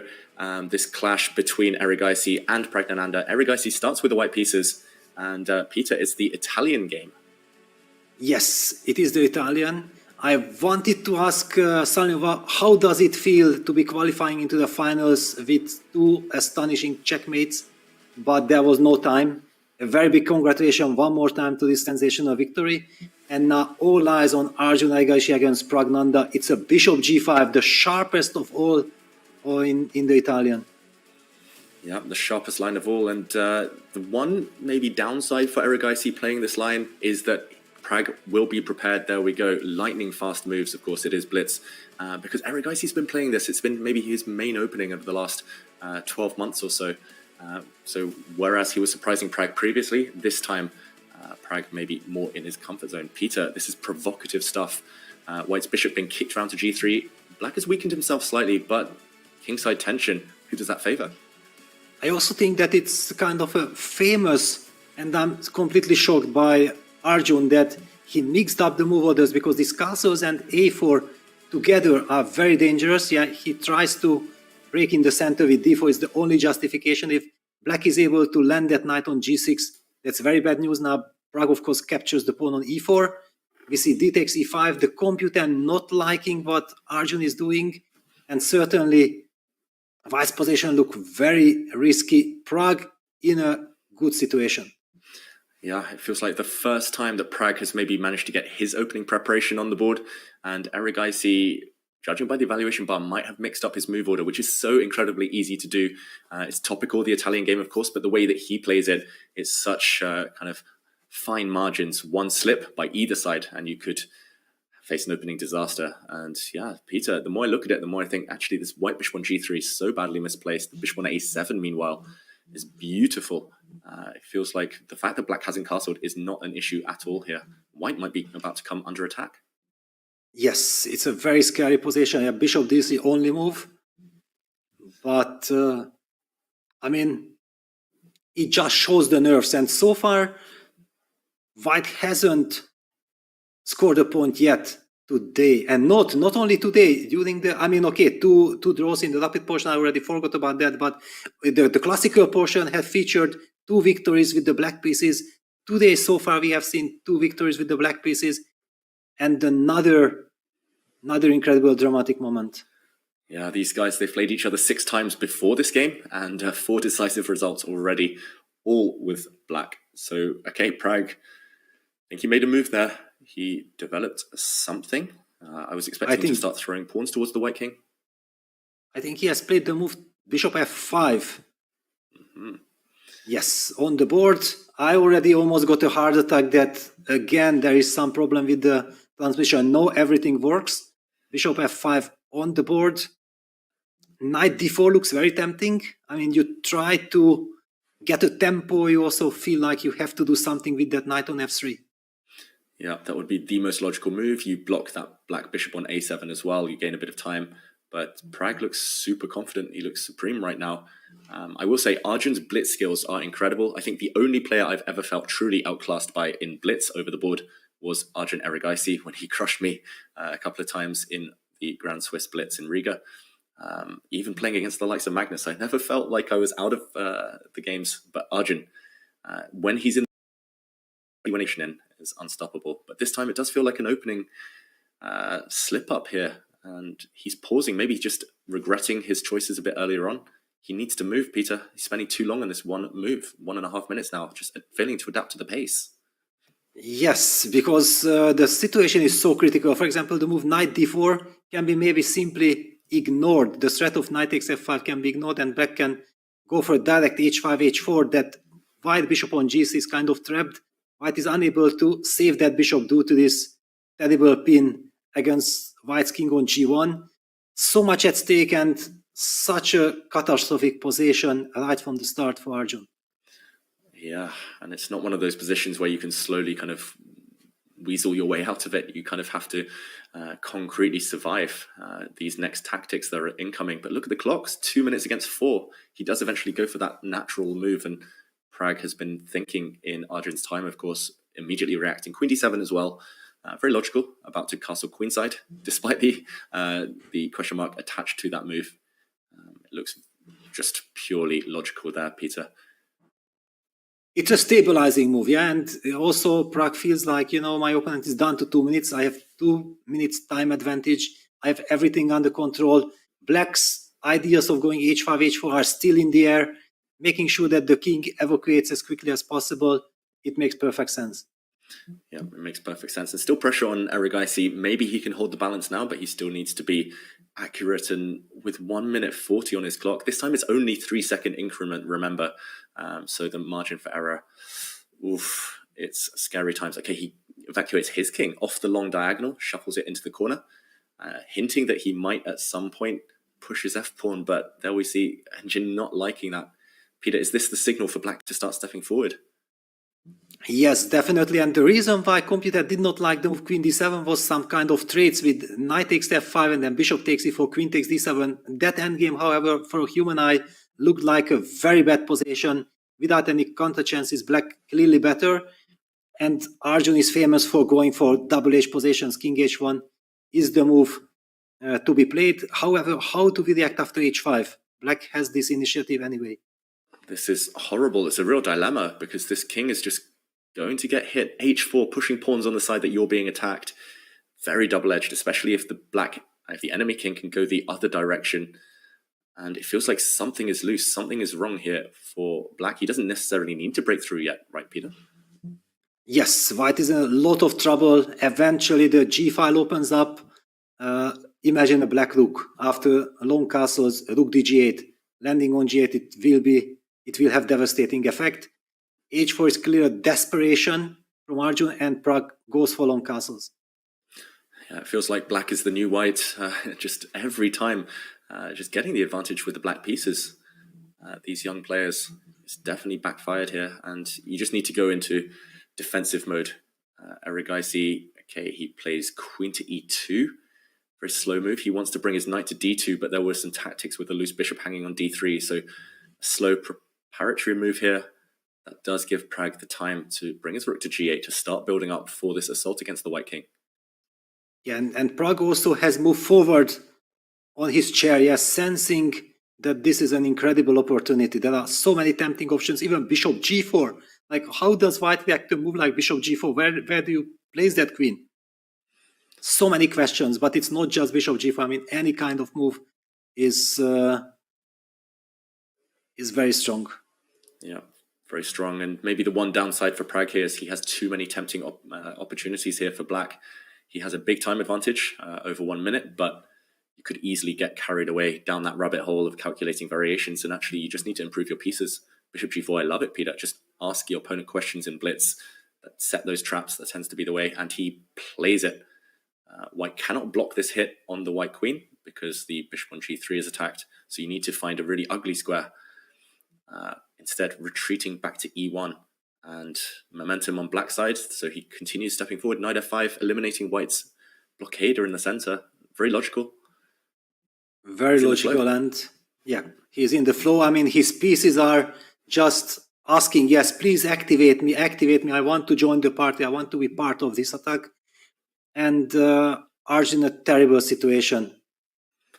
How to continue? I mean, knight d2 you need to develop, but the king side is falling apart. Also, the control of the d4 square is falling apart. Just too many problems. Yeah, it's as if your house is burning, yet somehow you just don't have the time to go in and collect anything, save anything. And 30 seconds on the clock for ARJUN. You see visibly he's checking out the clock now. No easy natural moves. As mentioned earlier, it's so much more difficult to defend with no time on the clock than it is to attack.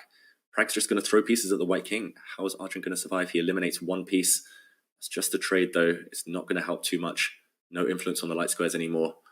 And, okay, he's going to go down fighting. Queen takes e4. Yes, he had to do this, practically speaking. One had to eliminate that knight from e4. ARJUN also down to 17 seconds, and it's only 3 seconds increment. That's such a big difference compared to 10 seconds. You can never accumulate time. Yeah, and a quick trade of white's central knight, and now he's breaking through Pragg. He's regained the pawn. He's attacking white's bishop, but a spanner in the works thrown in there by ARJUN. Really nice move, at least in practical terms. 15 seconds, he's thrown away a pawn to try and open up white's bishop. Yes, it's a great idea. I'm loving it. It's the only way to put up some fight. Pragg captures that bishop, knight takes g3, fg, and bishop takes e6. And nothing helps white. I mean, still, white's king in a trouble. The pawn on d4 is falling. The position is getting more and more simplified, but the problems are still there. Yeah, look at that white king around it. Just no defensive pieces. Pragg can even go into a winning endgame with a queen exchange here if he wants to take that pawn on d4. But no, he's going for checkmate. Black rook is going to land on g4. Looks like it could be devastating. Black is going to pocket 2 pawns at the very minimum and continue an ongoing attack. This is disaster for white. Yeah, ARJUN down to 6 seconds. That also does not help, but clock isn't the problem. And Pragg goes for queen takes d4. That's a surprising decision. Yeah, full of surprising decisions today in this match. Queen to d2. He's trying to break through with his queen, threatening some nasty stuff on both flanks actually here. But ARJUN just doesn't have time. 5 seconds on the clock, gaining only 3-second increment. Physically over the board, that's difficult to even make moves in that time. You're pointing out rook takes g2 there, Peter. Looks like a hammer blow. Yes, rook takes g2 seems to seal the deal, and Pragg has still 1 minute. He's looking, he will hit on g2. I feel like he's just double checking. He's a calculating monster, PRAGGNANANDHAA. He's going to take on g2, deflecting away the white queen so that the white rook on f4 will fall. And with that, the game will disappear. He's just double checking. 45 seconds is much more than ERIGAISI and should be plenty to win. Bang! There we go. Rook takes g2. Do you think we'll see a resignation now? No, still fighting. Yeah, knight e4, but now rook h2 check. Then another check on g8. Yes, on the board. White's king is living a charmed life. It's getting hit in every single direction right now. Another check from the other black rook. White's knight blocks. Now the black bishop joins in the party, and white will lose his queen or be checkmated. This is game over. Another win incoming for the black pieces. ARJUN made that move with 1 second left. He's losing material here either way. Wow, there are also stunning mating ideas like queen f2 check, queen f2, rook h1 checkmate, but y2, yeah, rook h1 is the professional way. Peter, that would have been a beautiful checkmate in 2, but PRAGGNANANDHAA, of course, finds a way. He was about to win the white queen, and another decisive game between these 2 young superstars. That was just impressive. That was a masterclass from PRAGGNANANDHAA. Yes, but also, as you highlighted, this is a line that Pragg certainly expected, so that did not come as a surprise. ARJUN is famous for playing this very aggressive line in the Italian, And all the more shocking that he mixed up the move order with castles and a4, because if you play a4, you have to connect it with knight bd2 before committing the king's position. If you castle short, you have to play knight bd2. You cannot waste a tempo on a4. And Pragg knew this knight e7 move.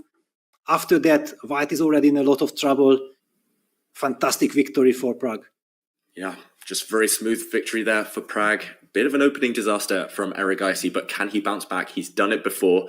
Join us again in a few minutes to see whether ERIGAISI can win the next game on demand against PRAGGNANANDHAA. Stay tuned, everyone. We'll be back in just a few moments.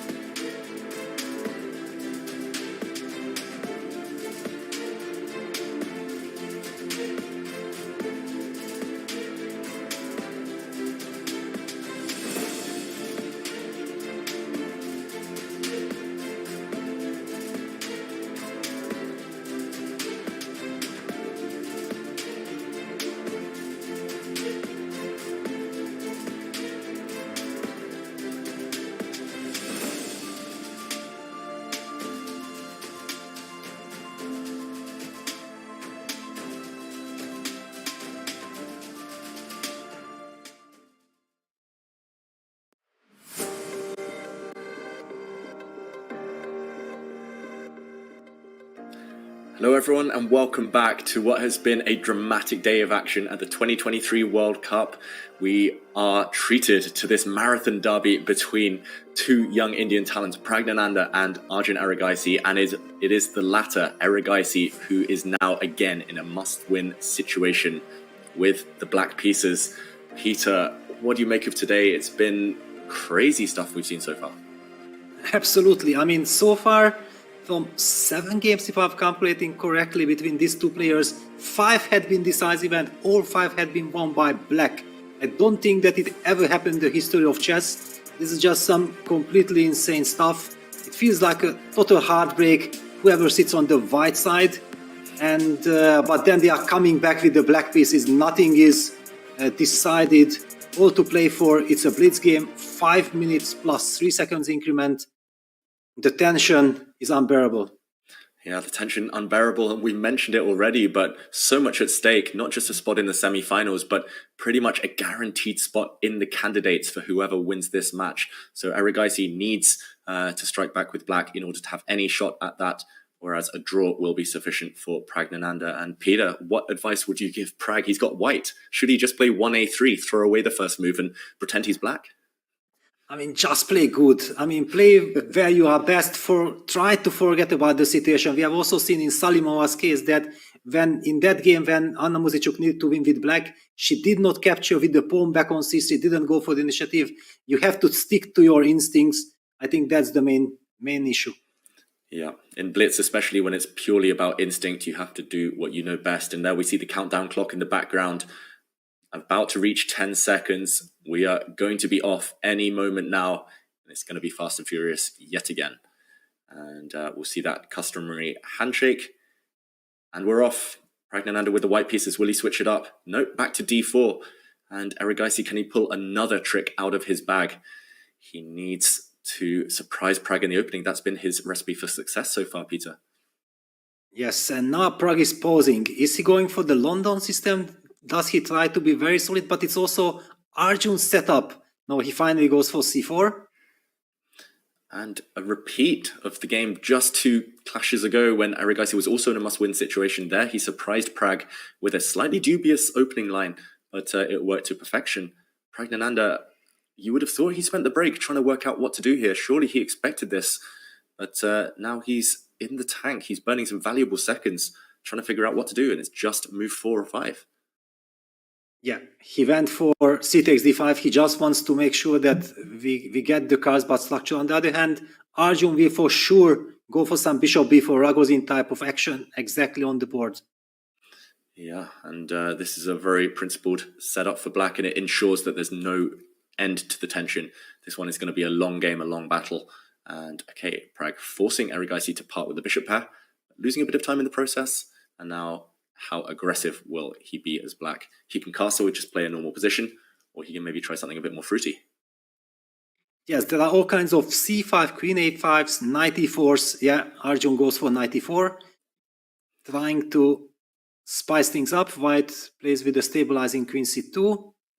g5. That's I think the move Arjun will go for.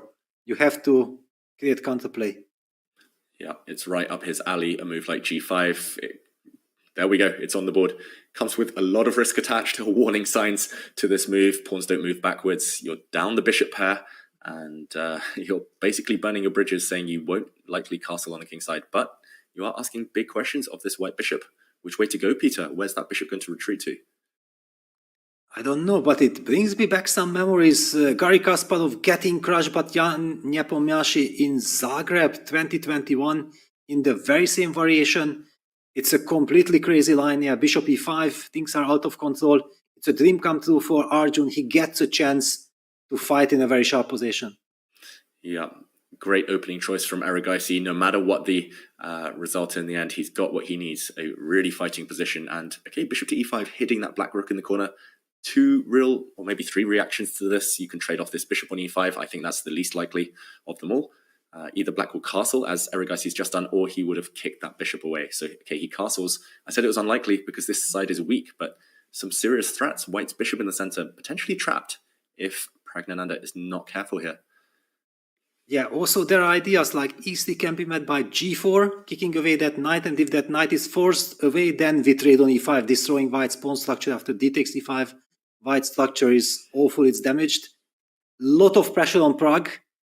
Done 1 minute on the clock, and the position is out of control.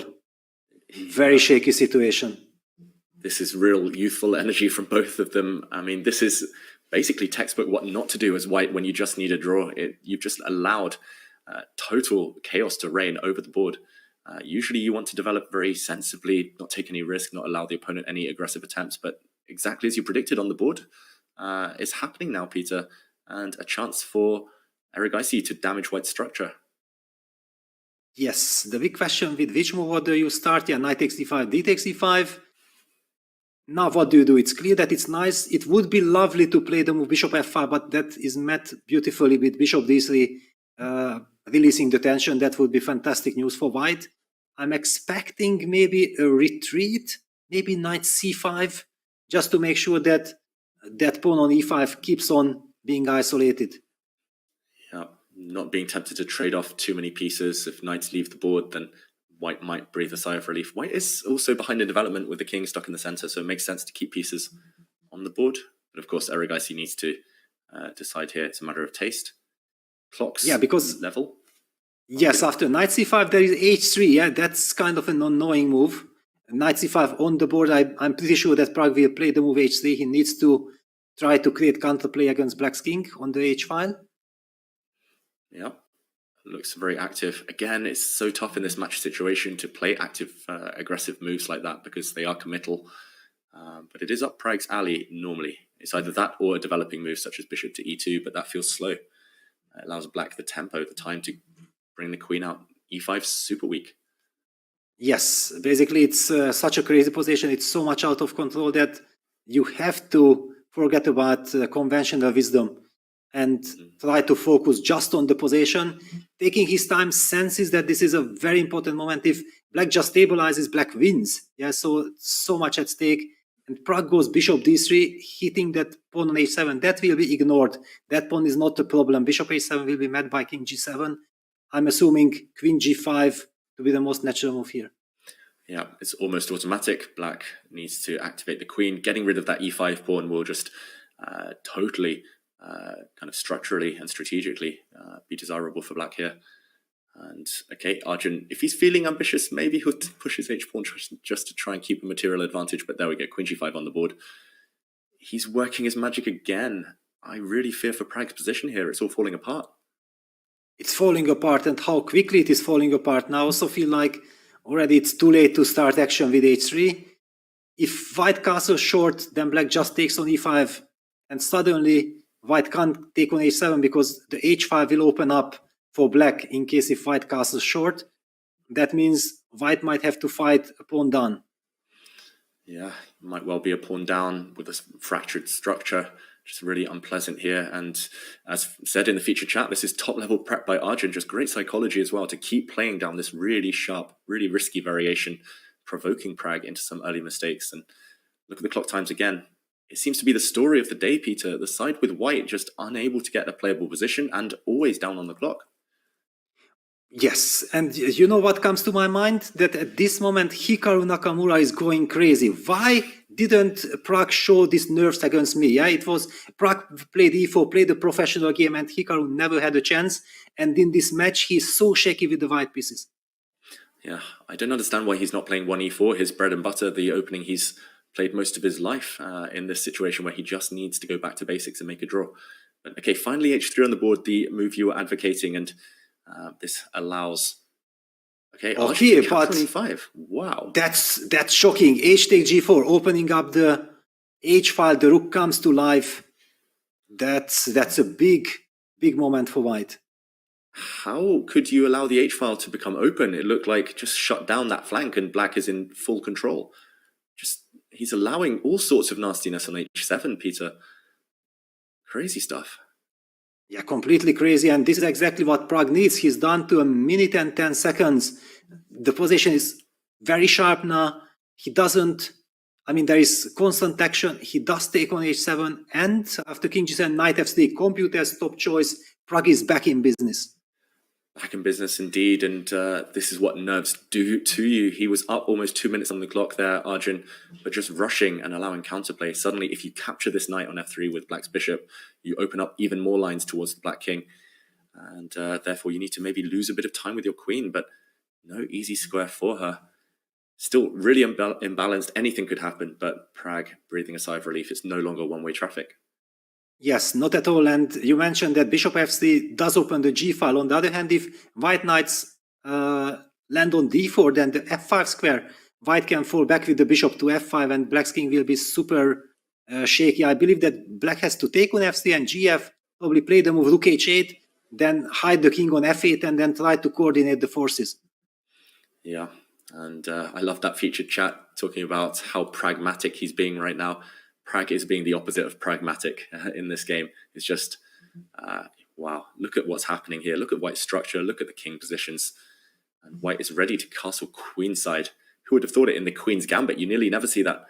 And, okay, rook to h8 just played there by Arjun, still maintaining a clock advantage. That's his main trump card right now. Yes, that was perfect judgment. It's clear that Arjun feels like, yeah, I might have blown it, I might have lost the momentum, but still, I have everything to play for. The good news for white is that white has this very stable pawn structure now. Black's knight is not able to find the weak spot. Yes, there might be some tactical idea like knight e6, knight f4 check, but Pragg connects the rooks. It's anybody's game. And Pragg has enough time. I think that 50 seconds are enough to be able to show his best. Yeah, forget classical, rapid, or blitz. This is pretty much bullet chess now. And yeah, these players, they do thrive. They're very good, of course, at those time controls. And white's king, surprisingly safe on the e2 square. And what has Arjun done? He's played a5. Wow. Mysterious, Peter.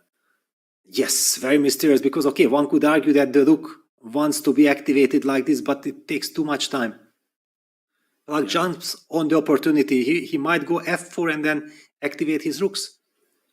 A really, really slow plan there from Arjun. Look at those black rooks back on their starting squares. f4, momentum type of move. Kick back the opponent, gain space, gain time. And suddenly, okay, still 30 seconds for Pragg. Suddenly the white rooks leaping forward, as you mentioned. Where to go next with the black queen? He needs to retreat.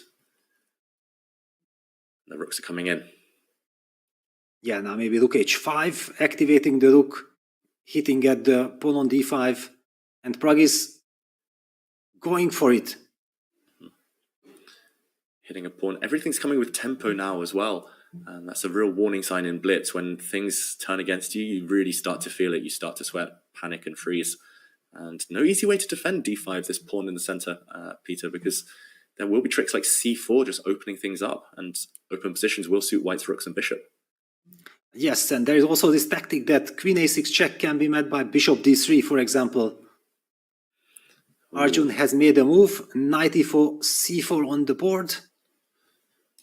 Yeah, c4, and okay, not approved by the engine, but looks very natural to human eyes. Just really asking big questions of Arjun now. It's hanging by a thread for black. The pawn and knight in the center, that construction is being undermined. Something special here. 30 seconds. Queen a6. Okay, wow. Pinning this pawn. Pinning that pawn, not approved by the engine. If you already mentioned that c4 wasn't approved, that's the same. But nerve set play, who can play perfect? We have to focus. Pragg down to 10 seconds. Wow, and he gives up a pawn with check instead, sidestepping with his queen, hitting that black rook in the corner. Of course, neither side can play perfect chess in this bullet game now. 8 seconds for Pragnanandhaa. And I think this pawn will be gobbled up with check. What next for ERIGAISI? He's also panicking. Look at it on his face. Stakes are so high. He has to react. He drops back with his knight. He doesn't take any pawns. And that knight gets pinned. This is chaos. Total chaos. Rook takes h7. White bishop falls, but now the black knight will be captured. Oh, he made that move with 1 second, Peter. That's the small margins. And look at the evaluation. And the blunder. Rook takes h6, winning on the spot. Wow. And that's it. Wow, Arjun bouncing back the nerves and the time together. He blundered there. He should have taken the black rook. He took the black knight and instead hung his own rook. It's so hard here, and it's going to be resigned any moment. There's another spite check. Just a rook down for Pragnanandhaa. Yes, it's hopeless. Arjun holding everything together. He's about to come in and deliver checkmate.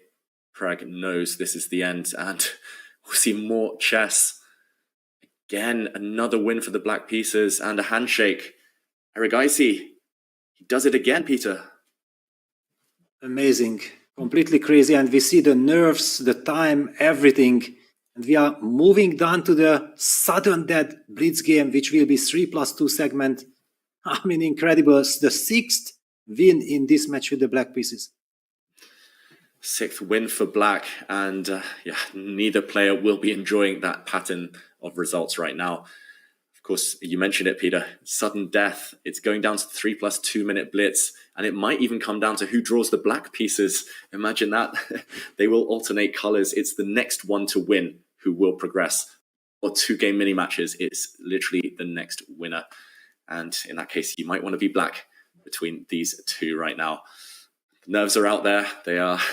It's really, really tense in the playing hall, and I think we need time to recover as well, Peter. So we're going to go on another short break, but don't go anywhere. We'll be back very shortly with more action from this crazy match.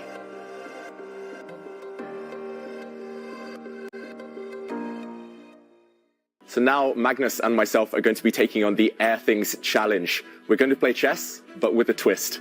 All of the pieces are Air Things devices. We might be able to rely on pattern recognition in the first few moves, but we will definitely lose our way somewhere along the lines. We also have a big crowd here, so I'm feeling the pressure. Let's go. Okay, I'll start my... Okay. Oh no, he's too calm, I don't like it. Oh dear. Did not expect that one. It's not a very good move. Ah. It's the mind games. He's teasing me already. Does this actually work? You tell me. I'm guessing. I know you're guessing, just sometimes your guesses are right. That's the problem. I've studied this before, Magnus. Yeah, but I mean, I can't back down in this game. So. That's brave. Okay, that was a check. So I'm hiding in the corner. He's coming. Another check. Oh my god, I need like 2 hours for this position.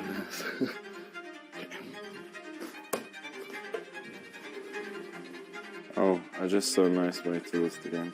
Okay. He spotted my trap. One thing is like to play chess this way, but to watch this must be... We're so sorry.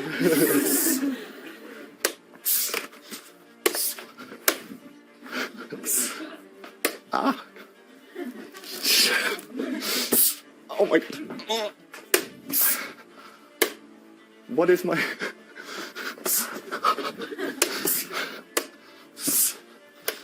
Oh, I'm losing. Damn it.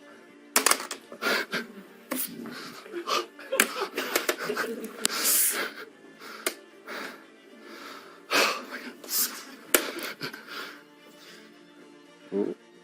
No, that's fine.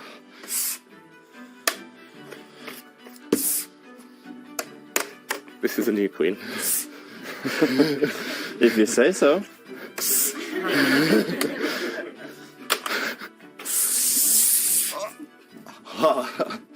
Too slow. Okay. Well played, man. Thank you.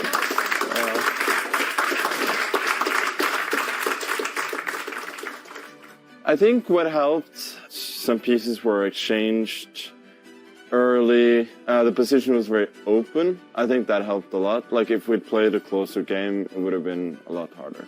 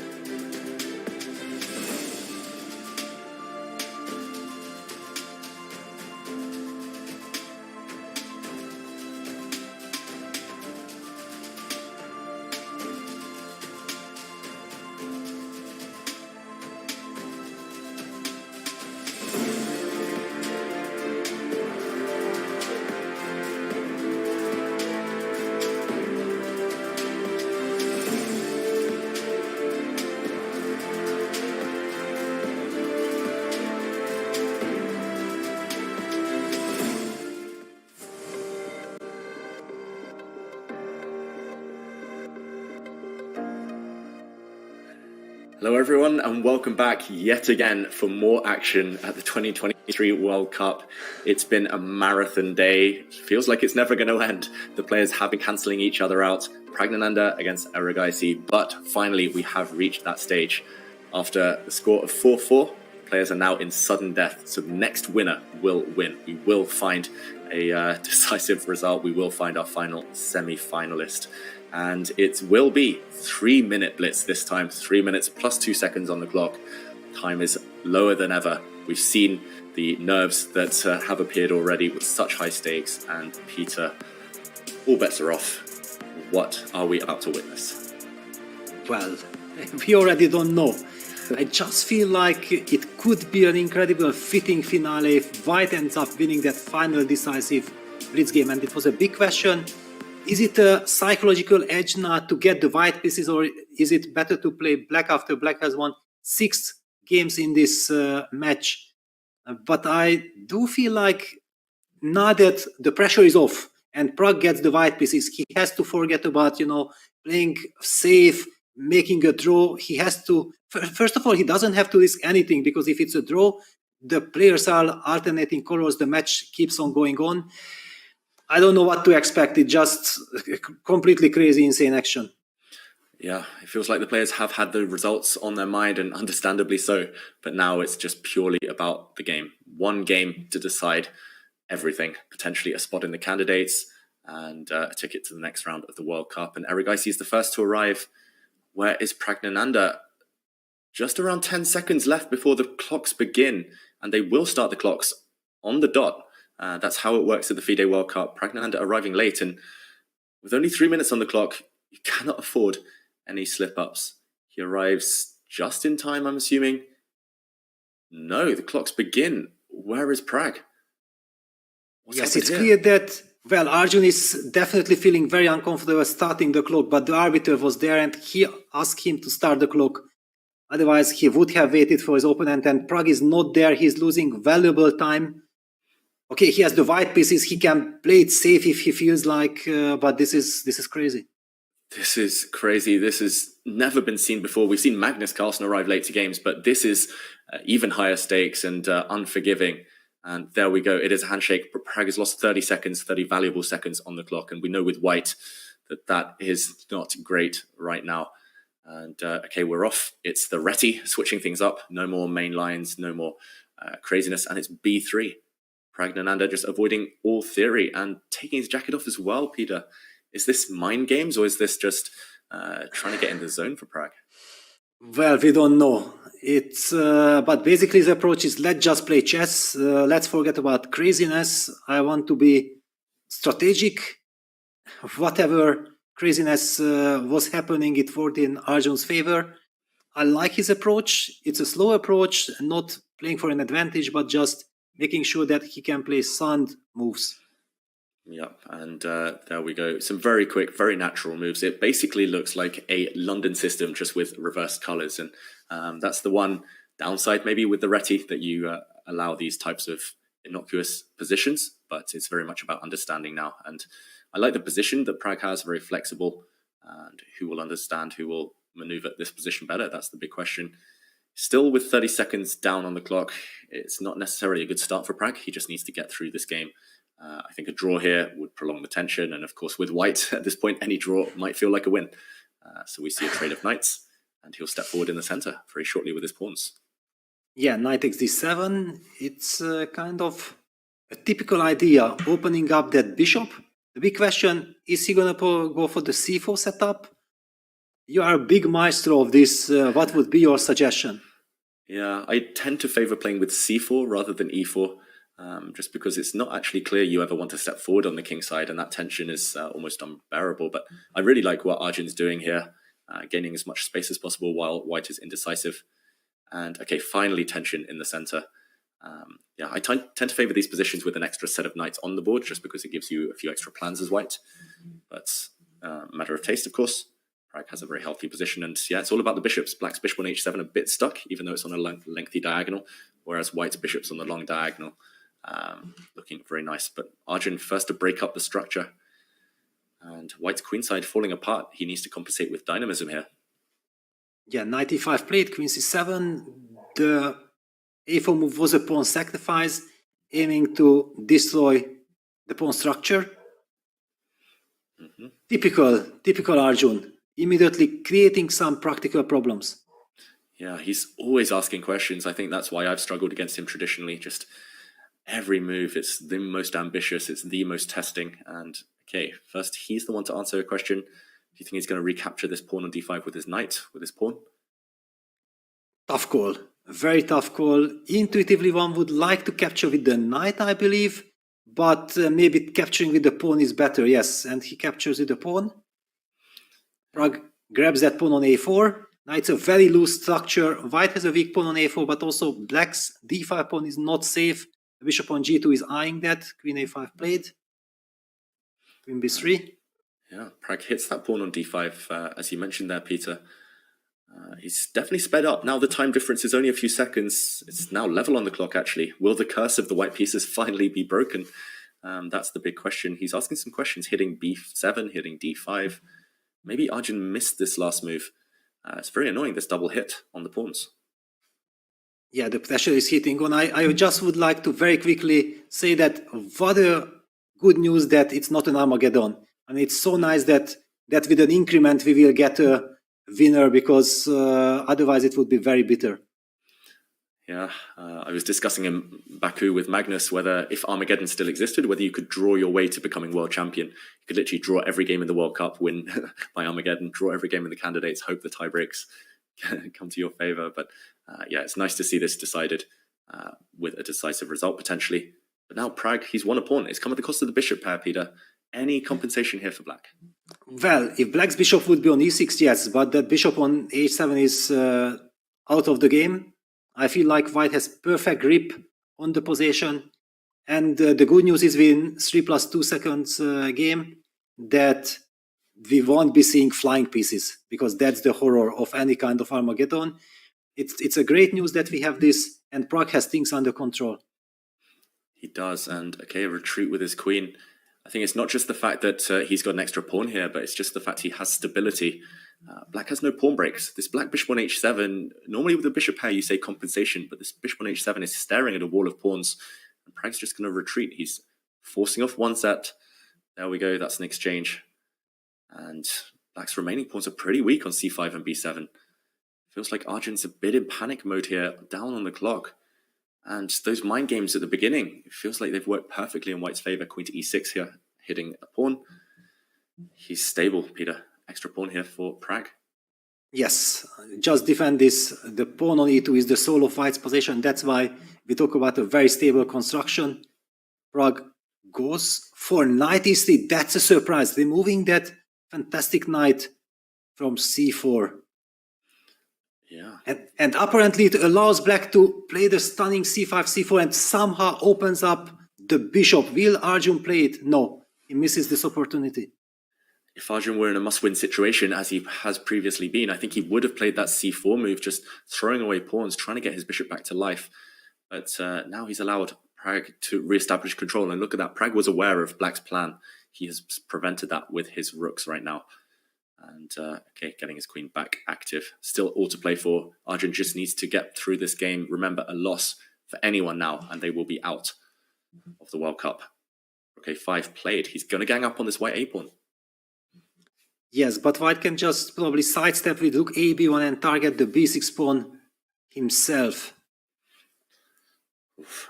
Peter, who do you think's been the more impressive? Who would you favor if it does get down to that scramble of just a few seconds each? Because we're getting to that phase. Both equally impressive, but okay, we know the nerves. Who will keep the better nerves? That's the big question now. Yeah, I think it's pure nerves. On position, white has the advantage, but yeah, anything can happen. It's 20 seconds against 15 seconds, only 2-second increment. It's not online where you can pre-move. It's literally to the death. And okay, Arjun keeping an eye on white's pawns. Offering a trade now, Pragg. He's giving up his a-pawn for black's b-pawn. White's knight holding everything together. Yes, rook takes a4 can be met by rook takes b6. Strong. Instead of queen trade, we're under the 10-second mark for ERIGAISI. Oh, you can see the nerves changing his mind with seconds to spare. King h7. White has an extra pawn. It's 5 versus 4. Yes, because rook b8 was a big problem. He did not want to trade that rook. Where's the counterplay? Black's pawns all separated, especially the c5 pawn scattered. White's defending, controlling everything. Oh, 2 seconds, 1 second for ERIGAISI. And Pragg got excited there. You can see him looking at the clock. He's ticking down now. He made it with 1 second as well. And a trade of knight to bishop. Even with the 2 seconds increment, we see flying pieces. Yeah, I think we'll see more pieces fly, but White's king is coming. White is winning this endgame. White's rooks are about to land on the 7th rank. Okay, this is a scramble on the clock. A second pawn falls. ERIGAISI has a hopeless position, but he's got time on the clock. That's his one saving grace right now. All bets are off. Making moves with 1 second, 2 second every single turn. Black's rook almost trapped. How does Pragg finish this off? Do you think the clock will play a factor here? Oof. Barely pause for breath. Yeah, if White can accumulate some time, then it's completely winning. But Arjun is keep going on blitzing, not allowing Pragg to think. And e6 by Pragg there. Has Pragg let it slip? He thought he was checkmating maybe, but then panicking. He's given up some of his advantage, but he's still going to stay with a 2-pawn edge here, and ERIGAISI needs to find a miracle. Offers a rook trade. There we go. Pragg ganging up on the e6 pawn. Yes. Now back on track. It's almost guaranteed at this point. White has 2 extra pawns connected. Black's king is cut off. White's moves are automatic. He's going to gain time on the clock. He's going to win. Arjun is in a hopeless situation here. If this were online, you would pre-move to the end now. White's about to make a new queen. And Arjun offers his hand. After all of that, PRAGGNANANDHAA is the one to win and will advance to the semi-finals. Wow, incredible. What a drama. And we have seen that extra 2 seconds made such a huge difference. You could convert the winning advantage. Yeah, he played the 30-second gambit there. He arrived late to the game, slowly adjusted his pieces, but he got in the zone very quickly. And in the end, Peter, you said it. Win with White and you clinch it. And it was PRAGGNANANDHAA who got that first win with the White pieces out of 9 games between these two. And he is through. Yes, and he's in the semi-finals. Very big congratulations to Pragg. A big heartbreak for all of Arjun fans, and I think that there are tons of people rooting for him. He was very close. It was a very close match, absolutely 50-50. And finally, Pragg seals it with a white victory. Yeah, I think if our viewers weren't Pragg and ERIGAISI fans before today, they should be by the end of today, because they've both shown courage of lions, of tigers, just in this marathon event. I mean, I'm struggling to find the words to describe it. It's been so unpredictable. Every time I thought one player was about to clinch it, book their ticket in the next round, the opponent suddenly upped their game and had something to say about it. And yeah, I think that means we do need to look at the bracket to see what kind of will unfold after this momentous victory by PRAGGNANANDHAA. He, as mentioned, is in the semi-finals, but it's not just that. He will face Fabiano Caruana there, first-time semi-finalist himself. And if Magnus Carlsen follows through on his promise there not to play in the candidates, that means PRAGGNANANDHAA will be one of the youngest players ever to have qualified for the candidates himself. Peter, help me out here. What to expect with the rest and how to sum up today's action? Yeah, it's basically impossible to sum up. We have seen so much drama, so much ups and downs. It's completely insane. Pragg breaking all kinds of records, turning 18 during the tournament, during that match against Hikaru Nakamura, knocking Hikaru Nakamura out of the competition. Now finally sealing his spot in the semifinals, which guaranteed the candidates. It's kind of a chain reaction, just amazing stuff. I don't know. I also ask for help from your side. Please help me out, share your thoughts. Yeah, I mean, so many thoughts here. I mean, first of all, congratulations to both players, just for entertaining us as well. Commiserations to ERIGAISI, who will be back, who will be stronger. He's improving every single day, and I think he's already one of the world's elite. But for PRAGGNANANDHAA, I'm hearing that, I'll wait for confirmation, but I'm hearing that he's the third youngest player actually ever to qualify for the candidates. So impressive stuff, and I look forward to watching his games. But Peter, we are hoping for a bit of a surprise for the viewers, a bit extra at the end of today's long show. But first, we will go to a short break while we confirm that. So don't go anywhere, anyone. You won't want to miss what's coming up next.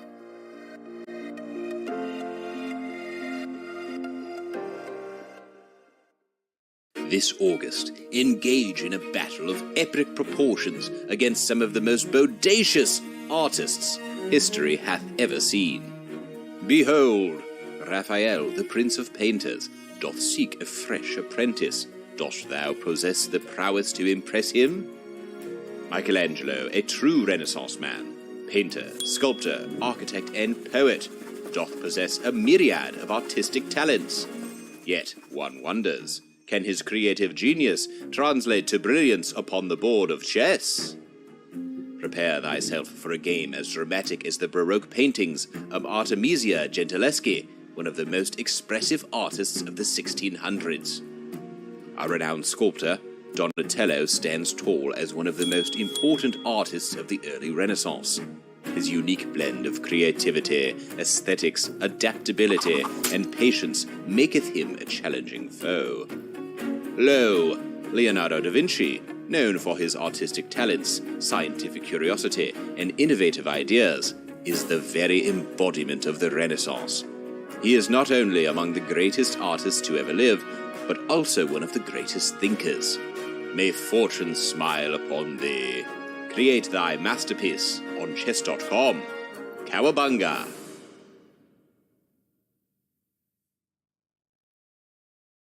Have a friend or family member who loves chess? Gift them a chess.com membership today and see them take their game to the next level. You can choose a gold, platinum, or diamond membership for 1 month or 1 year. Want your gift to arrive on your friend's birthday or on a holiday? Gifts can be scheduled to arrive up to 90 days in the future.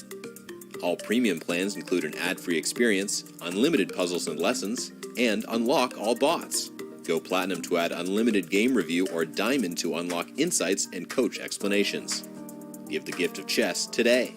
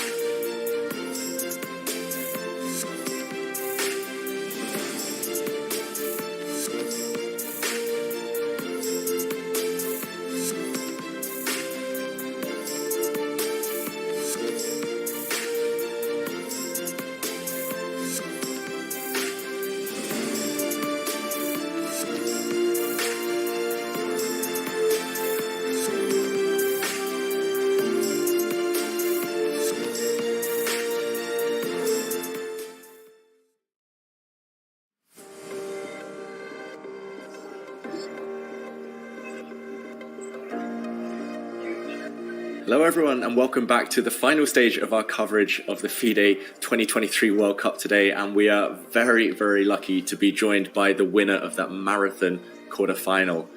Pragg, how are you feeling after all of that? Yeah, I mean, yeah, definitely happy, and I don't think it was easy at all for both me and Arjun. I mean, we were just fighting, and we were really, I mean, not playing well with White.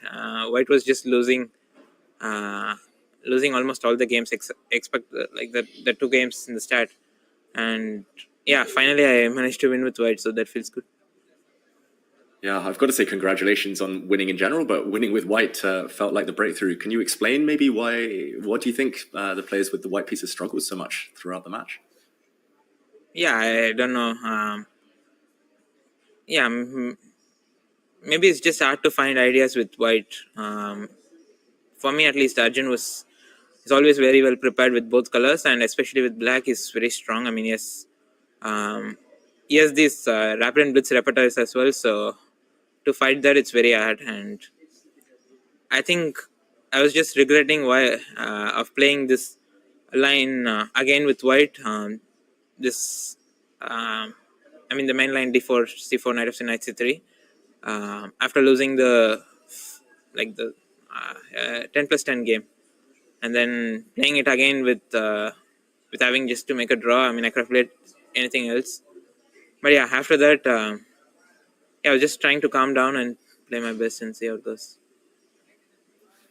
Yeah, big congratulations also from my side, Pragg. And one question: that what do you think your relationship, your very close friendship with Arjun, did it influence the match and the reason why you guys were suffering with the white pieces? No, I don't think it was like, for example, our walks. I don't think it was really coming to the board. I mean, I don't think we were really thinking of that. I mean, we were just trying to fight, and I don't think it has any correlation to playing with White. Yeah, and Pragg, we saw that final game that you did win with White. You arrived slightly late. A question from the chat from 1TXCHN1C. Can you explain why you were late? Was it just the nerves of the occasion? No, it was not nerves. I mean, I saw it was saying 5 minutes on the clock, and I thought, okay, I'll just use the restroom, and I went, and maybe it was not 5 minutes because I don't think I took so long, but it's just to come back. I kind of forgot that I have to run for the game, and yeah, I was just washing my face and so on, so it took time, and yeah, I lost 30 seconds there, but okay, I kind of recovered from that, and when I managed to equal the time, I was quite happy. And also I think the moves were flowing for me after I won d5. It was kind of very very clinical, I would say. Yeah, you seem very calm despite arriving late for the game. Were you aware of was it on your mind that the stakes were so high, potentially a spot in the candidates at stake as well? Yeah, somehow I was not really thinking about the spot in candidates. Now it's, of course, I guess it's likely that there should be a spot, but before the match, I didn't really think about that. I was just trying to play. I was just, trying to be confident and try to play my best. I mean, there was a moment we were shocked with David that you came late for that decisive game. Then you removed your jacket, you shut up the pieces. What a composure. Please tell us, how did you do that? Wait, did I Jarub? I don't remember, but no, I think I played knight f3 immediately, no? Yeah, but after you shut up, you removed your jacket. Yeah, okay, I was not very comfortable wearing jacket in a blitz game, so I tried to remove it. Nothing. I was definitely upset with losing in 30 seconds because, okay, in the previous game, I just got down to seconds, I panicked and basically lost the game. And to lose 30 seconds, without doing anything was upsetting, but okay, I managed to recover. And Pragg, it seems to be going really well out there for you in Baku. What's your day-to-day routine been like? How are you going to prepare and recover for the semi-finals after this game? No, I don't think I'm going to touch chess for next half a day at least. Yeah, I mean, just it's exhausting both mentally and physically as well. So yeah, I think I'll just try to rest. And in general, my routine has been like to relax in the evening and maybe to decide what to play for the next day. And yeah, just prepare in the morning and play the game. That's kind of how it goes. And it's Fabiano Caruana next for you. Any thoughts on that matchup? Yeah, of course.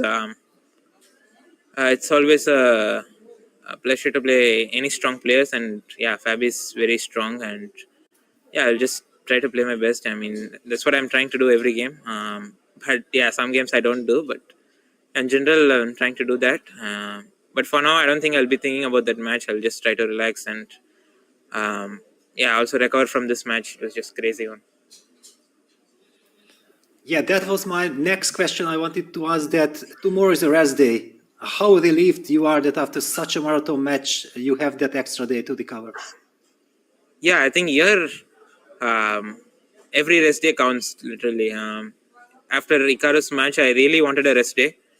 It took me some time to recover from that. I mean, to completely like totally get out of that match and prepare for the next one. Yeah, I think, as I said, I think every rest day is needed for me at least. I don't know about the others, but yeah, for me, I really need them. Yeah, I think we're glad it's a rest day as well, Pragg, after all of that drama. And yeah, I mean, on that note, I want to thank you so much for joining us after what must have been a nerve-wracking day. And after so many hours at the chessboard, you deserve your rest day. We won't hold you back anymore. And I just want to say good luck. Yeah, thank you. Thanks so much for joining. Yeah, thanks. Wow, what a gentleman, what a player, and he is in the semi-finals. We saw the bracket, we see it in front of us again. He will be facing Fabiano Caruana for a place in the final of the World Cup. And as you mentioned, spotting the candidates, it's just part of the process. He's not focused on that too much right now. Peter, final thoughts of the day. I think that's also the key word, yeah, forgetting about the candidates, making sure that in every single moment you are showing your best. The match was anyway nerve-wracking without thinking about that. Sensational match. Pragg has also said it, yeah, there were mistakes, but there was this incredible will of fighting till the end. And finally, he prevailed. A big heartbreak for ARJUN ERIGAISI. He also deserved to be there. He played fantastic chess throughout the event. But this time, it's Pragg's time, and Pragg is joining Fabiano in the semi-final. Yeah, it's Pragg's time, and let's not forget we had a great day of chess as well, with Salamova winning her finals in the women's event. But yeah, Peter, it's been a pleasure commentating with you these last 3 days. I'm hoping to do it again sometime, but we won't be back for the semi-finals. Yes, we all need some rest. The rest day is coming, and it feels like, you know, it was an insane journey so far. The action is heating up, the semi-finals are coming. Yes, it was a great pleasure. I enjoyed it. It was fantastic. And big shout out to our audience who stayed with us all till the end.